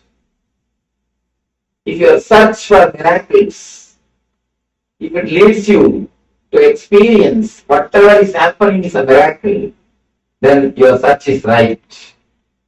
But if your search stops just in few miracle powers, you miss the real miracle, which is universe, which is existence. The greatest miracle is realizing the whole universe in your being, or your being in the whole universe. When you travel in your such a miracles. When you start in your path, step by step, you come upon few miracle powers. If your energy is getting solidified, in the second step, you get the power of intuition. Intuition means seeing the things before it happens. People ask me, Swamiji, how can we see the things before it happens? It is just against the logic. It is just against the logic. How can we see before things happen? It is not against the logic. Because whatever you think as past or future is nothing but the projection of present. Now there's a new thing going on among the physics scientists. New talk, parallel universe. If black hole happens in some place, in some other corner of the universe, Big Bang happens. Big Bang and black hole, they continuously happen parallelly. Continuously somewhere black hole is happening. And the parallel side of the universe, the other side, same way Big Bang is happening. If the Big Bangs are happening, black holes are happening. When you don't know the connection, you think it is the two independent incident. If you understand the connection, you will understand it is not two separate incidences. It is just cause and effect, that's all. They say even a single atom cannot move without creating effect in the other side of the universe. If an atom moves in a place, the other side, parallelly, another atom moves. If you understand this parallel universe theory, you will be able to understand your future and past are not two independent things. They are just deeply related to the present. Understand the time as a shaft. Actually, time is a shaft. One side is past incidences, other side is future incidences. Center present. You never touch the time shaft. Actually, you are always pulled in the past or by the future. You always live in the past or live in the future. You never touch the present moment. Present moment is the time through which you can touch this time shaft. Eternity is past, present and future. All the three is eternity. But you can touch the eternity only in the present moment. If you are in the present moment, only then you can touch the eternity. If you touch the eternity, you can understand the past and future are not different from present. They are just extensions of present. From the past moment, this moment is taking birth. From this moment, next moment is taking birth.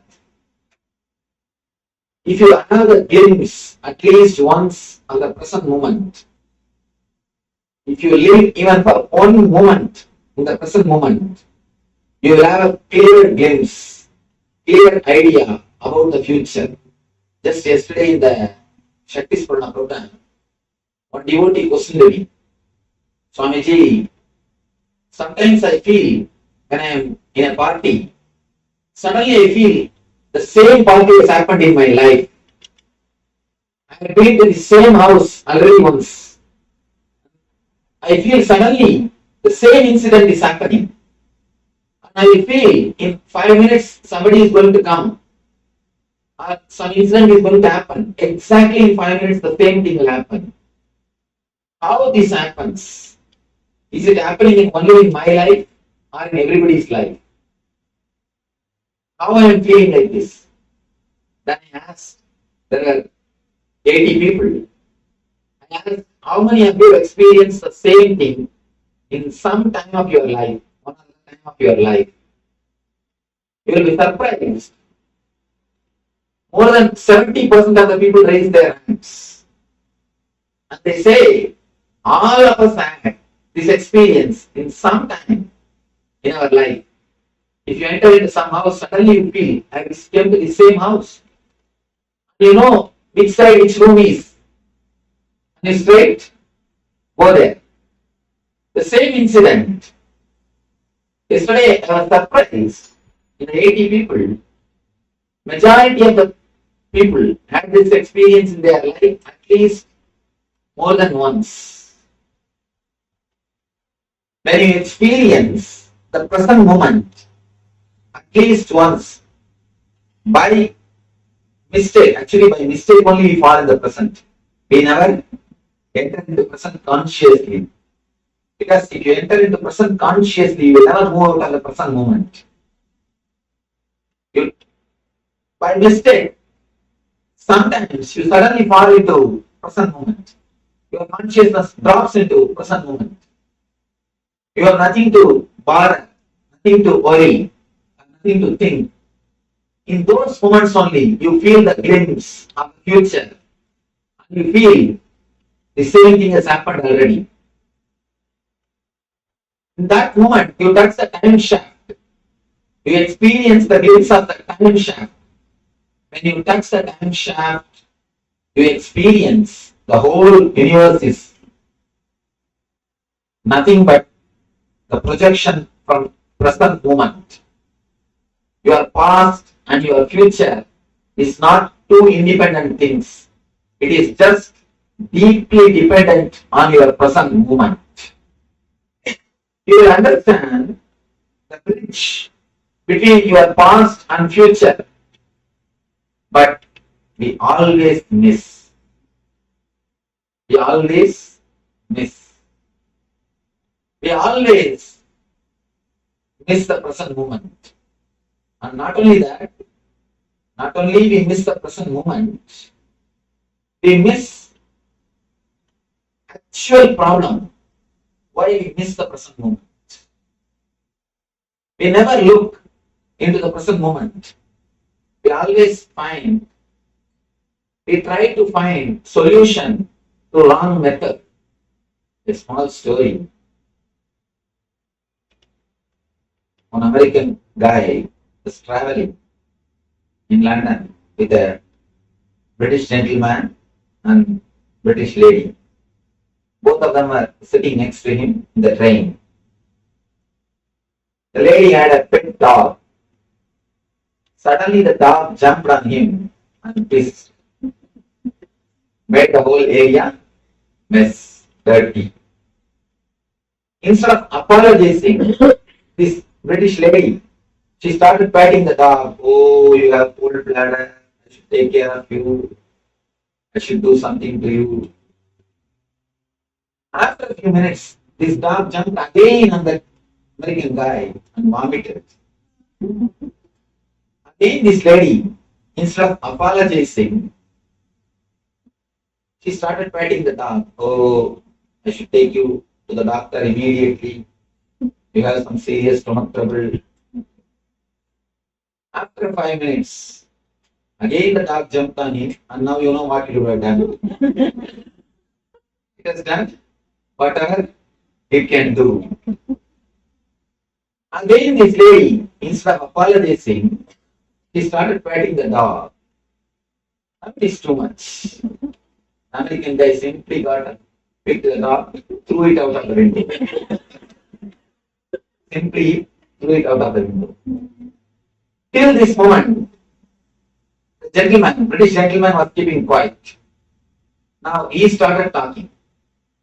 You American guys, driving the wrong side, measure with the wrong scale. Now threw the wrong bitch out of the window.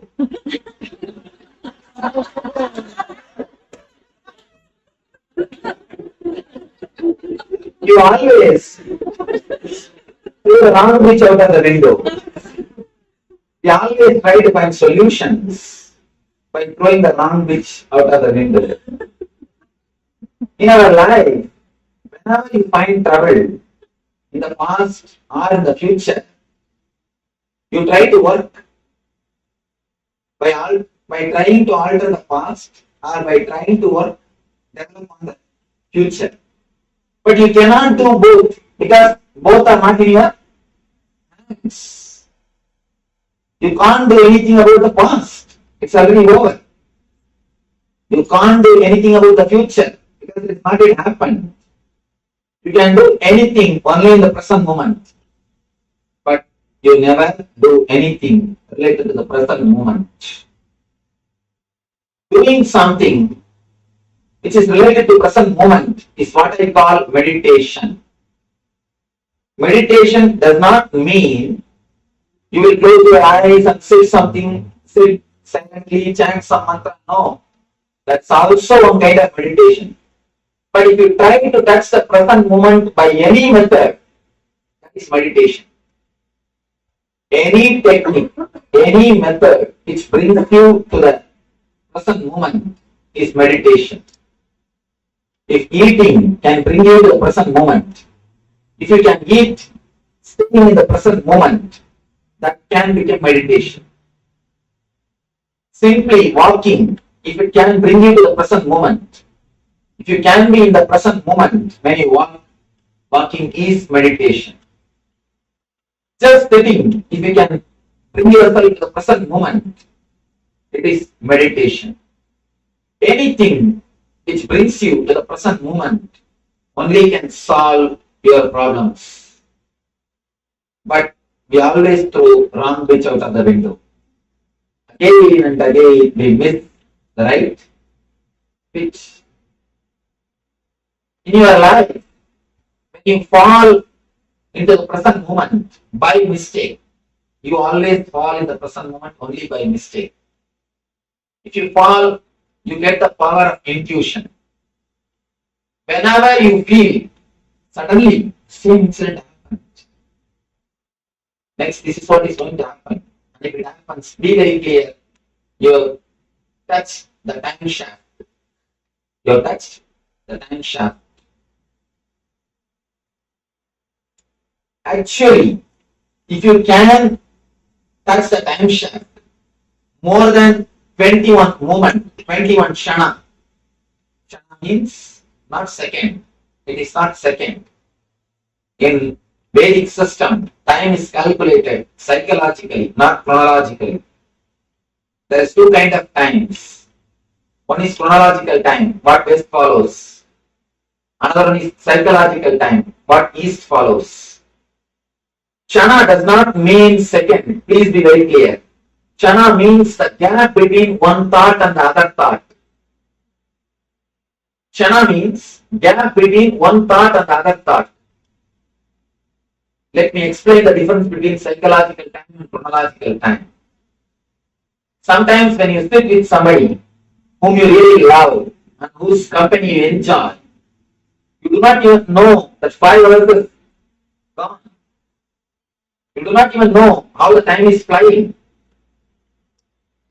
If you sit with somebody, you feel bored or disturbed, who tortures you, even 10 minutes will not move. You will feel even 10 minutes is an eternity. People say the eternal hell. Why? Because in the hell never time moves. In the hell never time moves. The number of thoughts, if it becomes more, you feel time is not moving. If the number of thoughts becomes less, you will realize time is flying.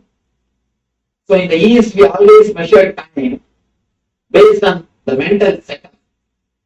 Based on the mental setup. That is why we always tell, for the higher level jivas, for devatas, our 1 year is 1 day for them. The 1 year of human beings is 1 day for devatas. Means the number of thoughts is very less. If the number of thoughts are very less, you will be in heaven. Please be very clear. Heaven and hell are not geographical. If it is geographical, we would have sent only satellite. No, it is not geographical, it is psychological. The more number of thoughts you are in hell, less number of thoughts you are in heaven. It is by number of thoughts we measure whether we are in hell or in heaven. It is the psychological time which decides whether you are in hell or heaven. If time flies, if you are enjoying, you are in heaven. The time is not at all moving. It is just stagnant. You feel bored, then you are in hell. It is just a psychological setup, not chronological. If you can hold the time shaft just for 21 minutes, just for 21 chana, not even minutes, 21 chana. The word minute cannot be the right translation of word chana, because the very meaning itself is different. If you can penetrate the time shaft consciously, 21 chana, you will know your whole future. You will know your whole future. Just 21 chana is more than enough to know the whole future, but we never penetrate the present moment. We never allow ourselves in the present moment. The morning, if you are brushing your teeth, you will be thinking of your office. If you are in the office, you will be thinking of evening going to the beach. If you are in the beach, you will be already planning of when to go back to the house. If you are in the house, again you will start planning out next day work. If you are here, you can be sure you are not here.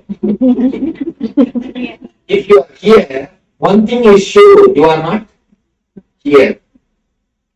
You always escape from the present moment. Even if you don't have any worries to worry, even if you can't get any reason to worry, you just start planning for future. I have seen people, if they don't find any reason to worry, they try their best to catch some reason. And they can't find, the next step is, today everything is going well, Swamiji, I don't know what will happen tomorrow.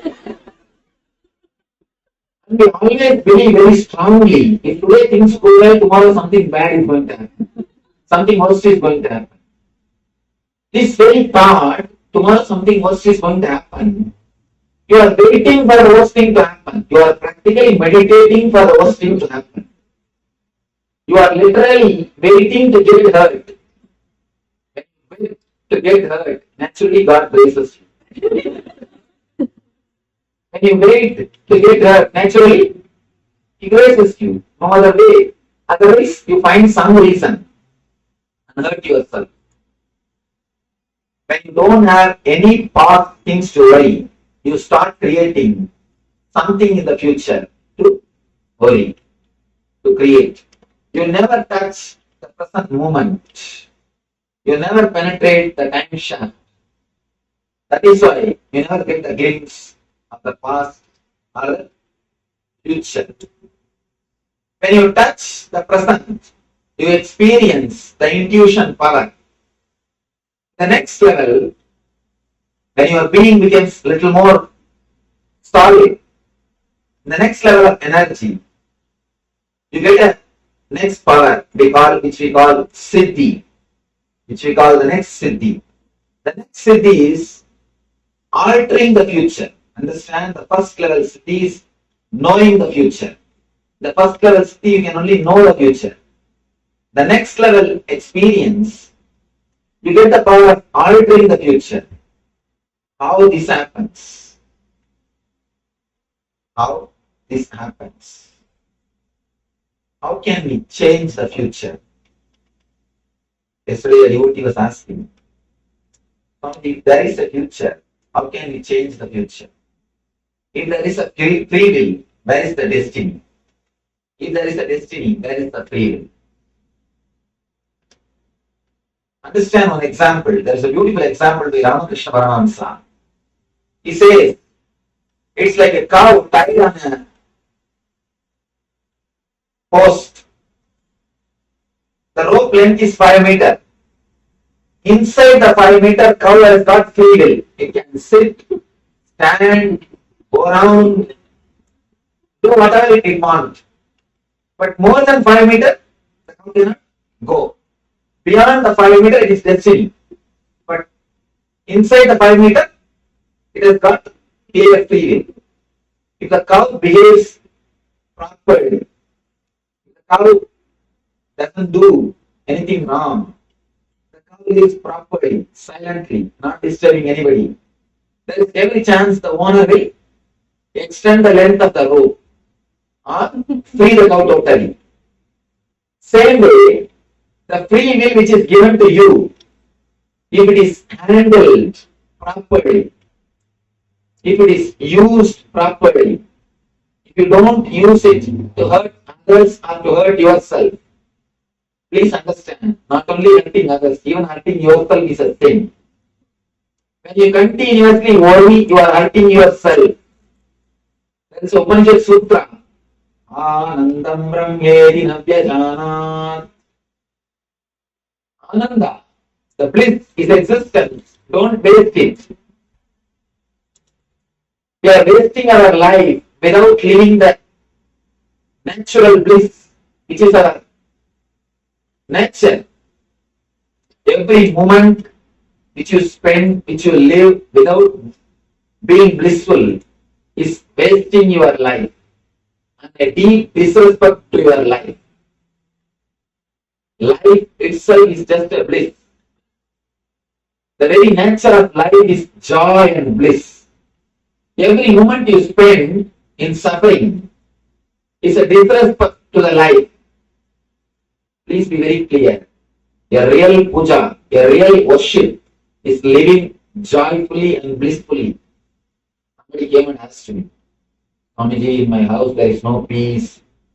Please give me some technique, some method to bring peace. I told her, first thing, all of you sit together, eat together, spend time, laugh, dance. Naturally, you will see, you will have more understanding. This bliss, this joy will bring more and more peace. Don't find fault with each other continuously. Just try to be blissful.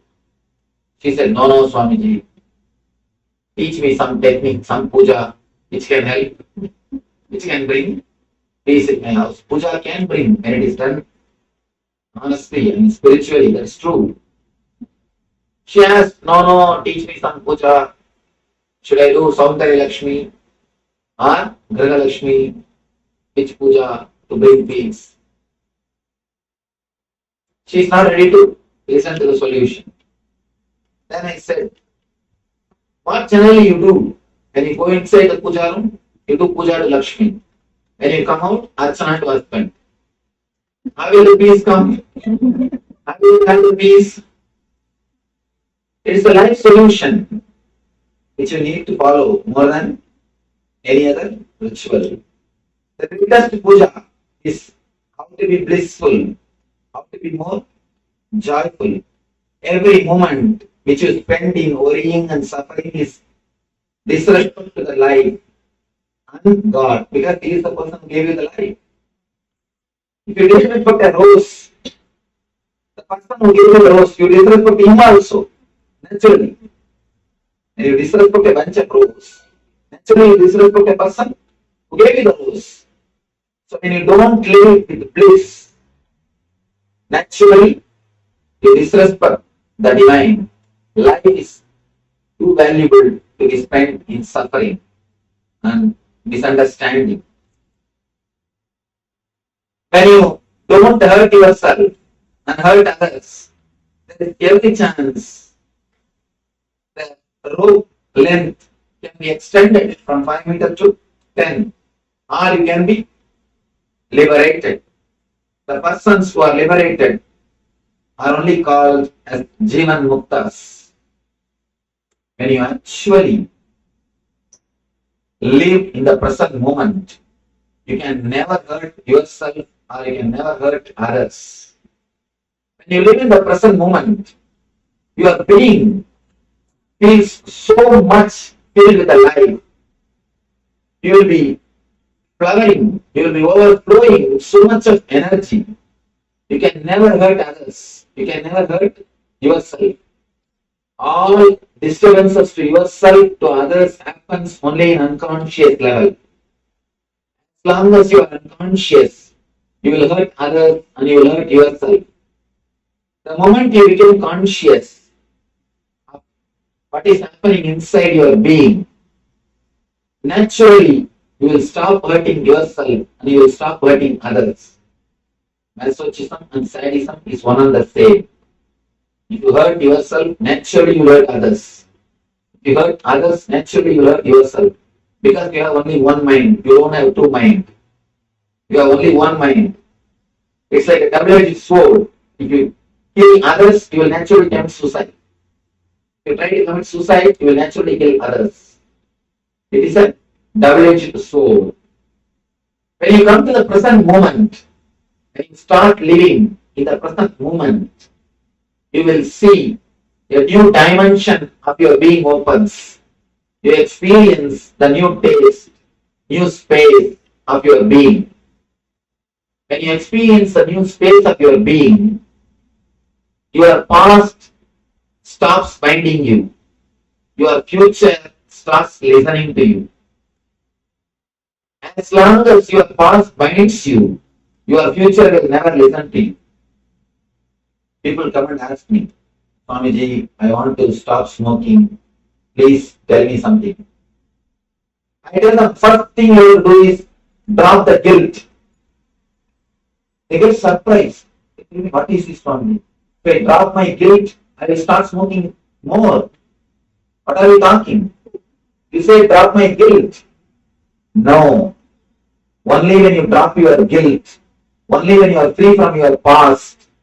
Guilt is from past.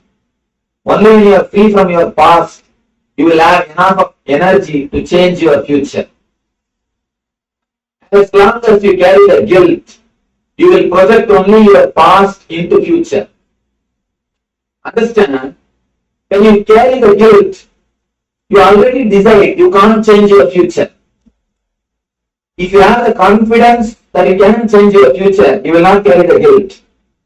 The moment you carry the guilt, you decide, you take it for granted, I can't change my future, I am going to go only in this way. That is why you carry the guilt. That's a beautiful character described in Ramayana, Vali.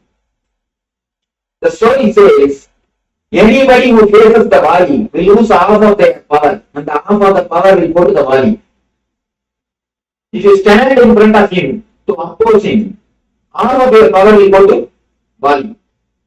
Same way, if you stand in front of your past to fight with him, half of your power will go to him. Your guilt will suck half of your energy. Understand?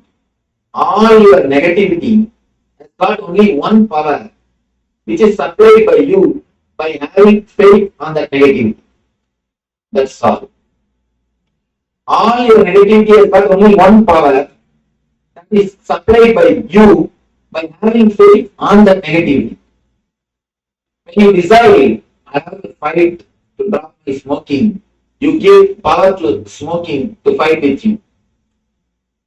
You give half of your power, then you start fighting. It's almost like you fight with your shadow. You will never win. You will never win. Again and again and again you can see, the deeper the guilt, you will commit the same mistake again. The more strongly you take the vow, I will not become angry next time, more you will become mad.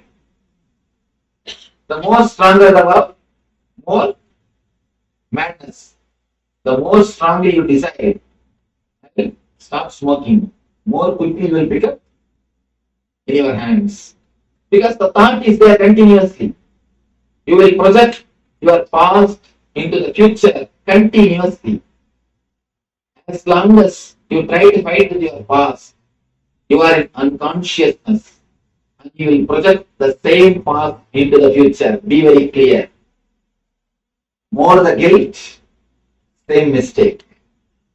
You can see by guilt, you will never be able to overcome any mistake. Any mistake you can never overcome by guilt.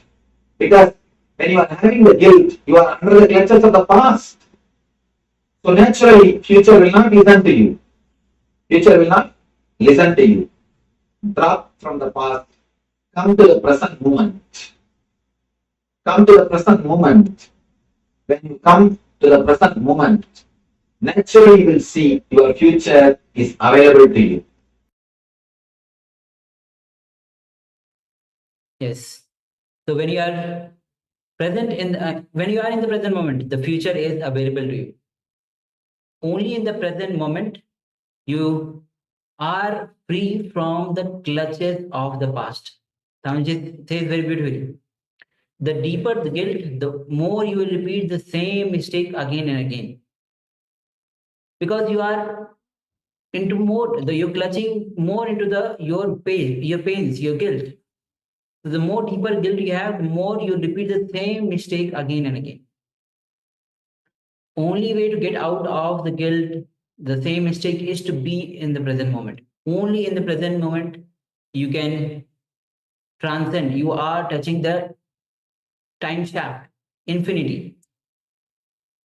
And when you are not in the present moment, the past is, science says very beautifully, the present is from where the past and the present moment, from where the past and projection of past and future arises.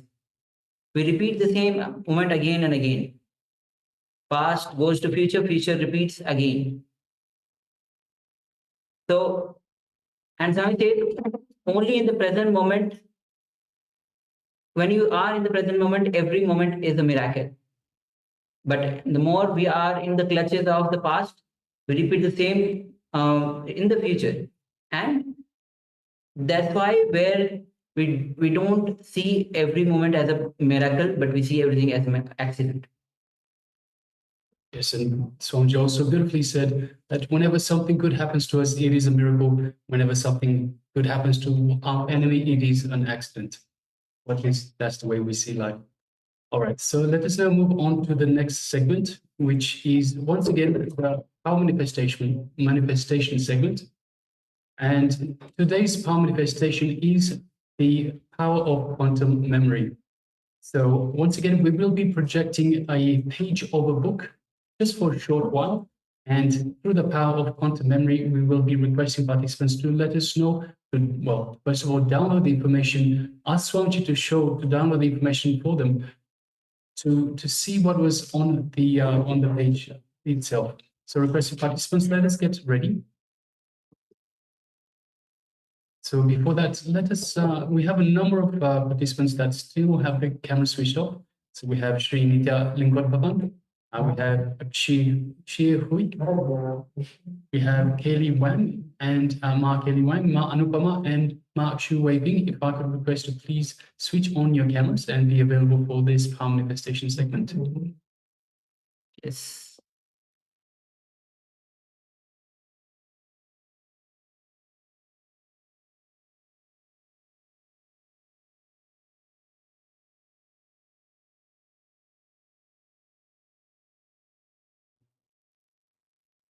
Yes. Yes, so let us now sit comfortably with the head, neck, and spine in a straight line. We will be shortly displaying the image. So let us get ready. We'll display just for a short while, just for maybe a couple of seconds, 3 seconds, and then we'll take it away. So requesting participants to just take a glance. Don't try to read it, just have a glance of it. And that is it. Okay, so we just have a glance at it to just connect to the page, to the information itself. See, Swamiji beautifully tells us that every book is like a deity. Every book has this information in it, but more than that, it is energy. It is powerful consciousness energy that resides in that book. That is that book itself. So we just connect to that book, to that page from the book. It's like connecting to this consciousness. So this is what we're doing here. So just by taking a quick glance and not reading what it says on the page is what we need to do. not read it. So if we try to read, we engage the mind. We engage the mind, which is our ego, which is part of our ego. As soon as we see something, we want to read it, to control it. So the important bit here is to remove the mind. Just glance at the page, glance through the page, but not actually try to read it. So glancing through the page, we connect to the page, to the information that is the awareness, the conscious awareness that is in that page. And from that place, we need to download the information directly from the cosmic archives. So we'll be displaying the page shortly one more time. So just question participants, just have a quick glance. We'll be displaying it for just a few seconds. Just glance at it, do not read, connect to it. Okay, and that's so now let us sit comfortably with the head, neck, and spine in a straight line. Let us unclutch from anything else. We've connected to this page just by taking a glance at it. Let us recollect this page in our third eye. Let us connect to Swamiji in our inner space. So just remember Swamiji in your inner space, in the Ananda Gandha region. And feel this connection to Swamiji. Feel the space of oneness with Swamiji. So through the space of oneness, we connect to Swamiji and to Paramashiva himself, who is the source of everything. Now let us move our gaze gently to the third eye. And remember the page that we were connecting to. Just have the page, just the gaze that we had at the page. Just store it in your third eye. Let us start chanting the Mahavakya. Om Nithyananda Paramashivoham. Om Nithyananda Paramashivoham. Om Nithyananda Paramashivoham.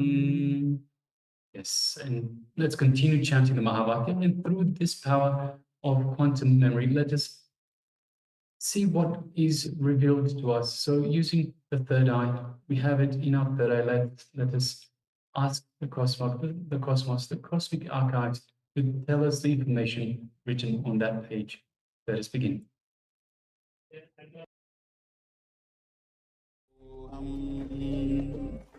Om Nithyananda Paramashivoham.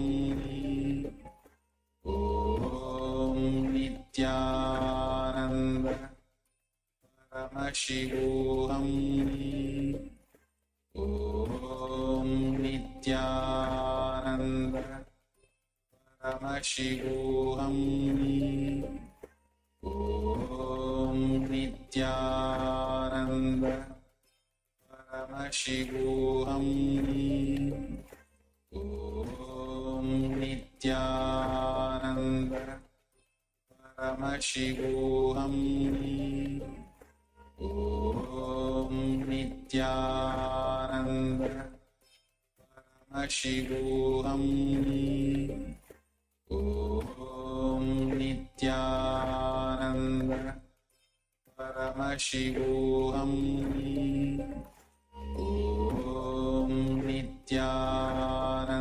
Om Nithyananda Paramashivoham. Om Nithyananda Paramashivoham. Om Nithyananda Paramashivoham. Om Nithyananda Paramashivoham. Om Nithyananda Paramashivoham. Om Nithyananda Paramashivoham. Om Nithyananda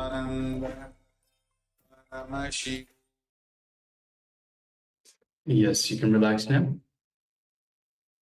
And just take a moment and let us know what was revealed to you in your third eye. So this power of quantum memory, downloading information directly from the source, from the cosmic archives. So we displayed for you the one page 186 of the book Science of Living Enlightenment, of book by the Supreme Pontiff of Hinduism. And once again, we just displayed it for a little while and requesting you to let us know what information was revealed on that page. So just take a moment, let us know in the chat box provided.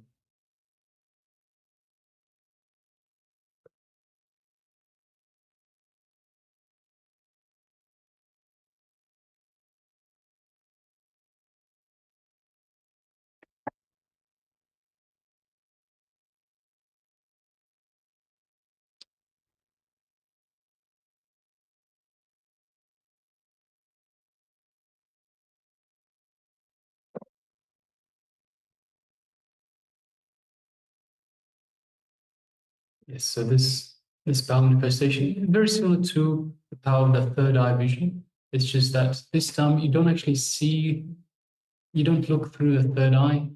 Once again, your mind starts thinking, hey, it is a book I need to read. So we need to understand that it is just a piece of information. It is just consciousness that is in the form of written text. So as it is consciousness, it is information, it is energy. In the same way as we ask for us to be shown what is on an image when we do the third eye reading, it's very similar. We just ask for the information. What information is displayed on this page?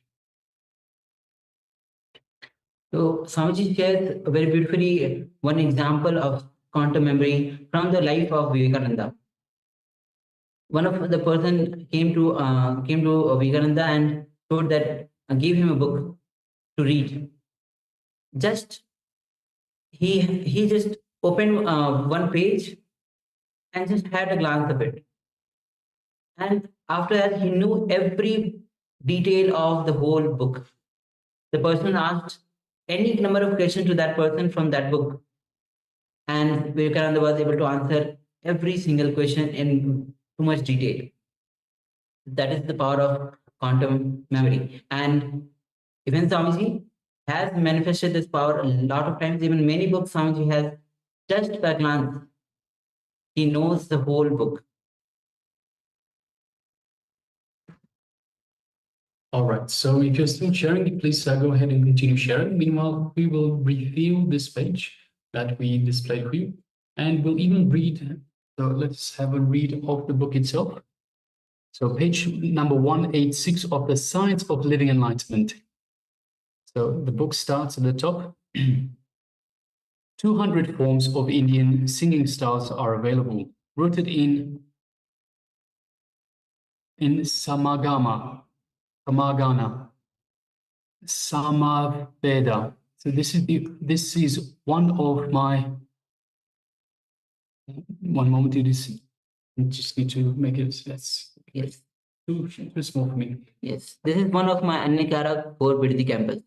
Please understand, when you live these 4 tattvas or principles of integrity, authenticity, responsibility, and enriching, you'll first of all unearth so much energy in your inner space. Get it out. I can see in my own organization, in my own experience, and many of organizations which follow these principles. Human beings have so much wonderful things inside that should be unearthed. These 4 tattvas or principles will unearth all your possibilities. Secondly, it will help you unearth others' possibility. It is the essence or the input I wanted to give. I bless you all to be successful in living these 4 principles. Today, I receive a message from a devotee who wanted to take up the life of renunciation, sannyas. She said, I have posted picture of beautiful house and the life I am going to live behind when I take sannyas. I sincerely request you, if you still think that there is something beautiful to in your life to leave, in your life which you have to leave behind for sannyas, please enjoy that first. Complete it. Do not come to take sannyas without completing all your other enjoyments. Otherwise, there will be a deep vengeance in you when you see other people enjoying those things. When you are renouncing out of completion, you want all to enjoy their life and do whatever gives them most joy. Sannyas is a renunciation that comes out of total completion. Understand? It is out of completion that Shiva gives up on wealth. The Samudra jewel, god of wealth, and all these valuable that. So the sentence ends here. So this was the details of the page number 186 of the Science of Living Enlightenment. So with this, we'll be moving on to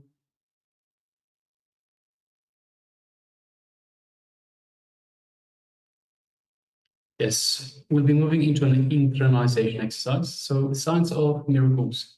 Completion with words leads to bhakti, which means any word that you raise from your bhak, in this region here, from your bhak, from your speech organ, becomes reality as long as you are in completion with your words. Incompletion with words leads to the bhak getting polluted, getting corrupt, and getting toxic. The trust you have on you is destroyed when you have incompletion with words. This is the worst thing that can happen to a human being. Your trust on you being destroyed.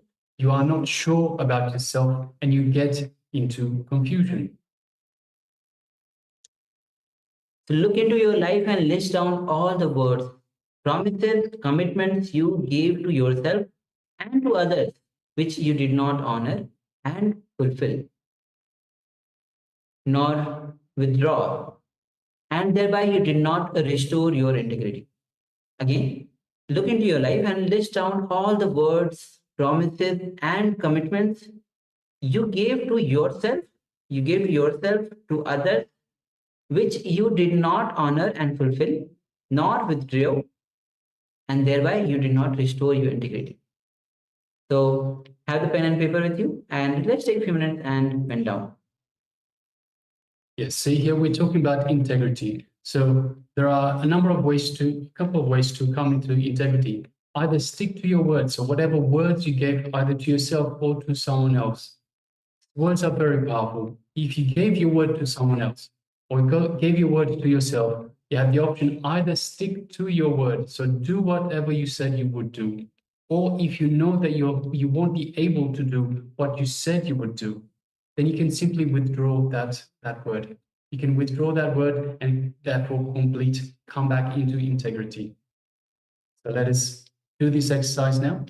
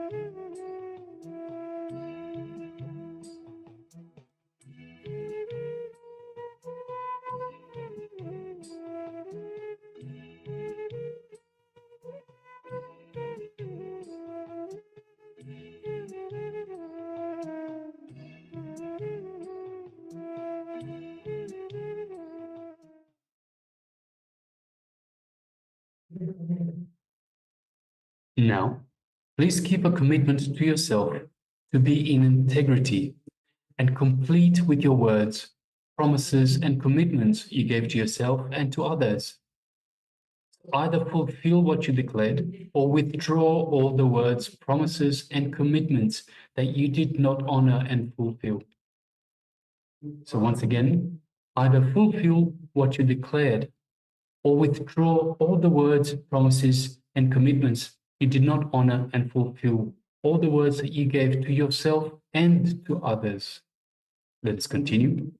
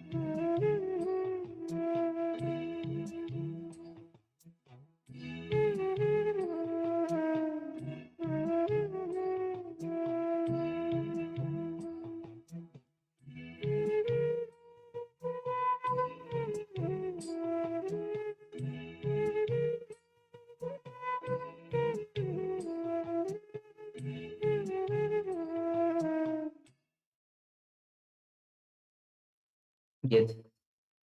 So now you can relax from this internalization exercise. Completion with your work, all the commitments that you have given to yourself. So with this, we'll be moving on to the next session, which is going to be on how Guru transforms your whole life. Understand that Guru, especially when Swamiji himself is here, then as the Paramatara Paramashivoham himself has incarnated, and he is the Guru for us. He is our Guru. How he transforms our life in various multiple ways, even without even our knowledge. right from the physical level to the mental and various other level in dimensions that Guru transforms our life. So we'll be. Yes, and it's important to understand, so what exactly is Guru? So if you spell it out, Guru means from darkness to light. So Guru means darkness, Guru means light. So it is from darkness to light. It is the being that brings us from the darkness into the light, brings us from our everyday life into enlightenment, into a life that we are meant to live. This is why we are here. We are here for enlightenment. We are here to realize our divinity, realize our spiritual nature. So we're not the body. We keep saying again and again, it comes down to this fundamental teaching. We are not the body. We have a body, but we are spiritual beings having a physical experience. So the Guru makes us realize this. This is the Guru's role in our life, to take us from darkness into the light.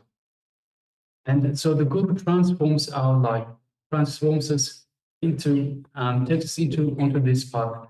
So it is very important. Also, see, having a human life is very rare. Being a seeker in this human life is even rarer. It's so rare. Having a guru in your life, so for guru to come into your life is such a rare occasion. But for that guru to be a living incarnation, a embodiment of Paramashiva, it is the rarest thing in the world. So we must understand this. We must understand how fortunate we are to have Swamiji in our lives. And Swamiji, so let us hear from Swamiji. So Swamiji will take us through this little journey of understanding of how the Guru transforms our very life. Let's begin.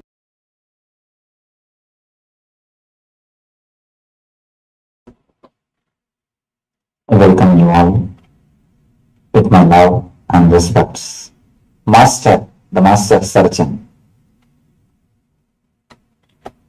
Master is a person who removes the ultimate cancerous tumor which happens to us, which I call ego. Ego is the ultimate cancerous tumor which happens to our being. Master is the person who does surgery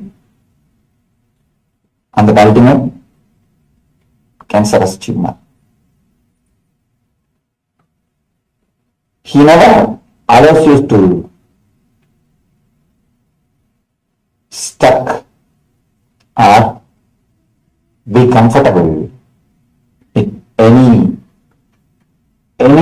less than enlightened state.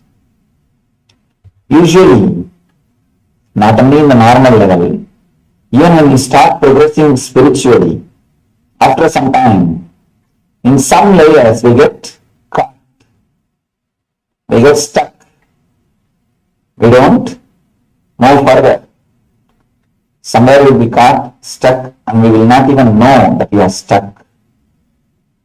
In all these kind of situations, in all these kind of moments, again and again and again, Master helps us to awaken, or he pushes us.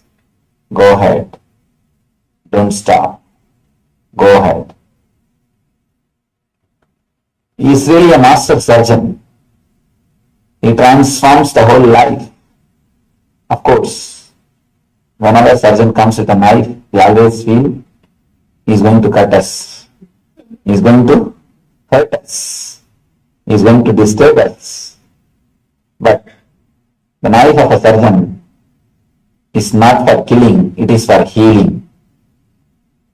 It is not for killing, it is for healing. In the India, they worship the gods with a big knife, sword, and all those weapons. People always ask me, why do you worship the gods with a big sword?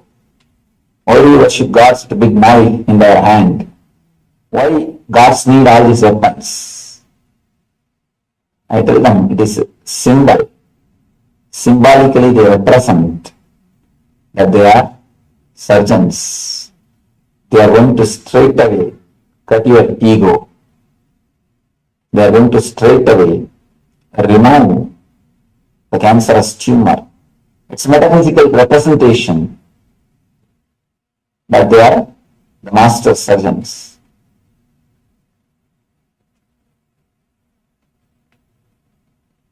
If you see the Kali's photo, a picture of Kali, you will see she will be standing with a big knife in one hand and a severed head in the other hand. Severed head is a representation of ego. The sword is a representation of knowledge or wisdom.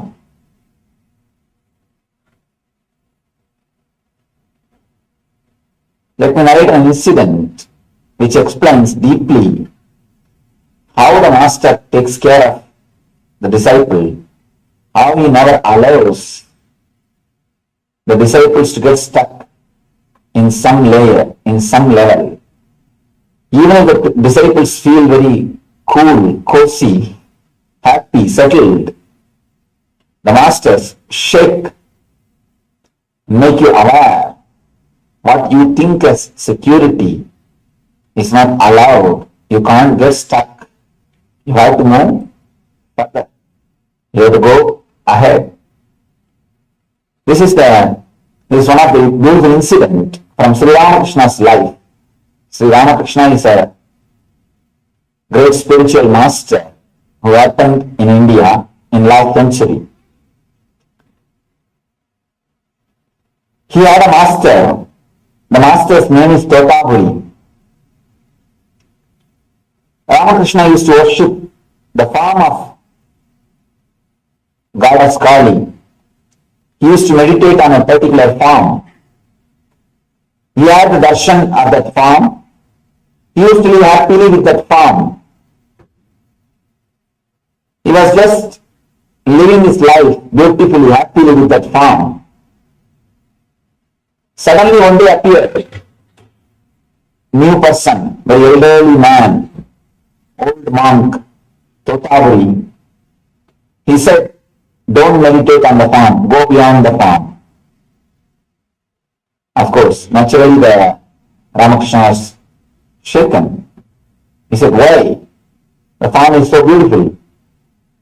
I am so happy with it. I feel my whole life is this goddess Kali. I feel I am totally connected to her. Why should I go beyond this form?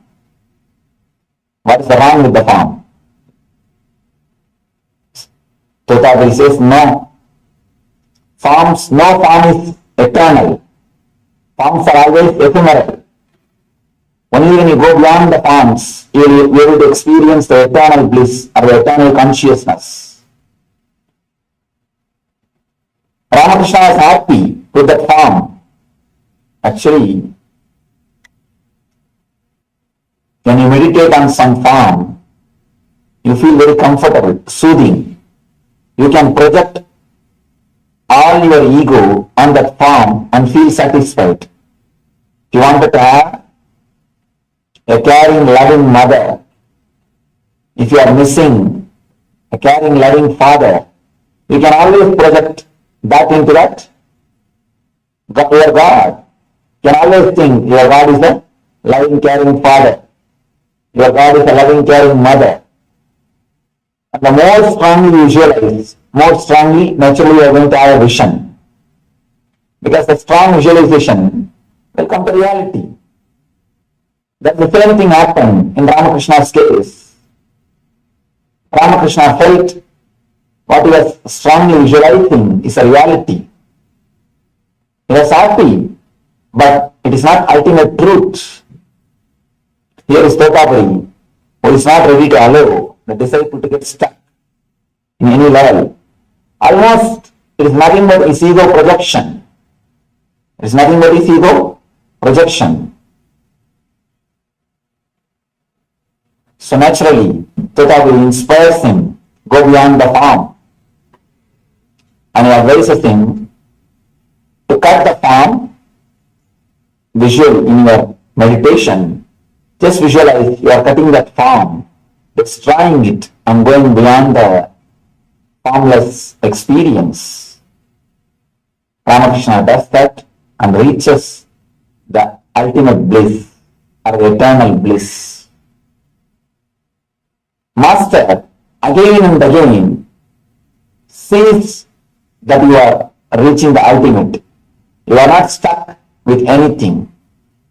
That is why in the Eastern Mysticism or in Vedanta, so much of importance is given to the master. For the West, it is very difficult to understand the concept of master. West knows only the teachers. Here, the very idea of master doesn't exist. From the beginning, all you know is university, schools, colleges, your teachers.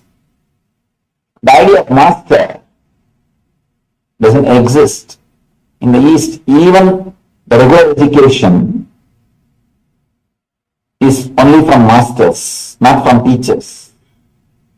Even the so-called regular education for your day-to-day life, for your profession, even that was received only from masters, not from teachers. Of course, today modern day it has become West.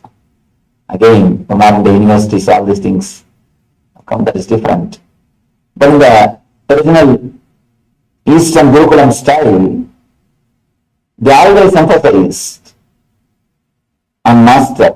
The difference between master and the teacher is the person who knows intellectually, who has got the intellectual knowledge.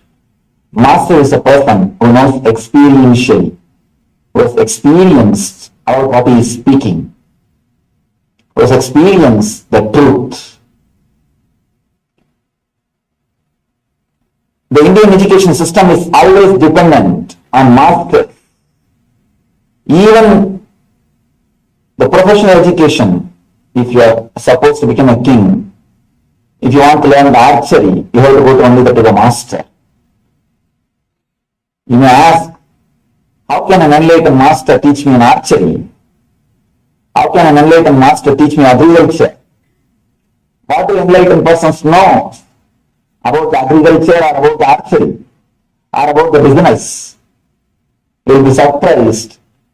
Not only the agriculture or archery or architect building structures, even the sex is taught only by enlightened masters. The Indian culture, you will be surprised. Everything has got a sutra, aphorism. The wonderful system, at the age of 7, a person will be initiated into meditation. Till the age of 14 years to practice. Before 14, if he achieves the first glimpse of spiritual experience, he will study the spiritual science, Brahma Sutra. If he doesn't, he will science the study of life. He will study the aphorisms of life, Kama Sutra. The person who studies Brahma Sutra will take sannyas. The person who studies Kama Sutra will take Grihastha life, marriage. Everything is taught, guided by the enlightened masters. That is the reason the society is so beautiful. Nobody feels they are in the wrong place. Nobody experiences the idea that I am in a wrong place. I am not doing what I am supposed to do. Because the masters decide, the very young age, they very clearly decide what this person is supposed to do, what this person is supposed to achieve, what he will do, where he will go. Everything is clearly understood by the enlightened person, and he clearly guides the students. The difference between teacher and the master is teacher teaches verbally through his verbal language. Master teaches through his body language. And now in the modern day, everybody is accepting the field of psychology. You can never teach just through verbal language. All communication happens, more than 90%, only through body language. You can never learn through verbal language. It is always body language which teaches. I have seen people, how many video discourses they may see, DVDs they may see, but they don't understand unless they come and sit in front. When they come and sit in front, one discourse is enough to transform them. If they sit and watch the TV, the DVD, the recorded discourses, how many they may watch, but never the transformation happens. Transformation never happens. For transformation, the direct touch is necessary. Master is the person who can give the direct touch, who can radiate the presence, who can teach through body language. It's not even teaching, it's like awakening. He just awakens you by his presence, by his space. He creates such a wonderful space in which automatically you are awakened. Beautiful story from Vivekananda, a great enlightened master. Let me narrate that story. That will give you an idea how Master awakens the disciple just by his presence.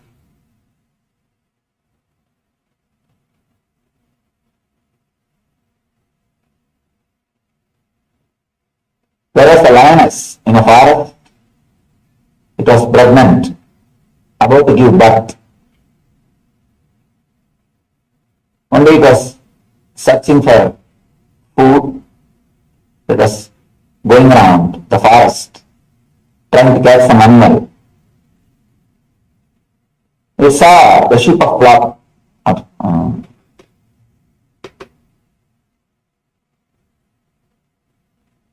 and jumped, and it was trying to attack. It just gave birth to a lion and died there itself because jumping is too much. It was not able to manage or maintain. Gave birth to a lion and died. The cub was left orphan. Nobody was there to attend. This ghost, they somehow felt very friendly with this cub, and they took this cub. Cub started growing with these goats. They started drinking goat's milk and started eating the grass. Almost living like a goat. And actually, one more thing. The way in which you are brought up, that is the way you will have an idea about yourself. And don't think you are human beings just by birth. You walk with two legs because you are taught and you are brought up in that way.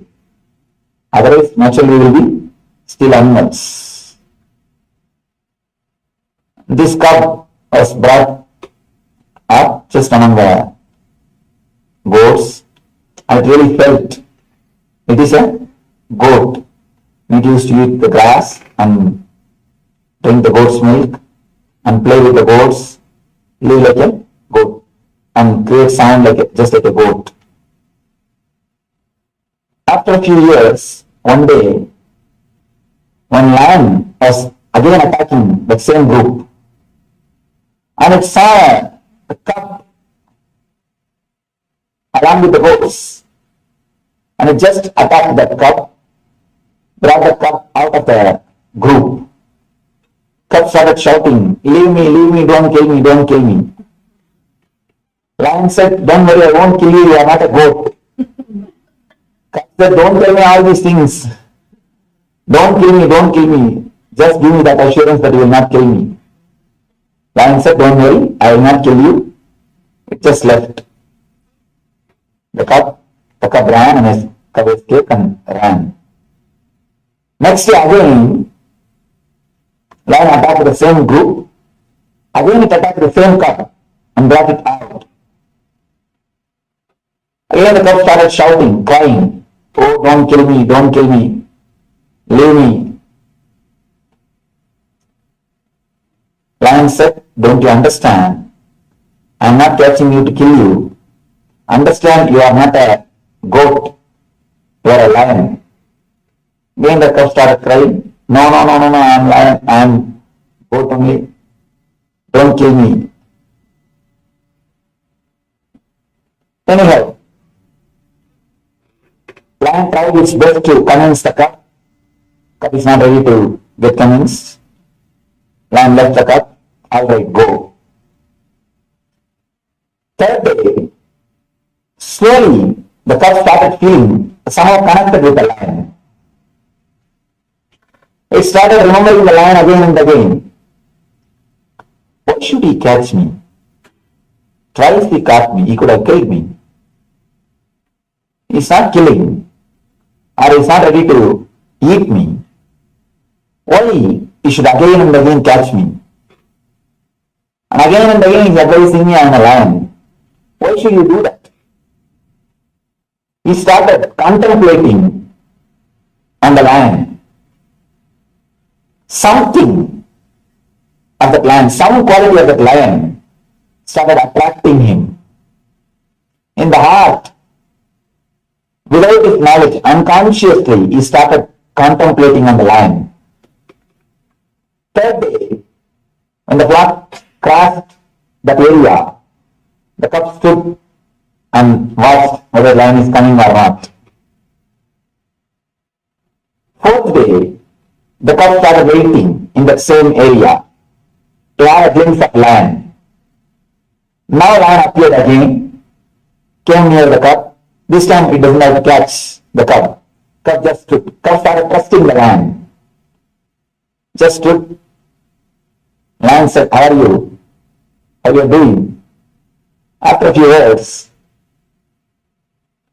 lion called the cup. "Why don't you come and spend some time with me?" The moment cup heard this word, cup frightened. You can see and spend few minutes, but he is not courageous enough to go with the lion. Again the cup escaped. After a few days, again the cup saw the lion. Now he has got some courage. And not only that, slowly he has developed a little bit of attachment towards the lion. This time he brought a little bit of grass to the lion to offer. "Sir, why don't you eat this?" Lion has to act as if it is a goat. It has to show to the cub that he is not somebody superior, he is not somebody away, he is not somebody different. So he acted as if he is eating the grass. Now slowly the cub has started trusting the lion. Now lion started acting. Instead of telling the cub that you are the lion, lion started acting as if it is goat. So that the trust can happen between the cub and lion. Slowly, cub started trusting the lion. One day cub was ready to go with lion to the nearby river, a picnic.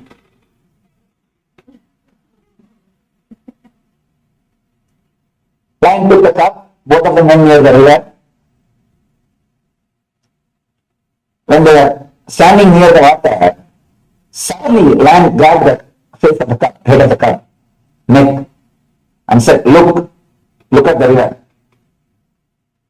Cup said, "Yes, I am seeing." "What you are seeing?" Cup said, "Our faces." "Do you see my face?" "Yes."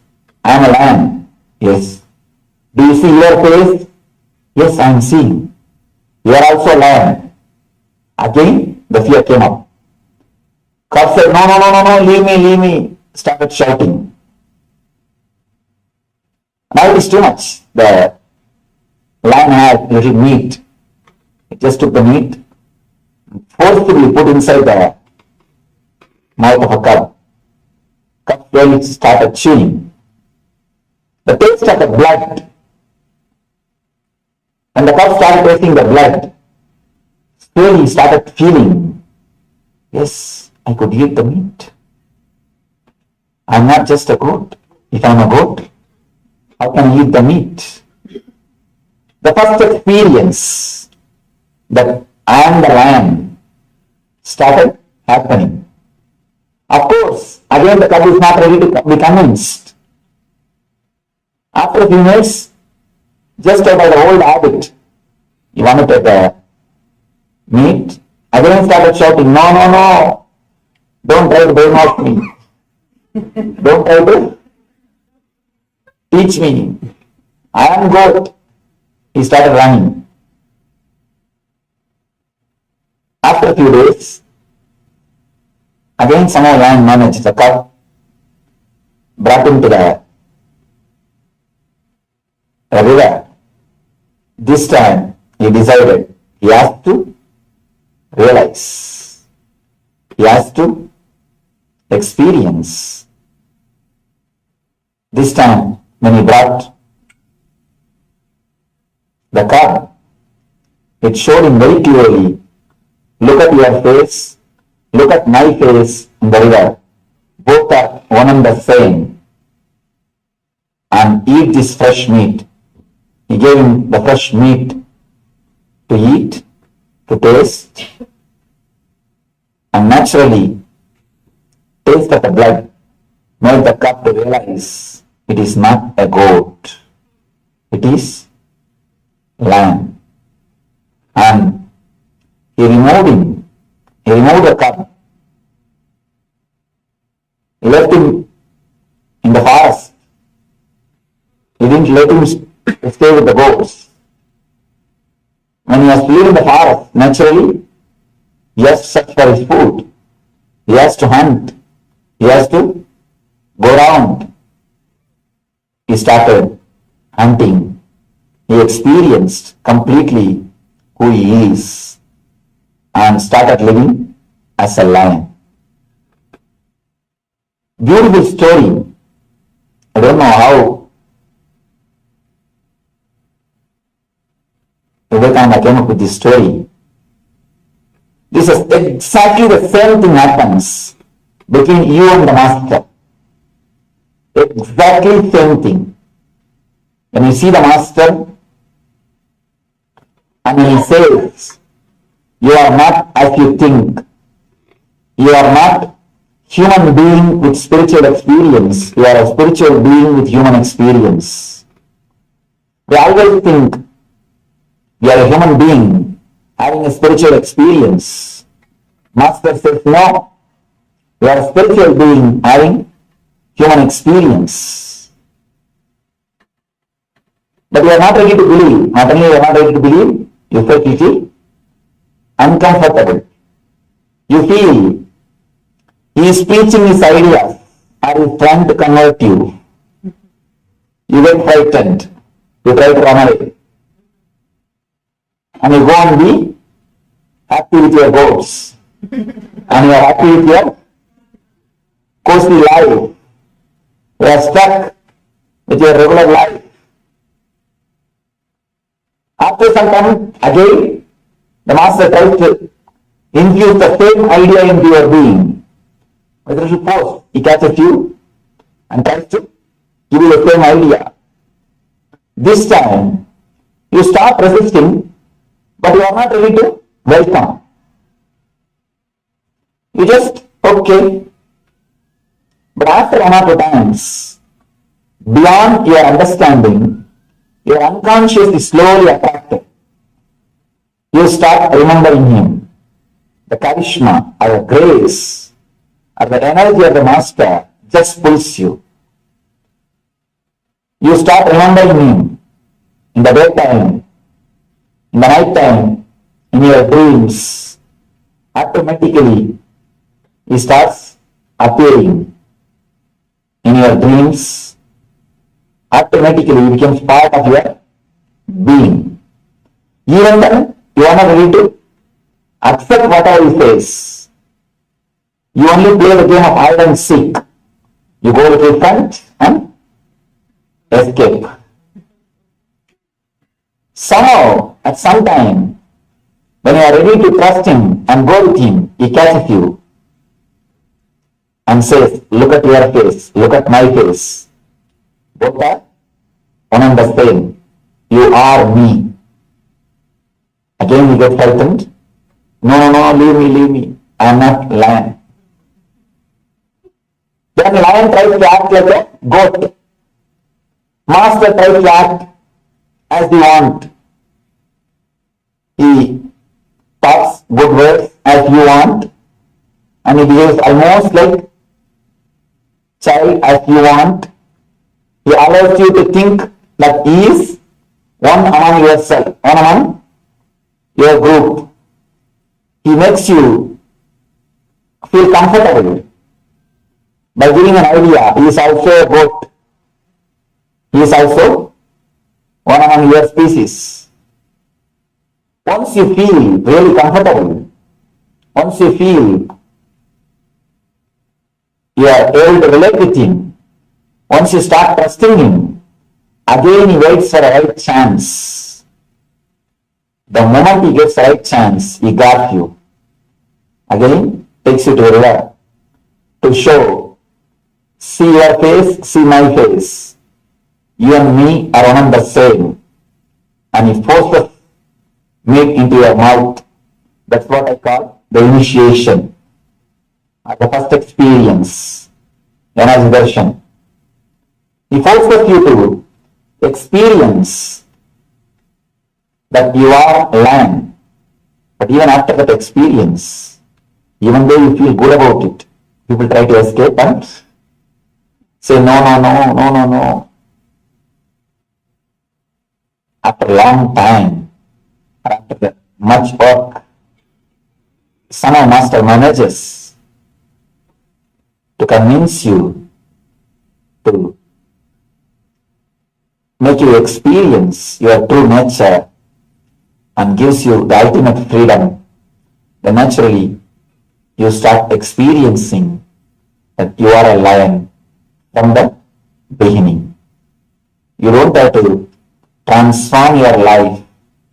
You don't have to become something new. All you need to do is just to wake up and realize what you are and what is your true nature.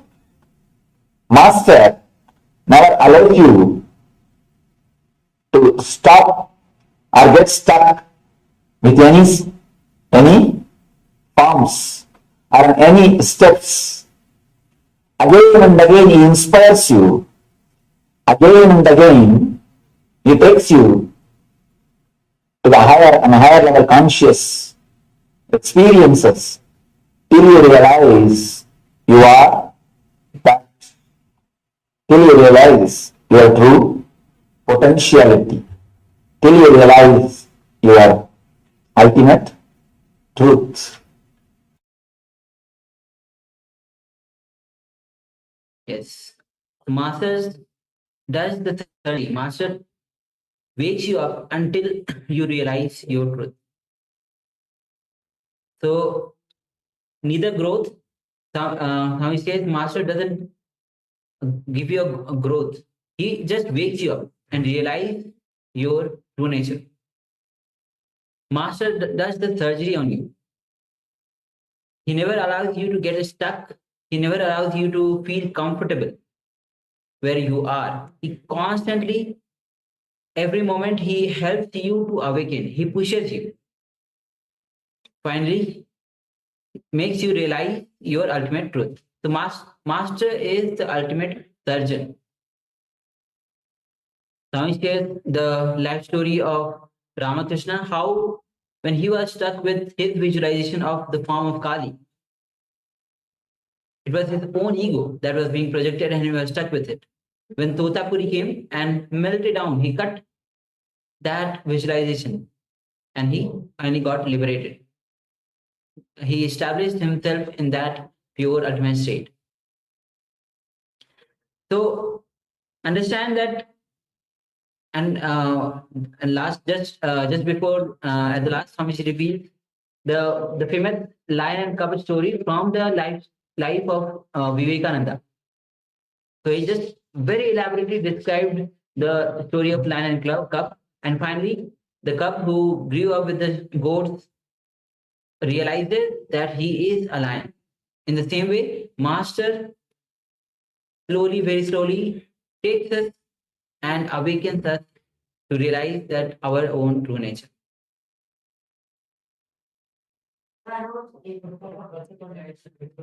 Yes. So Swamiji very beautifully says, pampering yourself is cribbing.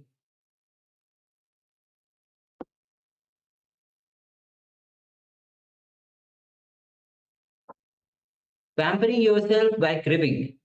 Cribbing is the bomb, and you think it is cute. It is fire. Look in. So we'll be working on this exercise.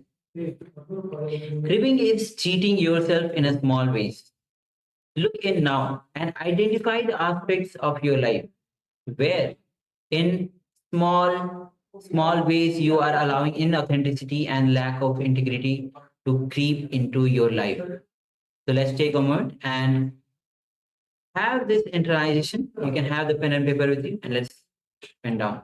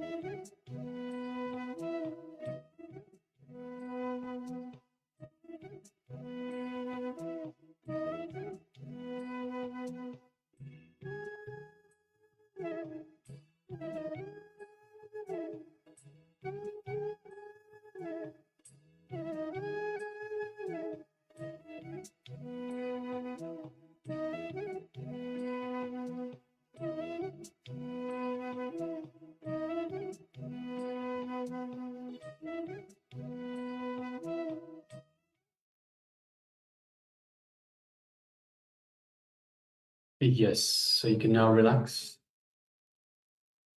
So it is important to understand that our craving, our small small ways of cheating ourselves.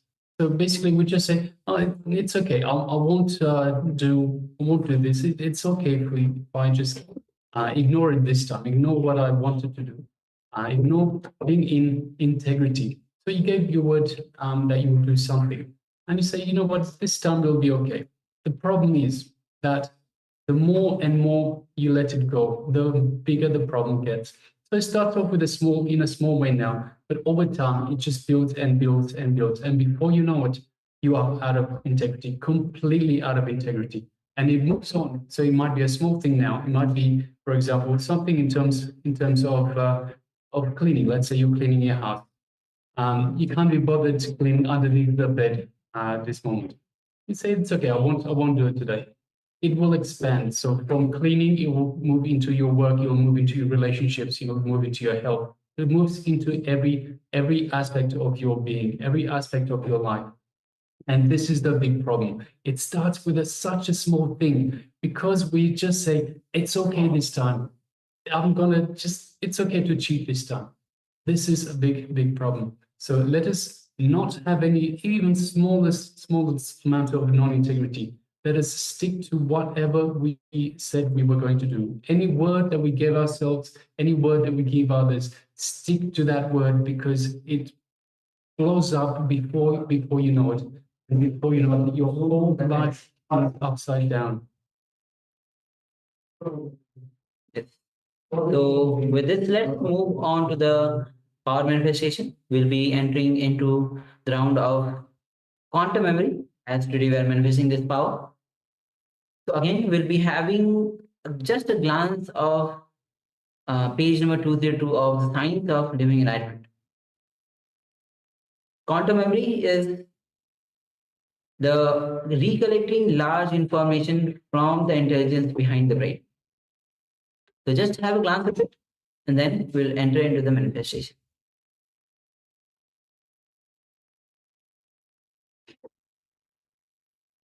Yes, that's all. So now, just as you had the glance of it, from the space of oneness, through the power of third eye, recollect all the information what is there in the page 202 of Science of Living Enlightenment. And of course, don't go around and looking for the page number 202 of the Science of Living Enlightenment.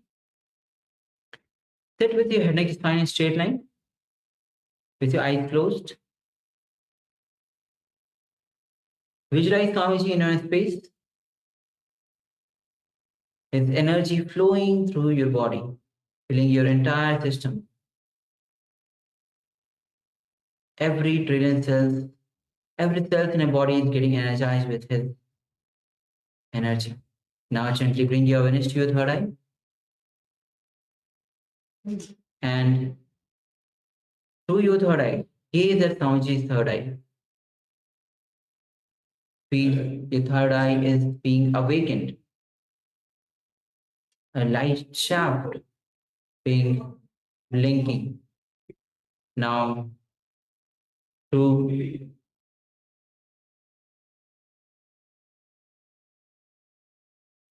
yes, so as you gaze through the Swamiji's third eye, you drop all your delusions, all your confusions. Being in the oneness with Swamiji, let's manifest this power of quantum memory. Let's begin.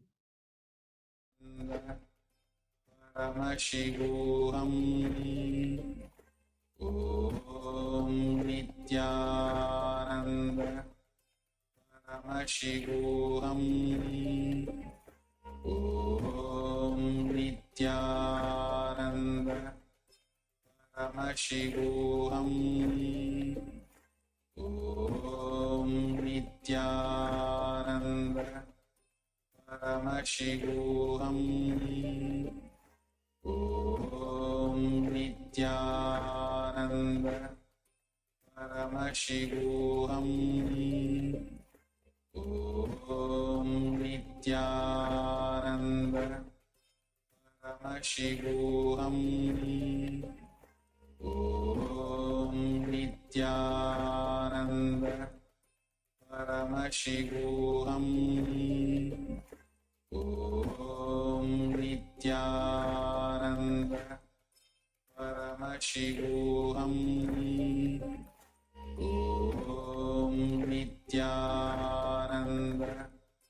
Paramashivoham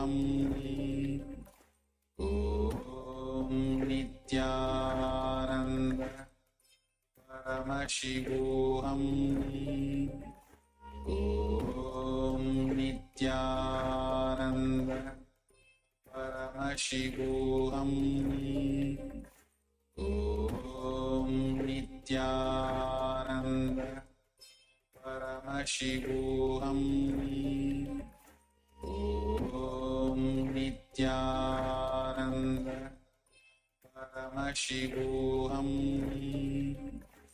Om Nithyananda Paramashivoham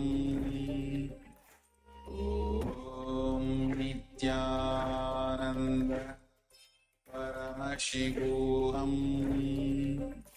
Om Nithyananda Paramashivoham Om Nithyananda Paramashivoham Om Nithyananda Paramashivoham Om Nithyananda Paramashivoham Om Nithyananda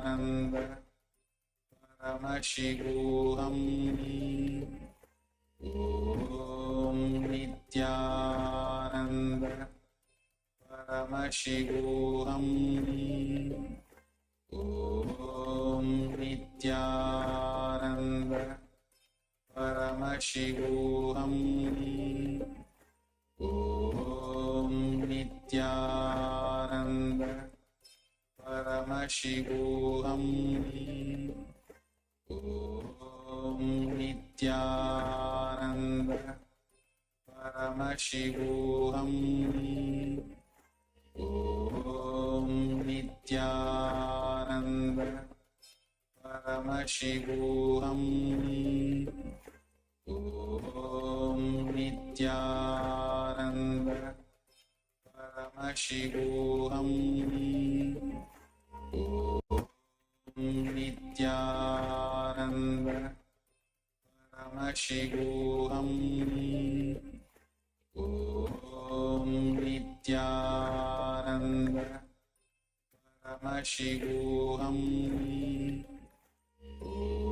Om Nithyananda Paramashivoham Om Nithyananda Paramashivoham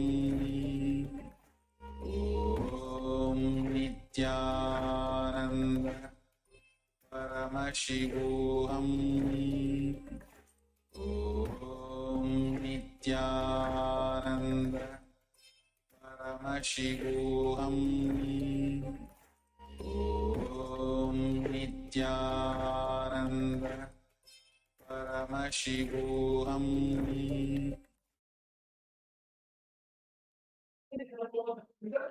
Yes, you can relax now. So just take a moment and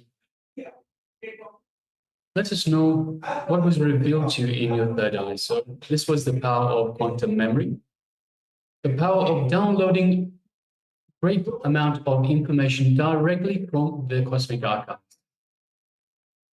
So in this segment, we displayed an image of a page just for a brief couple of seconds. And we requested you to just take a glance at this page and to connect to this page, but don't actually try to read it.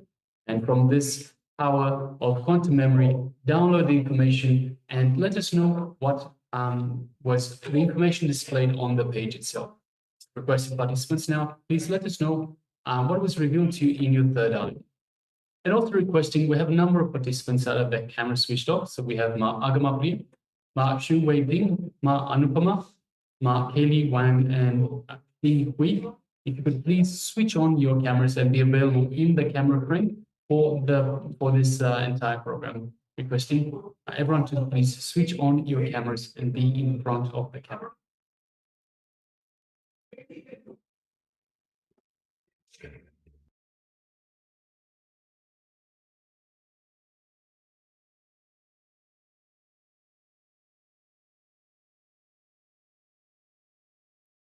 So yes, requesting all the participants that have taken part in this power manifestation, please let us know what was revealed to you. So this was page number 202 of the book, The Science of Living Enlightenment by the Supreme Pontiff of Hinduism, Bhagavan Nithyananda Paramashivoham. So, all right, so let's reveal, we'll be projecting this page so that we can verify our manifestation. Yes, so as you can see, this is the content of the 202 page. The laws of the cosmos is responsibilism. This starts with heart. The Garh Mandir Sanctum Sanctorum, which is in you, is Anand Gandha. Your Anand Gandha is your Garh Mandir, where your God, your Ishta Devata, SuperConsciousness resides. Integrity and authenticity should be the Dwarpalakas, the guardian who will not allow the tiredness, boredom, depression, any form of powerlessness to enter inside. There is a question for me. When life does not give you what I want or the power to change what I want, I don't like, how do I not entertain powerlessness in such a case? Listen, It is because you entertain powerlessness that life is not giving you what you want. It is not that life first denies you and then you entertain powerlessness. No.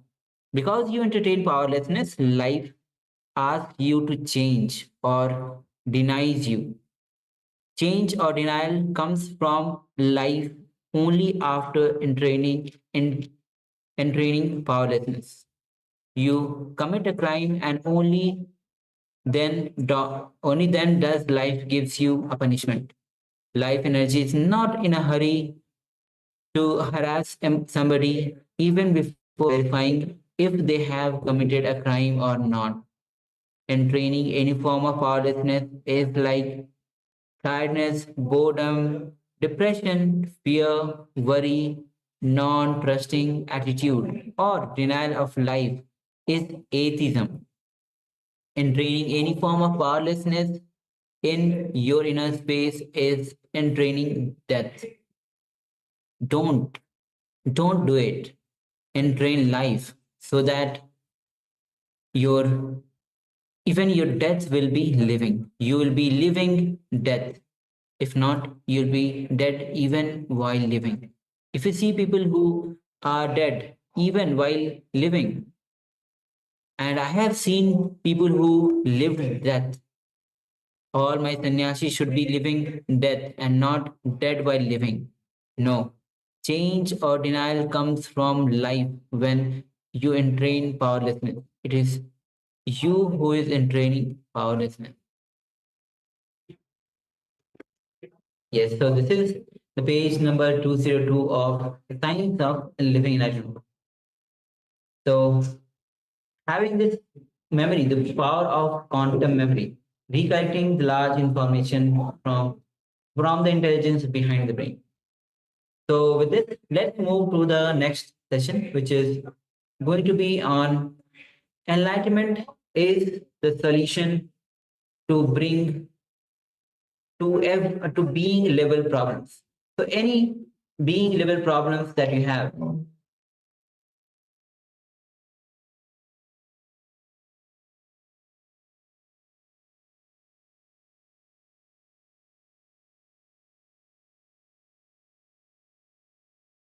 Yes. So enlightenment, Swamiji reveals that enlightenment is the solution to being level problems.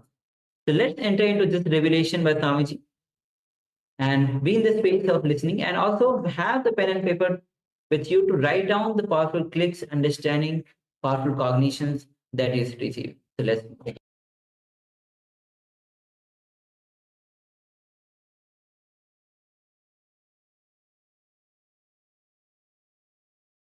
If you know how to be aware of the gaps, silence, you will have my presence. I am here, or you are here, only to have the presence, not to have communication. If I don't speak, your mind will start speaking to yourself. That is the only reason I speak. So that if I speak, at least your mind will relax. You will stop speaking. If you really stop speaking and start listening, you will start, not only you will start listening, you will see something more will be happening in you. It is the presence of the master that is important. If you think you are learning, you are missing.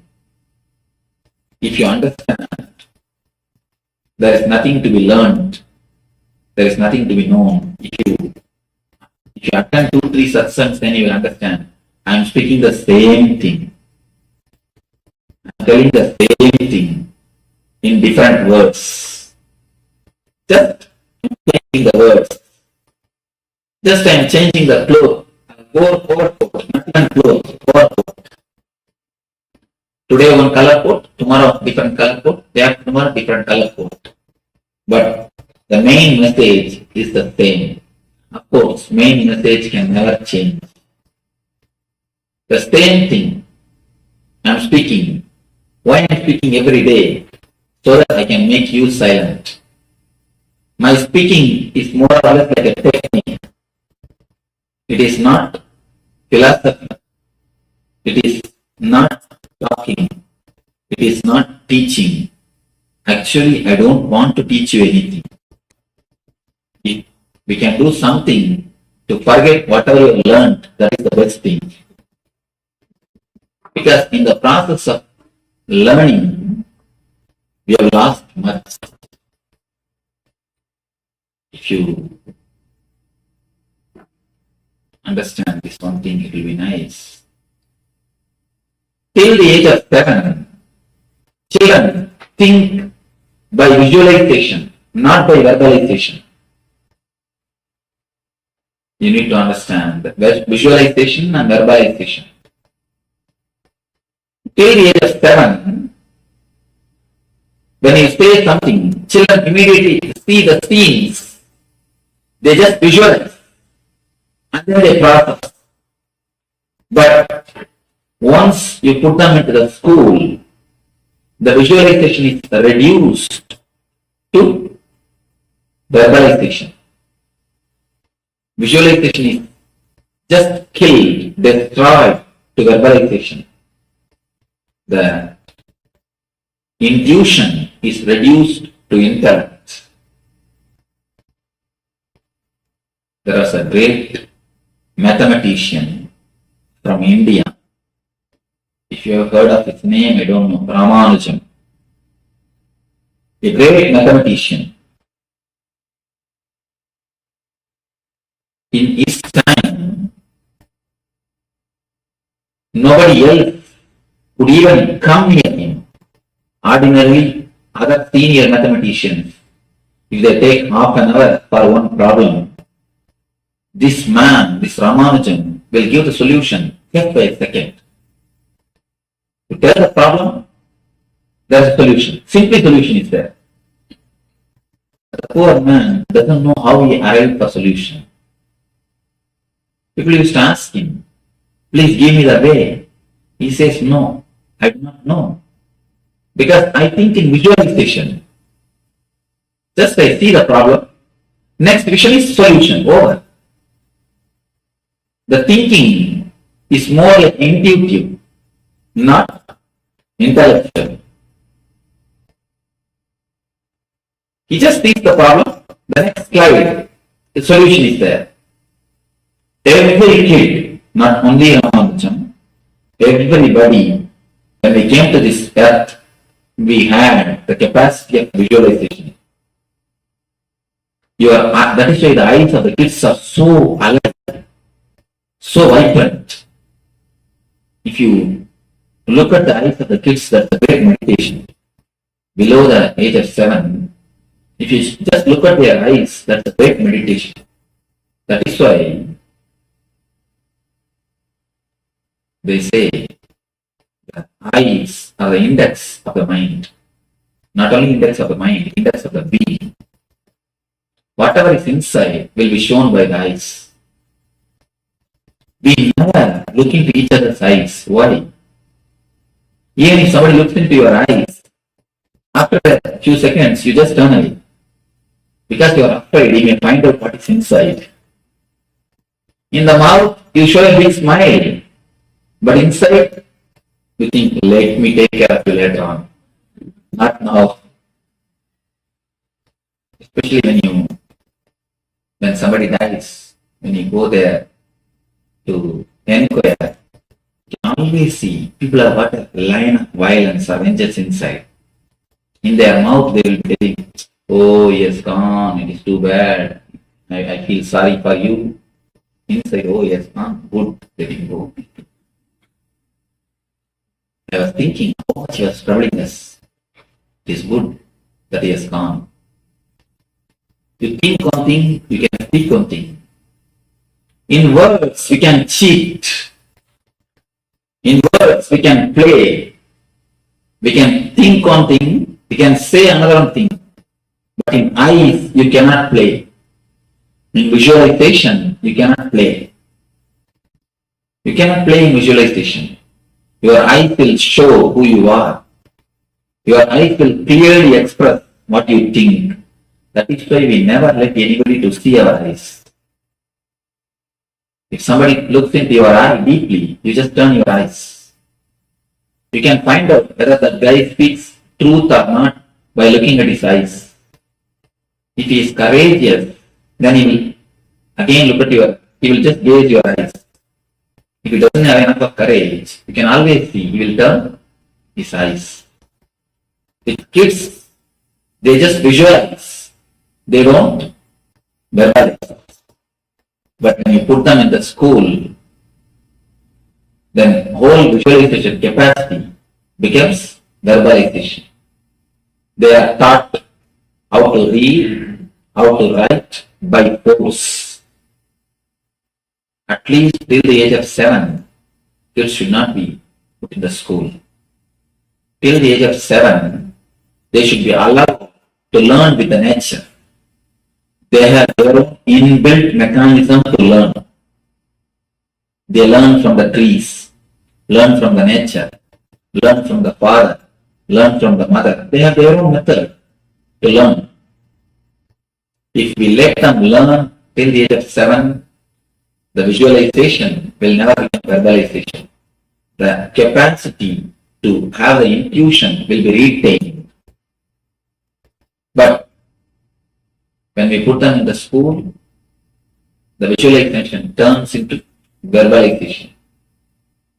Then they start thinking in words. The mind starts working with words. With words, you take long time. With words, you take too much of time to come to any solution. That is the difference between Ramanujam and other mathematicians. Ramanujam thought in visualization. The other person's thought in verbalization. The greatness of Ramanujam is he never went to school. He never went to formal school. So that he could retain his visualization capacity, his innocence. When the visualization becomes verbalization, we can understand, instead of eyes being vibrant, tongue will become vibrant. Then visualization is turned to verbalization. It is almost like a psychological castration. I'm using a strong word, but it is truth. Psychologically, the man is castrated. The being is castrated. Because with visualization, any problem, you will have immediate solution.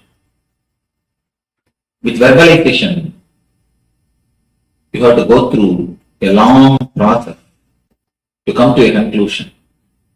Verbalization belongs to logic. Verbalization belongs to head. It is easy to have, but visualization is difficult to handle. A man who has got a visualizing capacity will have a tremendous freedom. He will be so ecstatic, joyful. You cannot put up with him. That is why, from the time immemorial, all the enlightened masters are poisoned, crucified, thrown, the stones are thrown, they will thrown out of the country. Start from Shankara, Buddha, Jesus, Krishna, every master. Of course, when the disciples write the history, they try to change. But if you see the truth, you cannot tolerate a more intelligent person in your society, amidst us. We feel too small in front of them. That is why we even reduce the visualization capacity of the kids to verbalization. Once they become just like us, buffaloes, we feel comfortable. Till we make them buffaloes, we don't feel comfortable. No parents feel comfortable. The comfortable with the energy of the kids. They roll this side, that side, do this, do that. You always feel uneasy. You try your best to control them. You try your best to suppress them. Once you make them silent, dull, dead, just like you, then you feel, now you have your son or your daughter. Visualization is reduced to verbalization. Philosophy is always oriented on verbalization. Mysticism is always oriented on visualization. That is why for meditation you need visualization. For philosophy you need verbalization. How philosophy deals your 3 layers of problems. How mysticism deals your 3 layers of problems. Physical illness. All the medicine system, healing system, born out of philosophy, treats the symptom. If you have problem in the lungs, only the lungs are attended. Only that portion is attended by some chemical or by some operation or by some injection. That portion is attended. But we forget to understand by giving medicine only to that portion. If you have headache, you are given medicine. What happens? Headache becomes stomach pain. Then immediately some more medicine, that becomes knee pain. Then give some more medicine, that becomes psychological depression. When you attend only the symptom or partly, because according to logic, if you attend that portion, it is more than enough. According to philosophy, if you attend that portion, that's more than enough. Because philosophy continuously cuts into pieces and analyzes. So all the system born out of intellect and philosophy touches only the symptom or that portion. We forget body and mind is one system. The healing system which are given birth by philosophy, by intellect, says body is a biomechanism. But the healing systems which are given birth by the mystics always say body is the covering or the sheath of the soul or energy. These 2 concepts need to be understood. When you say body is a biomechanism, you can handle the body just like a machine. If one part of the machine is disturbed, you remove that portion, replace it with the same part. That's enough. In a machine, in a lathe machine, if one screw is gone, you just replace that screw. That's enough. With machine, it is perfectly all right. When you say body is a biomechanism, biomachine, you use the same attitude, you handle the body also with the same mind, with the same way. But unfortunately, body is not a biomechanism. Body is something more. And according to the philosophical healing systems, logical healing systems, body is separate, mind is separate. Unfortunately, again, that is wrong. That is why, whenever you treat the symptom or only that portion, disease is only transferred or postponed, never cured. Whenever you take medication for symptom or only the particular disease, you can be sure the headache will be, you will see the headache will disappear, but Either today or tomorrow it is going to come as a stomach pain. The time which is taken for the headache to become stomach pain, that period only you call it as a period of health. That's all. That gap you think as a healthy time. Either today or tomorrow, the process is going to happen. One more thing, a simple thing. Body continuously is circulated or flooded with the same energy. You cannot say, if you have a problem in the lungs, only lungs have got separate energy and whole other body has got separate energy. No. Even in the physical level, physical plane, you cannot say here separate blood is flowing and there everywhere else separate some other blood is flowing. No. So the medicine healing systems which are born out of intellect or the logic or the philosophy cuts and analyzes, treats only the symptom or that portion. The healing system which are born out of mysticism, especially Ayurveda and the meditation healing, they go to the root of the disease.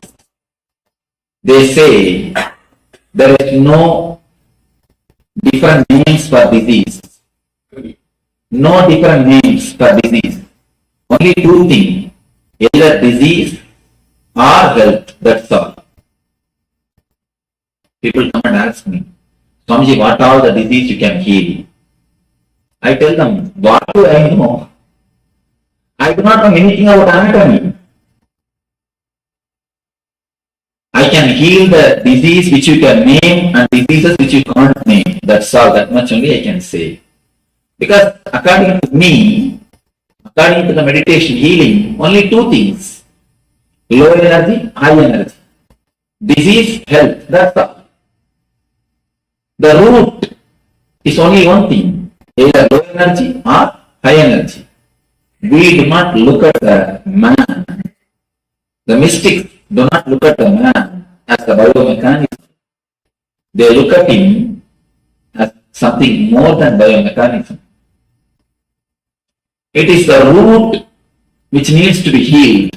It is the being which needs to be healed, not the part or the symptom. If you try to cut the trees, if you try to cut the branches and leaves to destroy a tree, can you successful? If you try to cut only the leaves and the branches to kill a tree, you can never be successful. Now they say if you prune a tree, it grows much better way, in a much more quick way. So by treating the symptom, by treating the outer layer, you will not be touching the disease. In the language of the mystics, they touch the root. Go to the very root of the disease. Go from where disease starts, where your being and mind is not easy with each other. The root of the disease is the uneasiness between your mind and your being. The uneasiness only creates diseaseness in you. The diseaseness only becomes disease. The healing system which are given birth by the mystics looked at the being as a whole. Whenever you are whole, you are holy. Understand this thing. Whenever you are whole, you are holy. They look at the very being, at the very root, from where the basic disease is appearing, from where the cure can happen, from where the root is coming out, from which point you can remove the very root.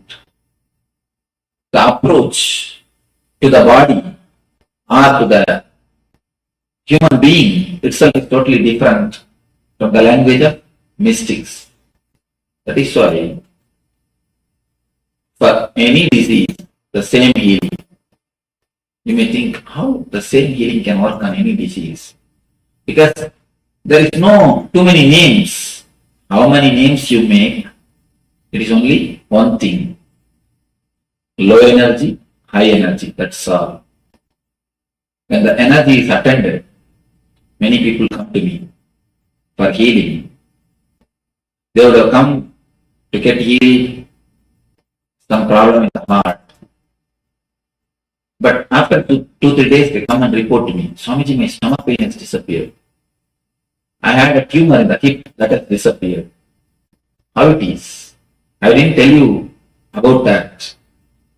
I always tell them, never think disease are separate. You have 2-3 disease. Never think you have 2-3 disease.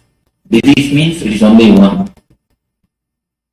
It is only one. Low energy, that's all. The whole thing can be classified under one category, under one thing. So when you touch the root, you heal the disease. Whenever you touch the symptom or the part, you only transfer or postpone the disease. When you touch the root, only then you heal it, you cure it. So the mystic's approach towards the body has given birth to the Ayurveda and meditation healing. Whenever it is necessary, some chemicals to be supplied from outside, they give the Ayurveda medicine. Whenever it is necessary, some negativity to be removed from inside, they give the meditation. So the meditation and the medication both are the root of holistic idea or holiness, wholeness. The mystics look at the mind, look at the man in a different way. Philosophers look at the body, look at the mind in a different way. Next, in the mental level, the level of education or information, how the mind is looked by the philosophers. According to philosophy, you are a matured man if you know the informations. According to philosophy, you are a man who has got your own position or social status if you know the facts and figures. You don't need to do anything more. Just the fact is more than enough. Just figures are more than enough. Just if your mind is alive, active, if your mind has got enough of information, that is enough. That is why all the schools, all the universities, all the mental education centers, mental training centers created by philosophers, created by logicians, helps you to improve your concentration. They speak only on concentration. They speak only on collecting information. They speak only on processing the information. Collecting and processing the information, nothing else. If you know that, that is more than enough. That is why all the schools, universities, they train only on the facts and informations. They make your head too big. Your whole energy is just sucked by the head. And you should know a fact. Just a few months ago, I read in a poll survey. In every university, when a person leaves the university with a gold medal, especially gold medalist, every university, at least some 50 to 60 people leave the university every year with a gold medal. Every department will be having a gold medalist. They took a survey. After 10 years, How the gold medalists are living? What is their life? They say more than 70% of the gold medalists live in a poverty line, in a poverty way, and broken relationship. Their lives are just hell. It's not small number, more than 70%. It is true. What I am giving you is a fact from a whole survey. I read in a magazine. More than 70% either they live under the poverty line, below poverty line. And not only that, broken relationship.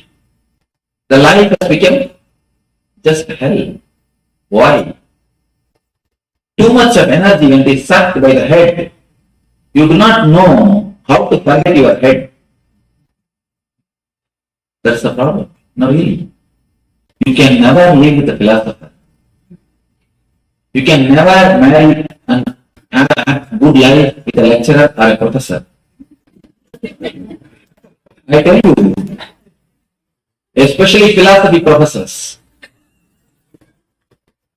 Because even in the house, they will be like a teacher. They will be like a professor. See, a doctor, when he comes back to the house, he knows how to remove the stethoscope and keep. How to remove his overcoat and keep. Even a lawyer can keep some of his coat outside. But what will happen to professor? What can he do? He has to keep only his mouth shut, which is impossible. Almost impossible. It is very difficult to live with philosophers. It is really. If you have experience, you can understand. It's very difficult to live with philosophers. Because their way of thinking itself is totally different. They have gone so much away from the reality. They are actually in their own world.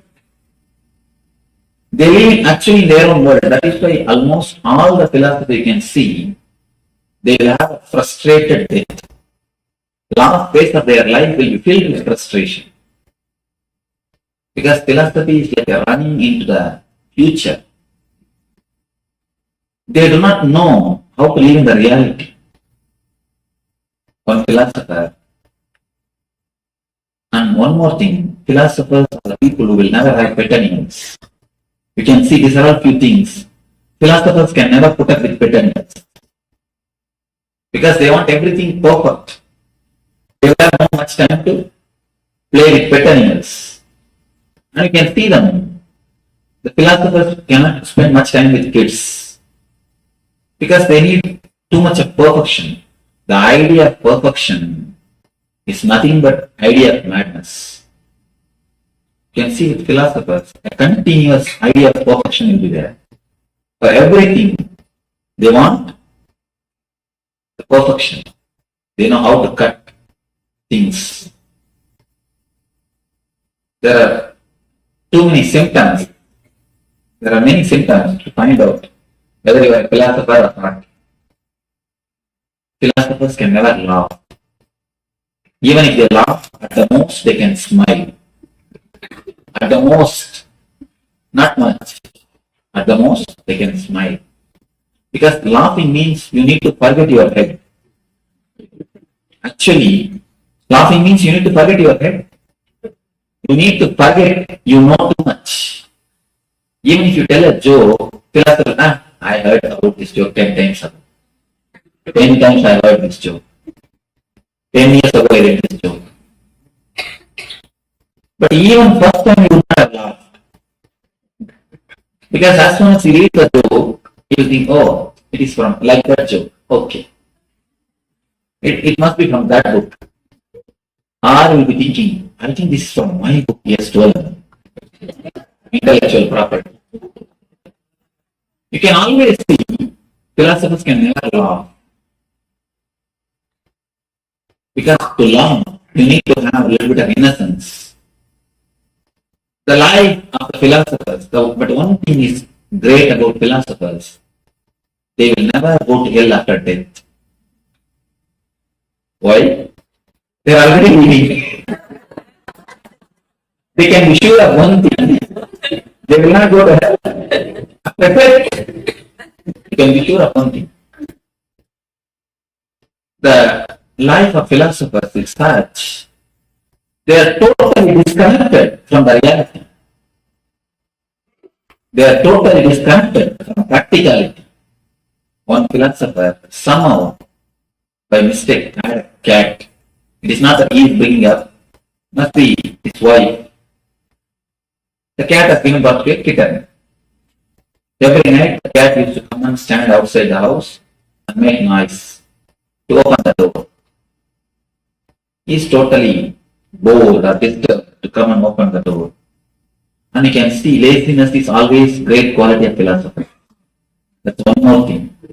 Because so much of energy is sucked by the head, the body will not have energy. Even when they walk, you can understand, it will be very regularized walking. It will not be like a floating. When a mystic walks, you can see it will be like a floating. When a philosopher walks, you can see it like a steady, controlled walking. Steady, controlled walking. Philosopher does not mean only a man who studies philosophy. Even amongst you, there are so many philosophers. Amongst you, there are so many philosophers.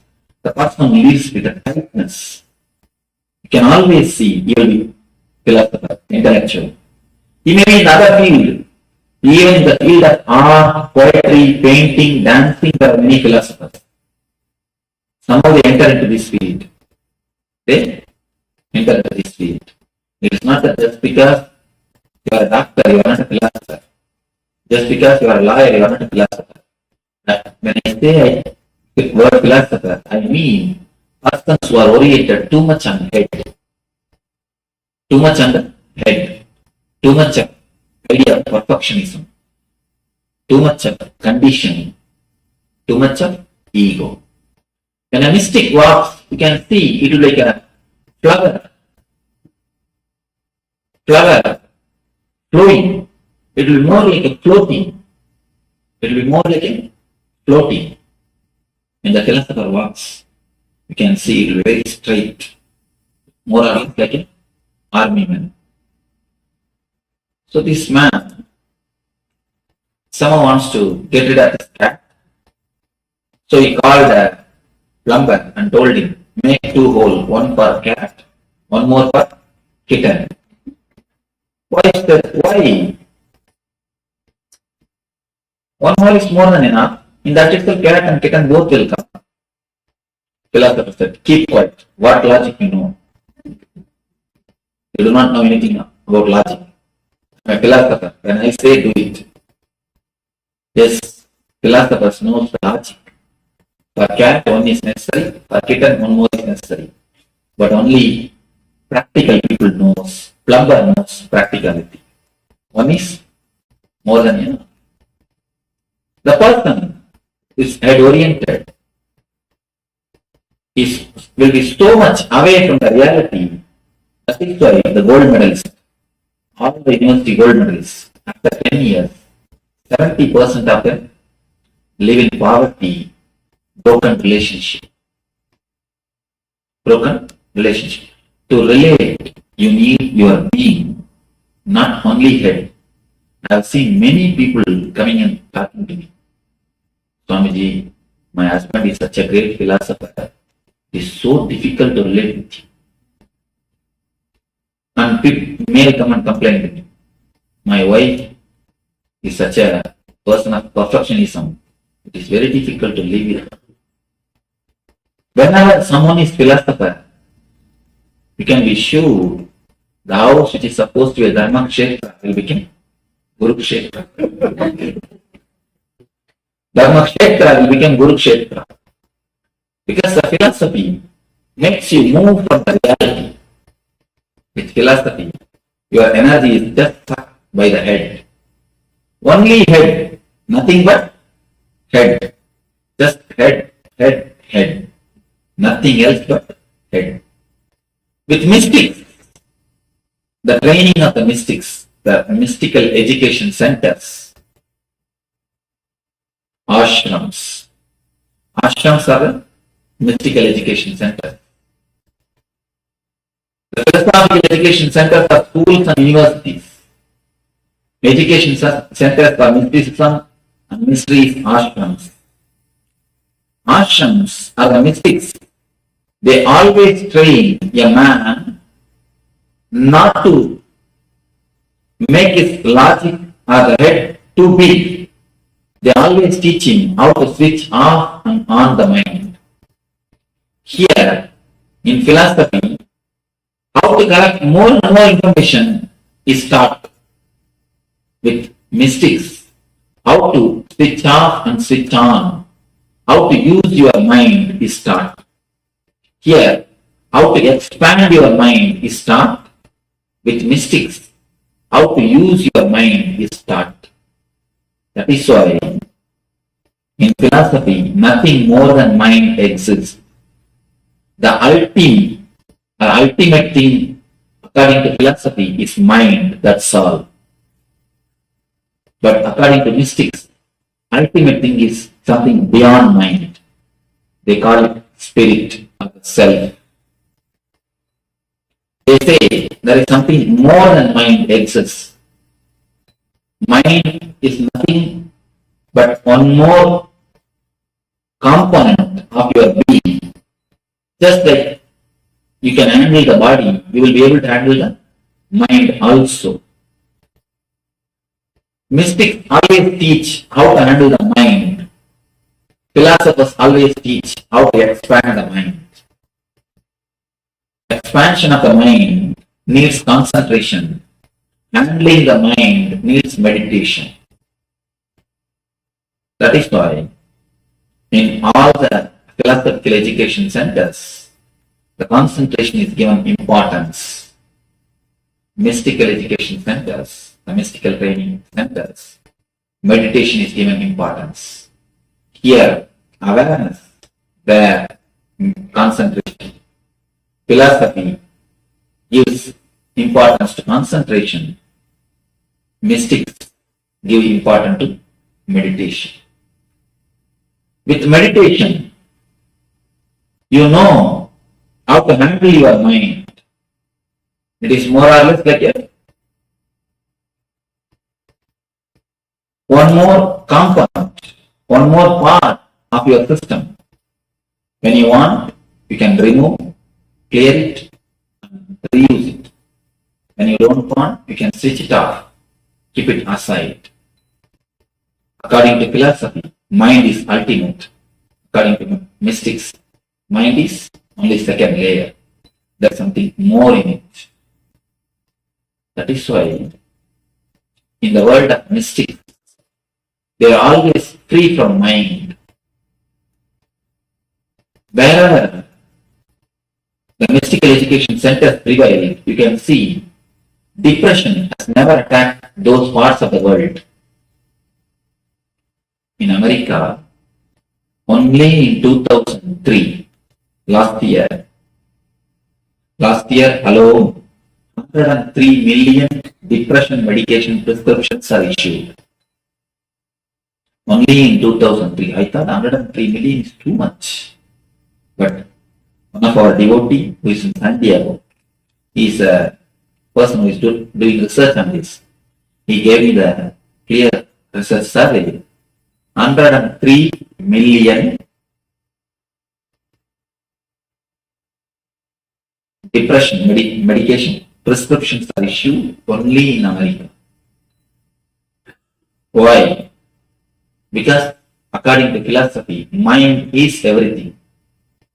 You do not know, we do not learn how to handle the mind.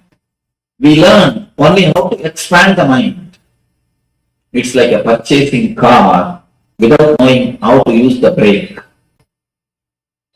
You got a new big car, got into the car, started driving in a freeway. Finally, you have come to your house, but you do not know how to stop the car. What will happen? It means, somebody told me, it means we are not driving the car, so the car is driving us. That is what is true. When you do not know how to stop the car, You are not driving the car. Car is driving you. Whenever you expand the mind without knowing how to stop the mind, be sure you are heading towards depression. It is inevitable you are heading towards depression. Depression is nothing. It is just too much of energy is sucked by the head. You do not have any more energy left in your being. So the whole being just falls into low energy. That is what is called depression. Depression is nothing but too much of head. Here, so much of training to expand the head, expand the intellect is given. But they forgot a major thing, a very major thing. When you purchase a car, you should read the manual how to put the brake. Philosophers gave importance to expand the mind. Mystics gave importance to switch off the mind. Once you know how to switch off and switch on, you will know how to handle the car. Once you know how to put brake, you will know how to use it. The third layer, the problems of the spirit, or problems of the being. How philosophers handle it. Strange thing. Somebody asked me, Swamiji, is there anything essential missing in psychoanalysis? Why? Even after so many years and years and years of analysis, we are not able to find any result. Somebody came and asked me about a psychoanalysis. One psychoanalyst, actually. I told her, not something essential. The very essential is missing in psychoanalysis. Psychoanalysis is the solution for the problems of the being from the philosophical mind, at the philosophical level. What actually psychoanalysis does? What actually psychoanalysis does? Continuously analyzing. That's all. You will be speaking your problems, and the psychoanalyst will be listening to the problems. After he becomes patient, you are freed. And you should know a strange truth. Again, a truth actually. They took a survey in which field people became mad. Architect, a lawyer, or engineer, a contractor, or doctor, or psychoanalyst.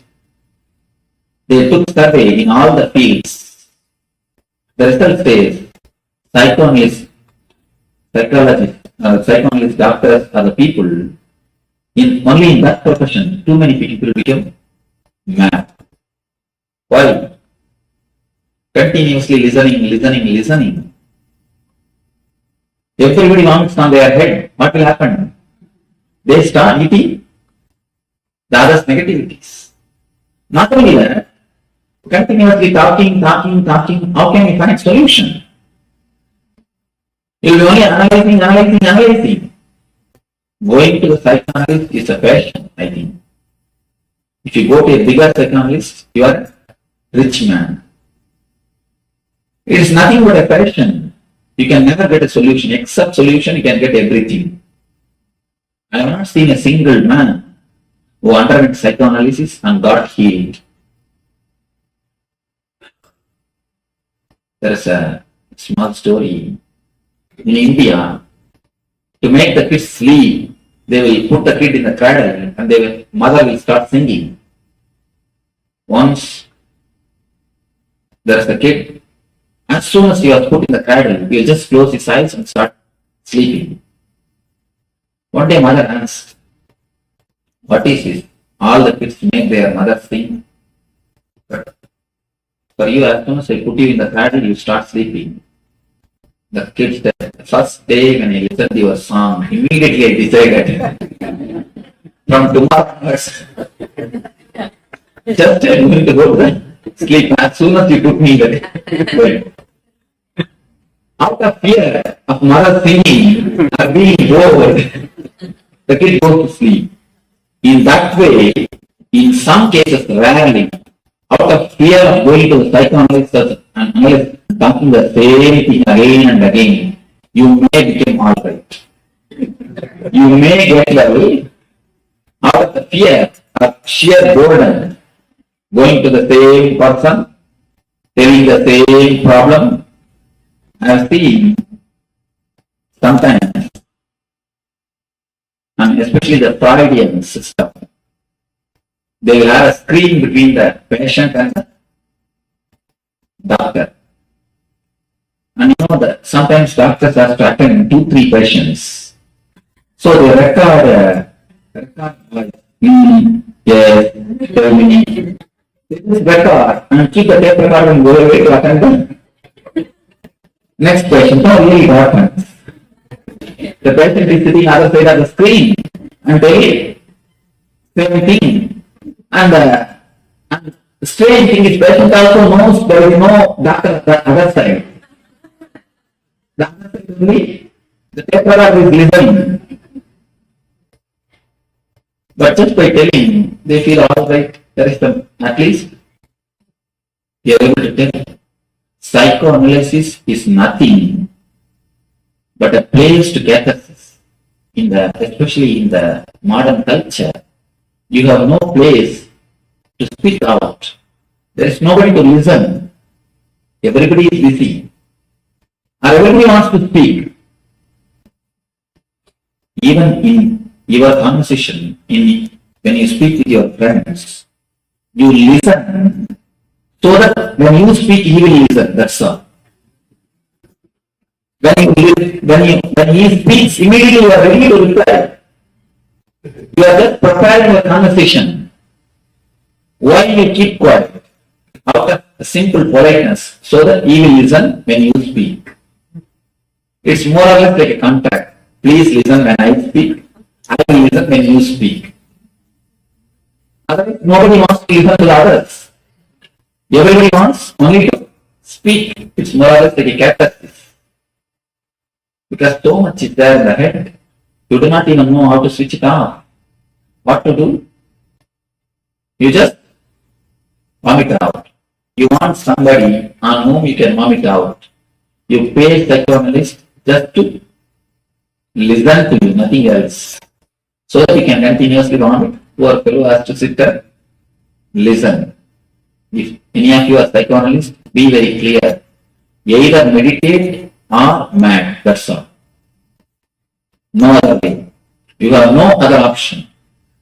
Either meditation, I saw a board, the road, either picket or ticket. Somewhere where the parking things are there, picket or ticket.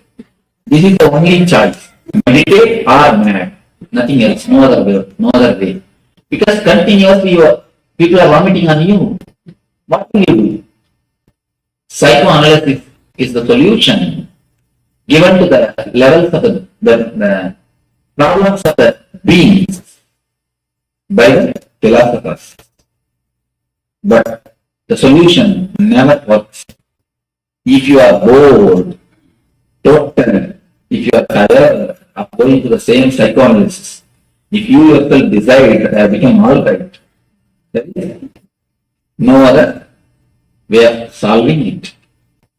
Enlightenment is the solution for the being level problems by the mystics.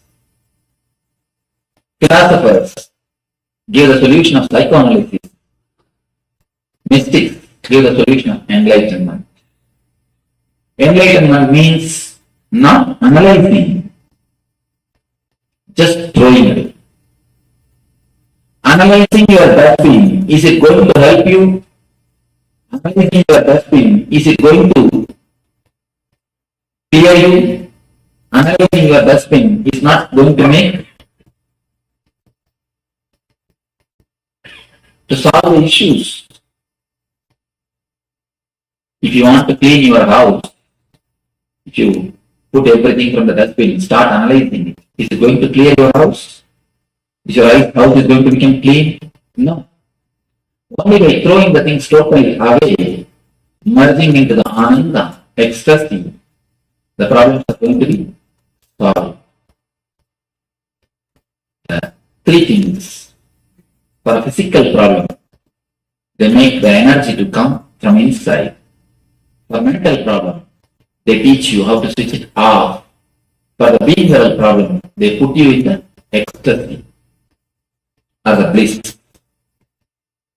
The solution from the mystic is total. Solutions from philosophers is intellectual. But for the logical mind, if you look superficially,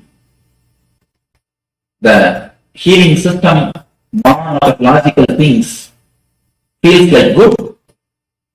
The education system born out of logical mind feels like good. The solution for the behavioral problems, psychoanalysis, feels very good because they are the established systems. Mediocre things always flourish because mass is always mediocre. The mystical things are never for mass, it is only for very few intelligent people. For mystical things, you need to have little patience. You need to go through it. You need to allow the process to happen. You cannot just jump. But mind is monkey. Mind is totally restless. It wants instant. A small story. 3 monkeys. They got 1 mango. All the 3 wants to share the mango. How can 1 mango be shared by 3 monkeys? They went to a master for solution. Master said, all right, all the 3 of you, plant this mango. Once the mango tree comes, you will have lot of mangoes. You can satisfy your whole life by eating the mangoes. These 3 monkeys thought, all right. They planted. 1 monkey took the responsibility of pouring water. The other monkey putting the manure. 3rd monkey, security. 6 months, they did their job religiously. But unfortunately, the seed has never sprouted. The tree has never happened. They went to the master to complain. What did you teach? What has happened? You have lost even that 1 mango. Why did you give such an idea for us? The master called all the 3 of them, started inquiring what has happened. First monkey said, every day religiously I poured water morning 6 o'clock. I stopped even going for a morning walk, but I poured water religiously. Second monkey, every day evening 4 o'clock I put the manure. I stopped even going to the gym. Doing this religiously I did. I do not know what has happened.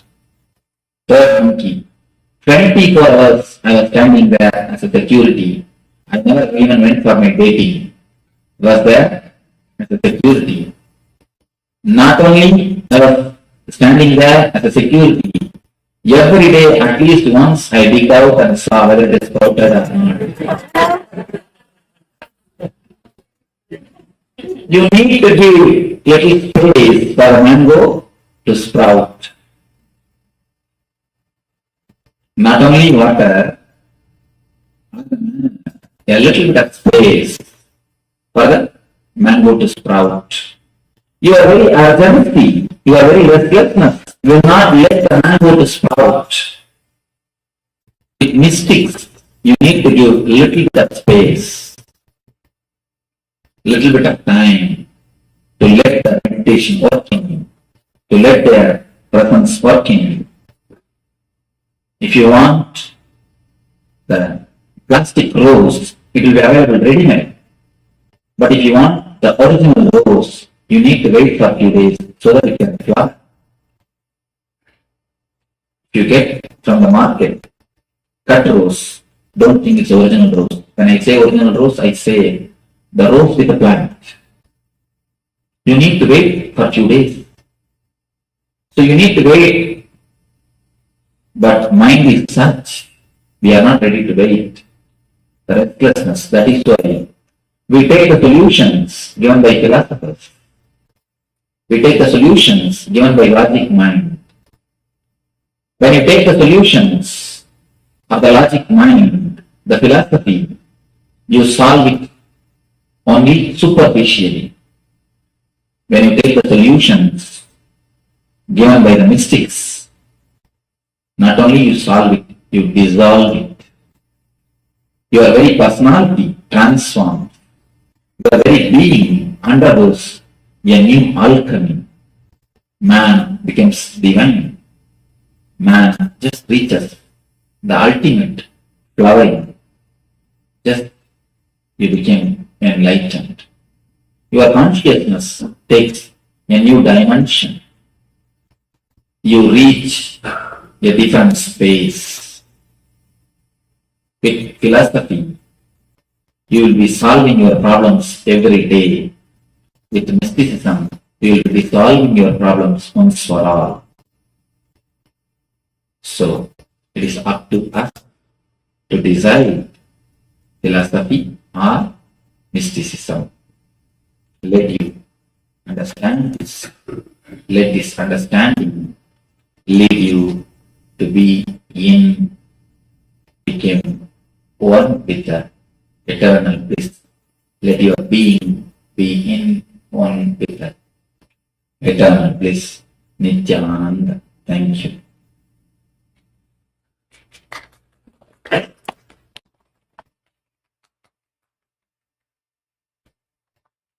Few questions can be answered. Your answers can be questioned. Because with a philosopher, your questions will be answered. With a mystic, your answers will be questioned. Your basic question, your basic answers will be questioned.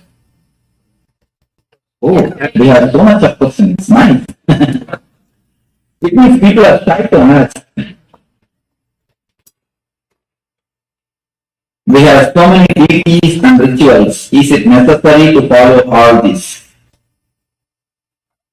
In the starting time, you don't feel confident on one deity. You don't feel confident on one ritual. You don't feel confident on one technique. You think if he is on leave, he may come and help. Ganesha is on vacation, at least Kartikeya will come and help. If Kartikeya has gone for dating, at least Muruga will come, at least Shiva will come and help. That is why you have so many deities and so many forms. I tell you, if you trust one form, one technique is more than enough. One form and one technique is more than enough. But you need a little bit of maturity to understand one form and one technique. So, if you really want to grow spiritually, if you really want to have the fruit, I tell you, one form and one technique is the right method. If you want to dig a well, 10 feet, 10 feet, 10 feet in 10 places, if you dig a well, will you get water? In one place, if you dig 20 feet, you will see water.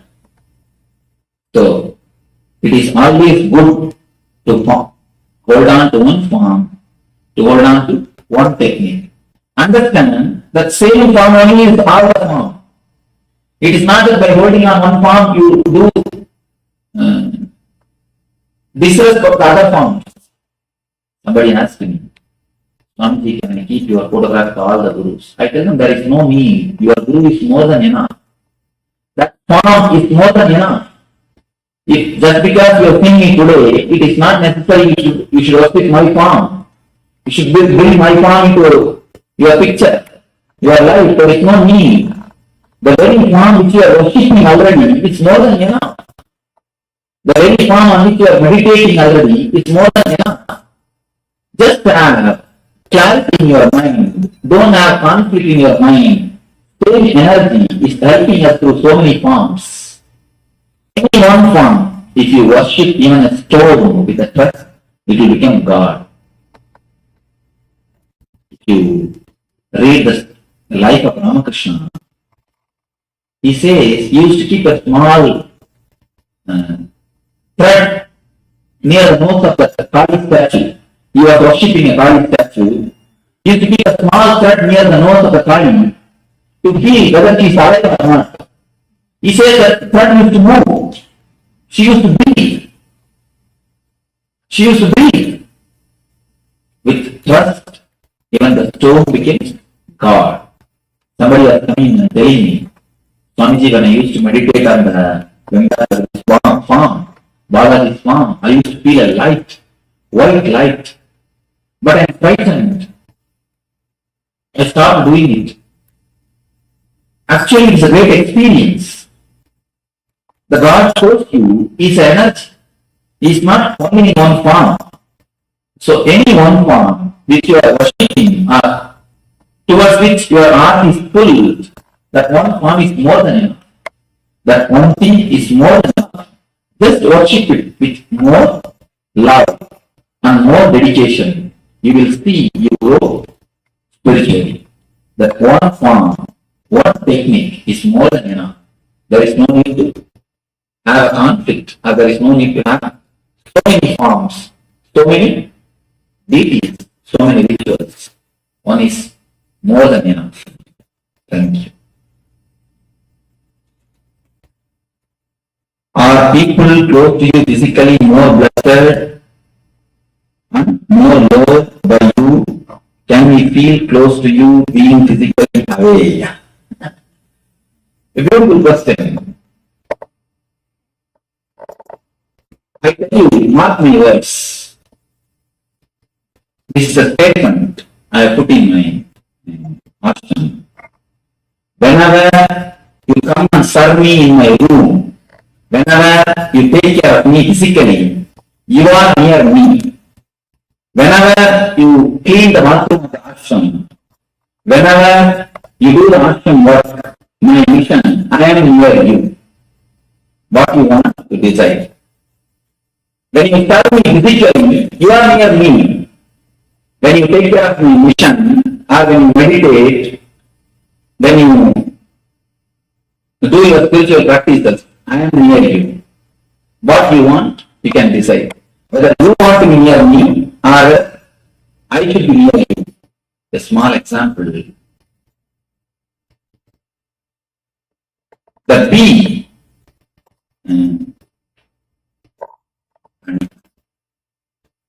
என்ன வார்த்தை? The fly will go and sit. The மாட்டு மடி என்ன சொல்றீங்க? No. Will go மாட்டோட மடி பால் வருது. The fly or the bee will go and sit in the cow udder, but it will drink only the blood, never milk. 24 hours, the bee will be sitting in the cow udder. It will drink only the blood. But the calf will go near the cow only 10 minutes, but the calf will drink the milk. So physically being near me or being away is no way related to the spirituality or being loved by me. You should understand that in the chariot, somebody has to be a wheel, somebody has to be a flag. If the flag thinks, I am not given the opportunity of being near a wheel, being a wheel, then flag will not understand a small thing. You should understand this. Once the Vishnu, he went to Ayunda. He entered, before entering into his room, he left the sandals, his shoes outside the room, and went inside the room. Then the conch and the Sangha and Chakra, you can see. The conch and the disc, both of them laughed at the sandals, telling, hey, how much you serve the Lord, how much you put your energy to hold the Lord's feet. You see, when he goes to his room, you are left outside. You are away. You are not taken inside. Only he can go to his room. Only he can be with him in his bed. You see, you are there. We are only going with him. You cannot be physically near him. Then the Padre asked the Lord, "Oh Lord, is it true?" Then Vishnu says, by touching the Pada, people can become enlightened, but never touching the Shankar Chakra. Not only that, Vishnu says, oh, this constant discuss flow like that. First thing, they did not understand the importance. The next thing, they did not understand the truth. So just for this day, let them take birth as a Bharata and Chaturma and worship you for 14 years. He cursed them. Shanga Chakra only took birth as a Bharata and Chaturma. 14 years they have to worship that Bharata for this one word. In Ramavata, the Vaikuntha had happened, Krishna says, both of you take the, in the next incarnation, let me both take the form of Bharata and Chaturma and worship the Bharata. And not only that, that is why in Ramavata, Bharata and Chaturma has to be away from Rama for 14 years. Only Lakshmana was with him. So never the physical nearness means I accept. You can understand one more thing. I have only one body. How many can serve me? There are so many everywhere. And you see, when I'm in America, all Indian disciples feel they are missing me. When I'm in India, all American disciples feel they are missing me. Physically being near me has nothing to do with the idea that I love you or I don't love you. My love is about the physical presence. And one more thing.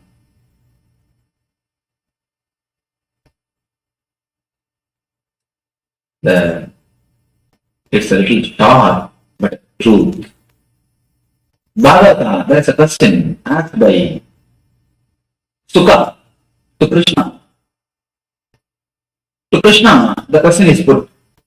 What is the difference between you having 10,000 wives and Sisubala having 10,000 wives? Sisubala was also having 10,000 wives. And Krishna was also having 10,000 wives. As far as the Krishna, it is always said, oh, gopis, prema, the spiritual. Then the Sisubala, it is always towards prostitution and immorality. Why it is with the case of Sisubala and why it is the case with you?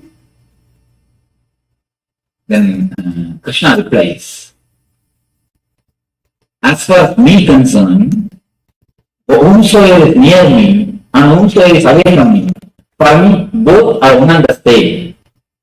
That is why being near me or not being near me does not a thing. So the physical presence does not mean anything. That is why it is called spiritual. In Sisubala's case, the people who are physically near him, they are treated in one way. The people who are physically away from him are treated in another way. That is why in his case it is prostitution. In Krishna's case it is a prema. So being near me or being away from me is no way related to the spirituality. I have to be very clear once for all. And one more thing, sometimes I make you a flag. Each one's attitude, I give them according to the post or the place to be around me, to be around me. You see, some of my disciples, I never told them to meditate. If you ask, there are few people who live with me, they never know how to close their eyes. Still now they do not know how to heal. People who are very close to me, but I always tell them, no, meditation is not for you. Keep quiet.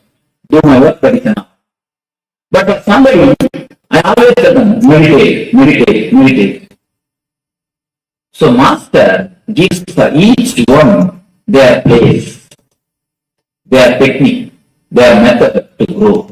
Whenever somebody comes near me, I always tell them, to be around me, you need to understand one thing.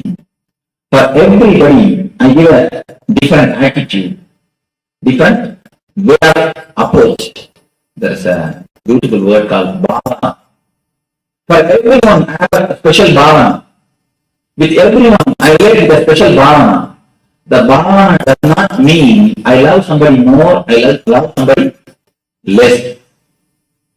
Being physically near me does not mean I love somebody more or I love somebody less. It is just the spiritual closeness. That is only counts, nothing else. Understand, just because the Parvati, the sandals could not enter the room of the Vishnu, it is not, it is some way less. Just because the trance and the disc is entering into the master's room, it is not some way they are high. If you understand this one story, that's enough. The trance and disc are just told to Vishnu, go and take Bhagavan Gangadhara, worship the feet, worship the Parvati for 14 years. Okay. How long can take? I think it's 9 o'clock. I'll answer one of the questions. Other questions? No. When criticism or negativity is given to you and you react in your mind, what thought process should happen in order to get to the point in your mind where you do not react at all?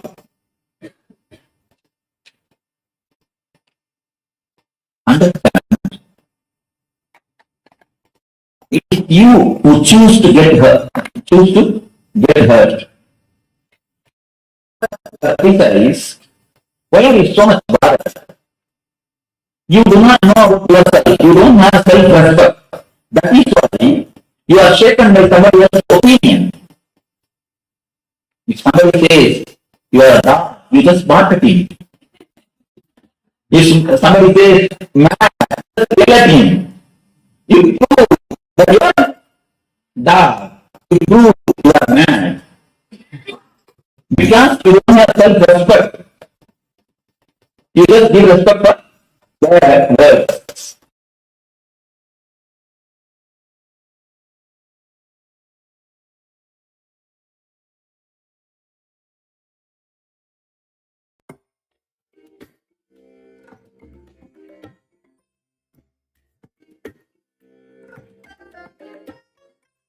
I bless you all.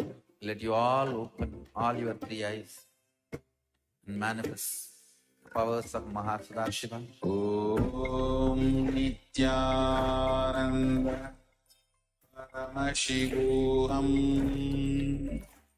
Om Nithyananda Paramashivoham.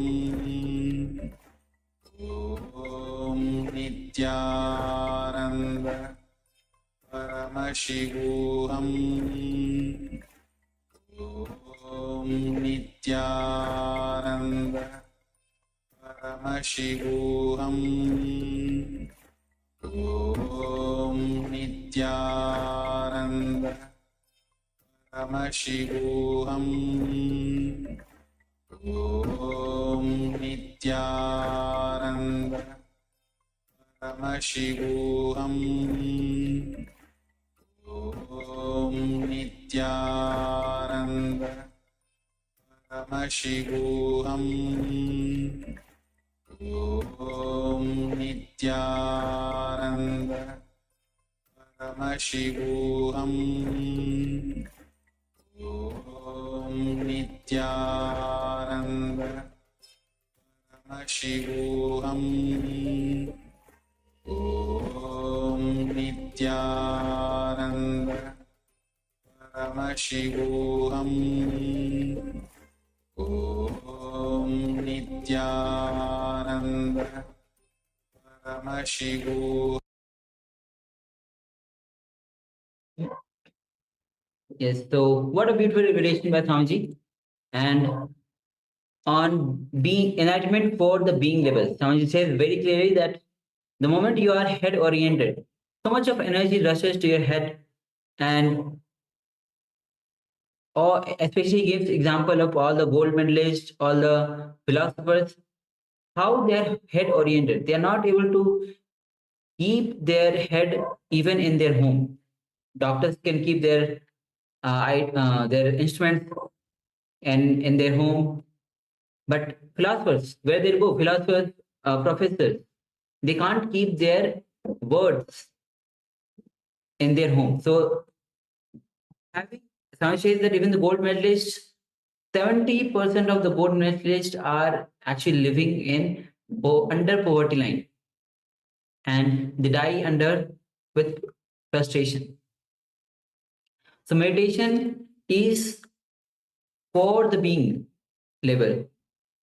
The moment you start meditating, it is for your being, to know yourself. Swami says, unless you know yourself, you'll be getting carried away by anybody's words. Anybody can give you words and you'll be shaken away by their words because you don't know about yourself. So with this, we'll be entering into the internalization exercise. Yes, and the internalization exercise, how to reach the space from which powers manifest.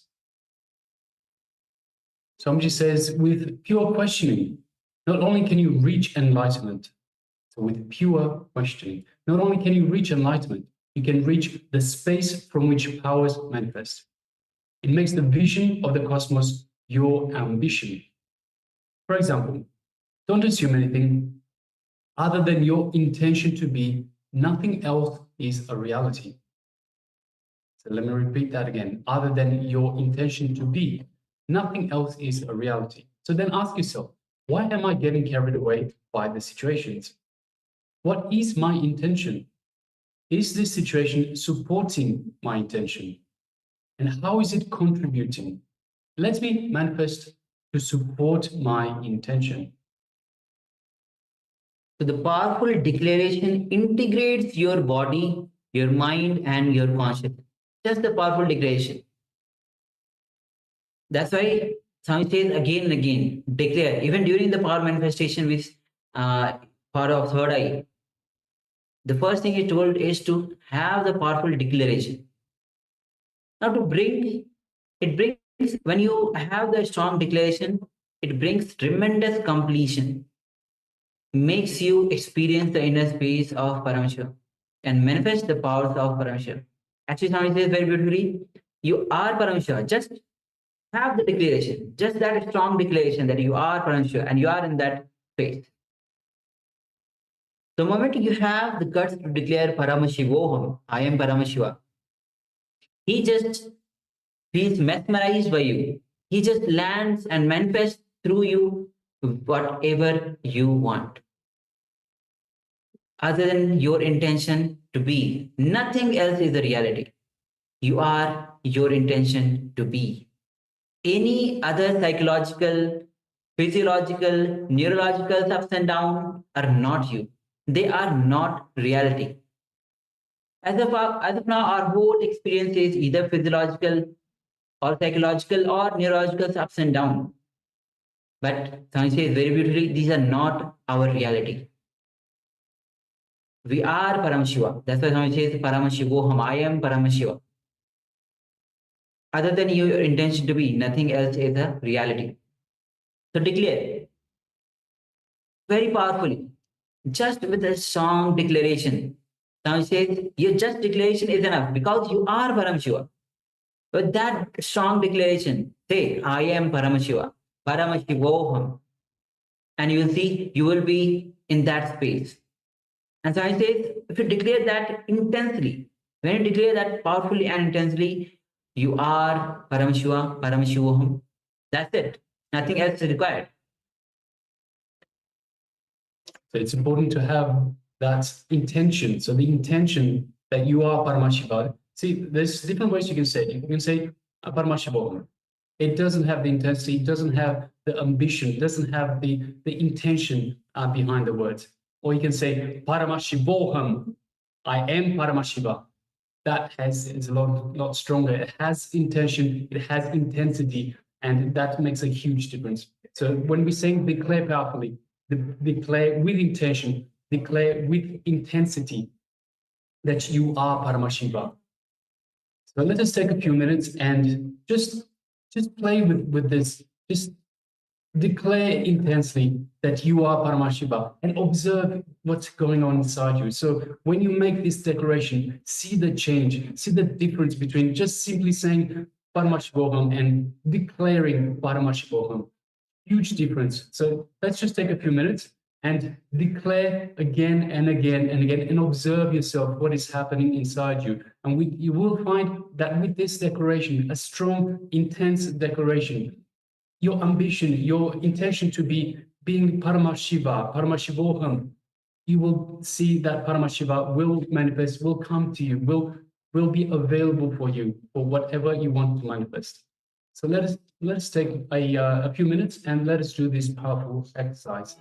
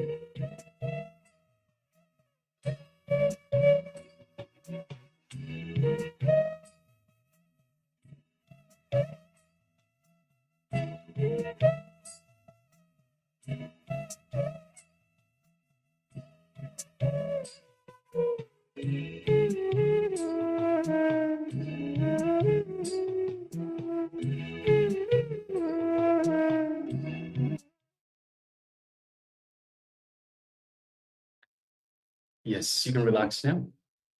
And just take a moment and share with us your experience. So how did you go through, how did you experience this Paramashivoham, this declaration, this making strong declaration with intention that you are Paramashiva? Just take a moment, requesting participants to take a moment and let us know in the chat box how they felt, if they felt the difference. So there's a huge difference.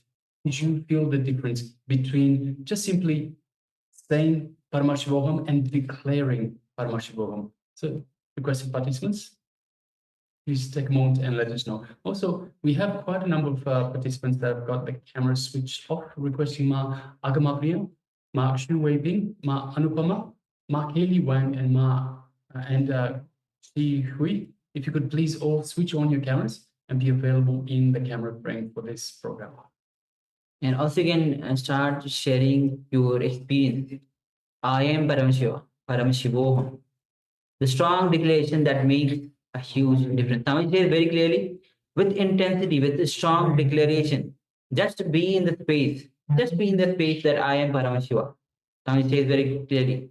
Even as we manifest the power, Swami says, as you are Paramashiva, just what is needed is that strong declaration. So let's take a moment. And then we'll be moving on to the power manifestation, which today we are manifesting the power of quantum memory.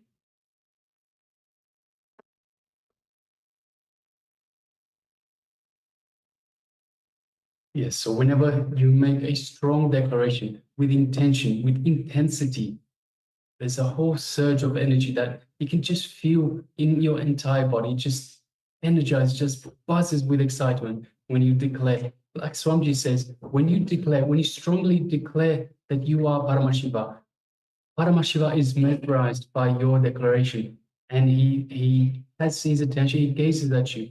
In the same way, you feel that gaze, you feel that attention, you feel that Paramashiva is mesmerized because your whole body is energized, your whole body is buzzing with excitement. And yes, and with a strong declaration, your whole body, your mind, and consciousness gets integrated. And the moment it gets integrated, you manifest anything that you want, because it is the total integrity that manifests, because your whole energy is aligned, your whole energy is integrated. Then anything that you want manifest. So you are in that space of Paramashivoham, I am Paramashiva. All right, so now let's move on to the next segment in our program today, which is once again the power manifestation. And of course, today's power is the power of quantum memory. So I'd like to take a moment and remind participants, again, this is not a measure of your memory. So even though it says quantum memory, it is actually going beyond the mind, going beyond the brain, beyond the logic, to download vast amounts of information directly from the cosmic archives. So let us get ready for this power manifestation. We will shortly be displaying a page from the Supreme Pontiff of Hinduism's book called Science of Living Enlightenment. It's page 225. Now, we request that you don't go and search for the page, don't search for the book itself. So that's not the exercise we're doing. So we will be displaying this page just for a short while, and don't try to read it, just gaze.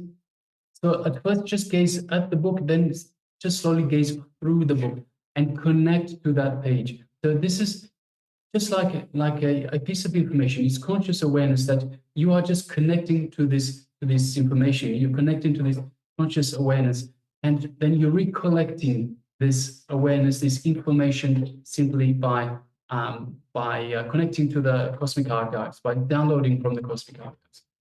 So let us get ready. Yes, so the book is just being displayed now. Just have a gaze at it, and that's it. All right, so that was just enough time for you to gaze at it, to connect to it. Now let us connect to Swamiji and to Paramashiva himself and download this information that was displayed for you. So let's sit comfortably with the head, neck, and spine in a straight line. Just take a moment and relax. Just breathe in and out deeply and slowly. So let us do this together. Breathe in and breathe out. Slowly, deeply, and breathe in and breathe out.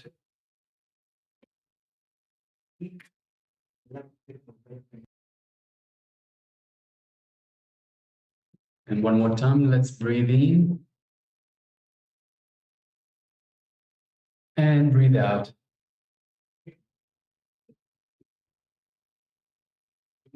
Right now, this space of calmness, let us unclutch from anything the mind throws at us. Any thoughts, any emotions, any worries, any patterns, any incompletions, and of course, any impossibilities. There is nothing that is impossible. So let us just unclutch from all of that. Unclutch by just any time it comes up, just ignore it. Do not get involved in it. You can observe it. Become an observer, just a witness a mere witness. You don't entangle in it. So just become a witness. As it comes out, just let it slowly go back down as well. So thought comes up, let it go back down. This way we unclutch from the thoughts. Let it go on unclutching, unclutching, unclutching, till we come to a space of restful awareness. Restful awareness where we feel the gap between thoughts. It slowly becomes wider and wider and wider. In this space is where you connect to your true self. You connect to your divine self, to Paramashiva himself. Just take a moment. And unclench. Now let us invoke Swamiji into our inner space, which is found just below the heart center, also called as the Ananda Ganda. So this is our inner space. And just mere remembrance of Swamiji in our inner space invokes the Master. So let us just visualize Swamiji in our inner space. Visualize your favorite photo of Swamiji. Nice big smile. Whichever image of Swamiji you are connected to. And now let us just feel Swamiji's love, his compassion, his infinite wisdom, his infinite grace, just showering upon us as he radiates these qualities in your inner space.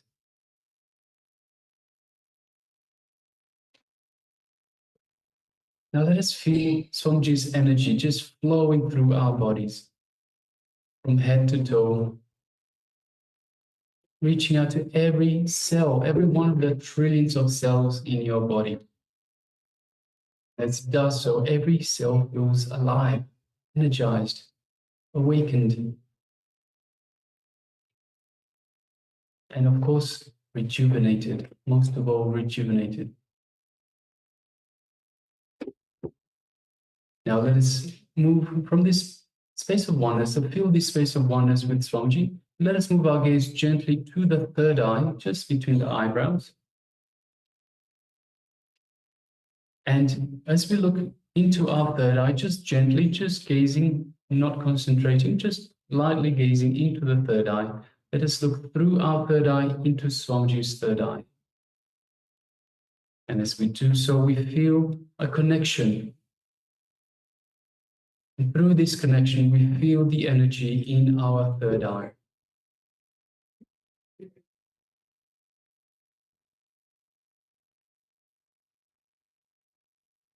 Now, let us start chanting the Mahavakya, the cosmic code word that Swamiji has given to us. Om Nithyananda Paramashivoham. Om, eternally blissful, I am Paramashiva. Declaration that we've just gone through. I am Paramashiva. Let us start chanting. Om Nithyananda Paramashivoham. Om Nithyananda Paramashivoham.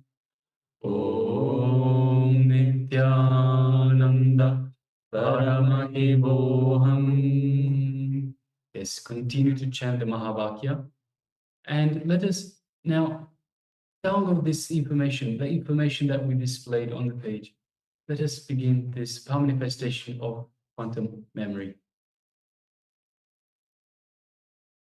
Paramashivoham.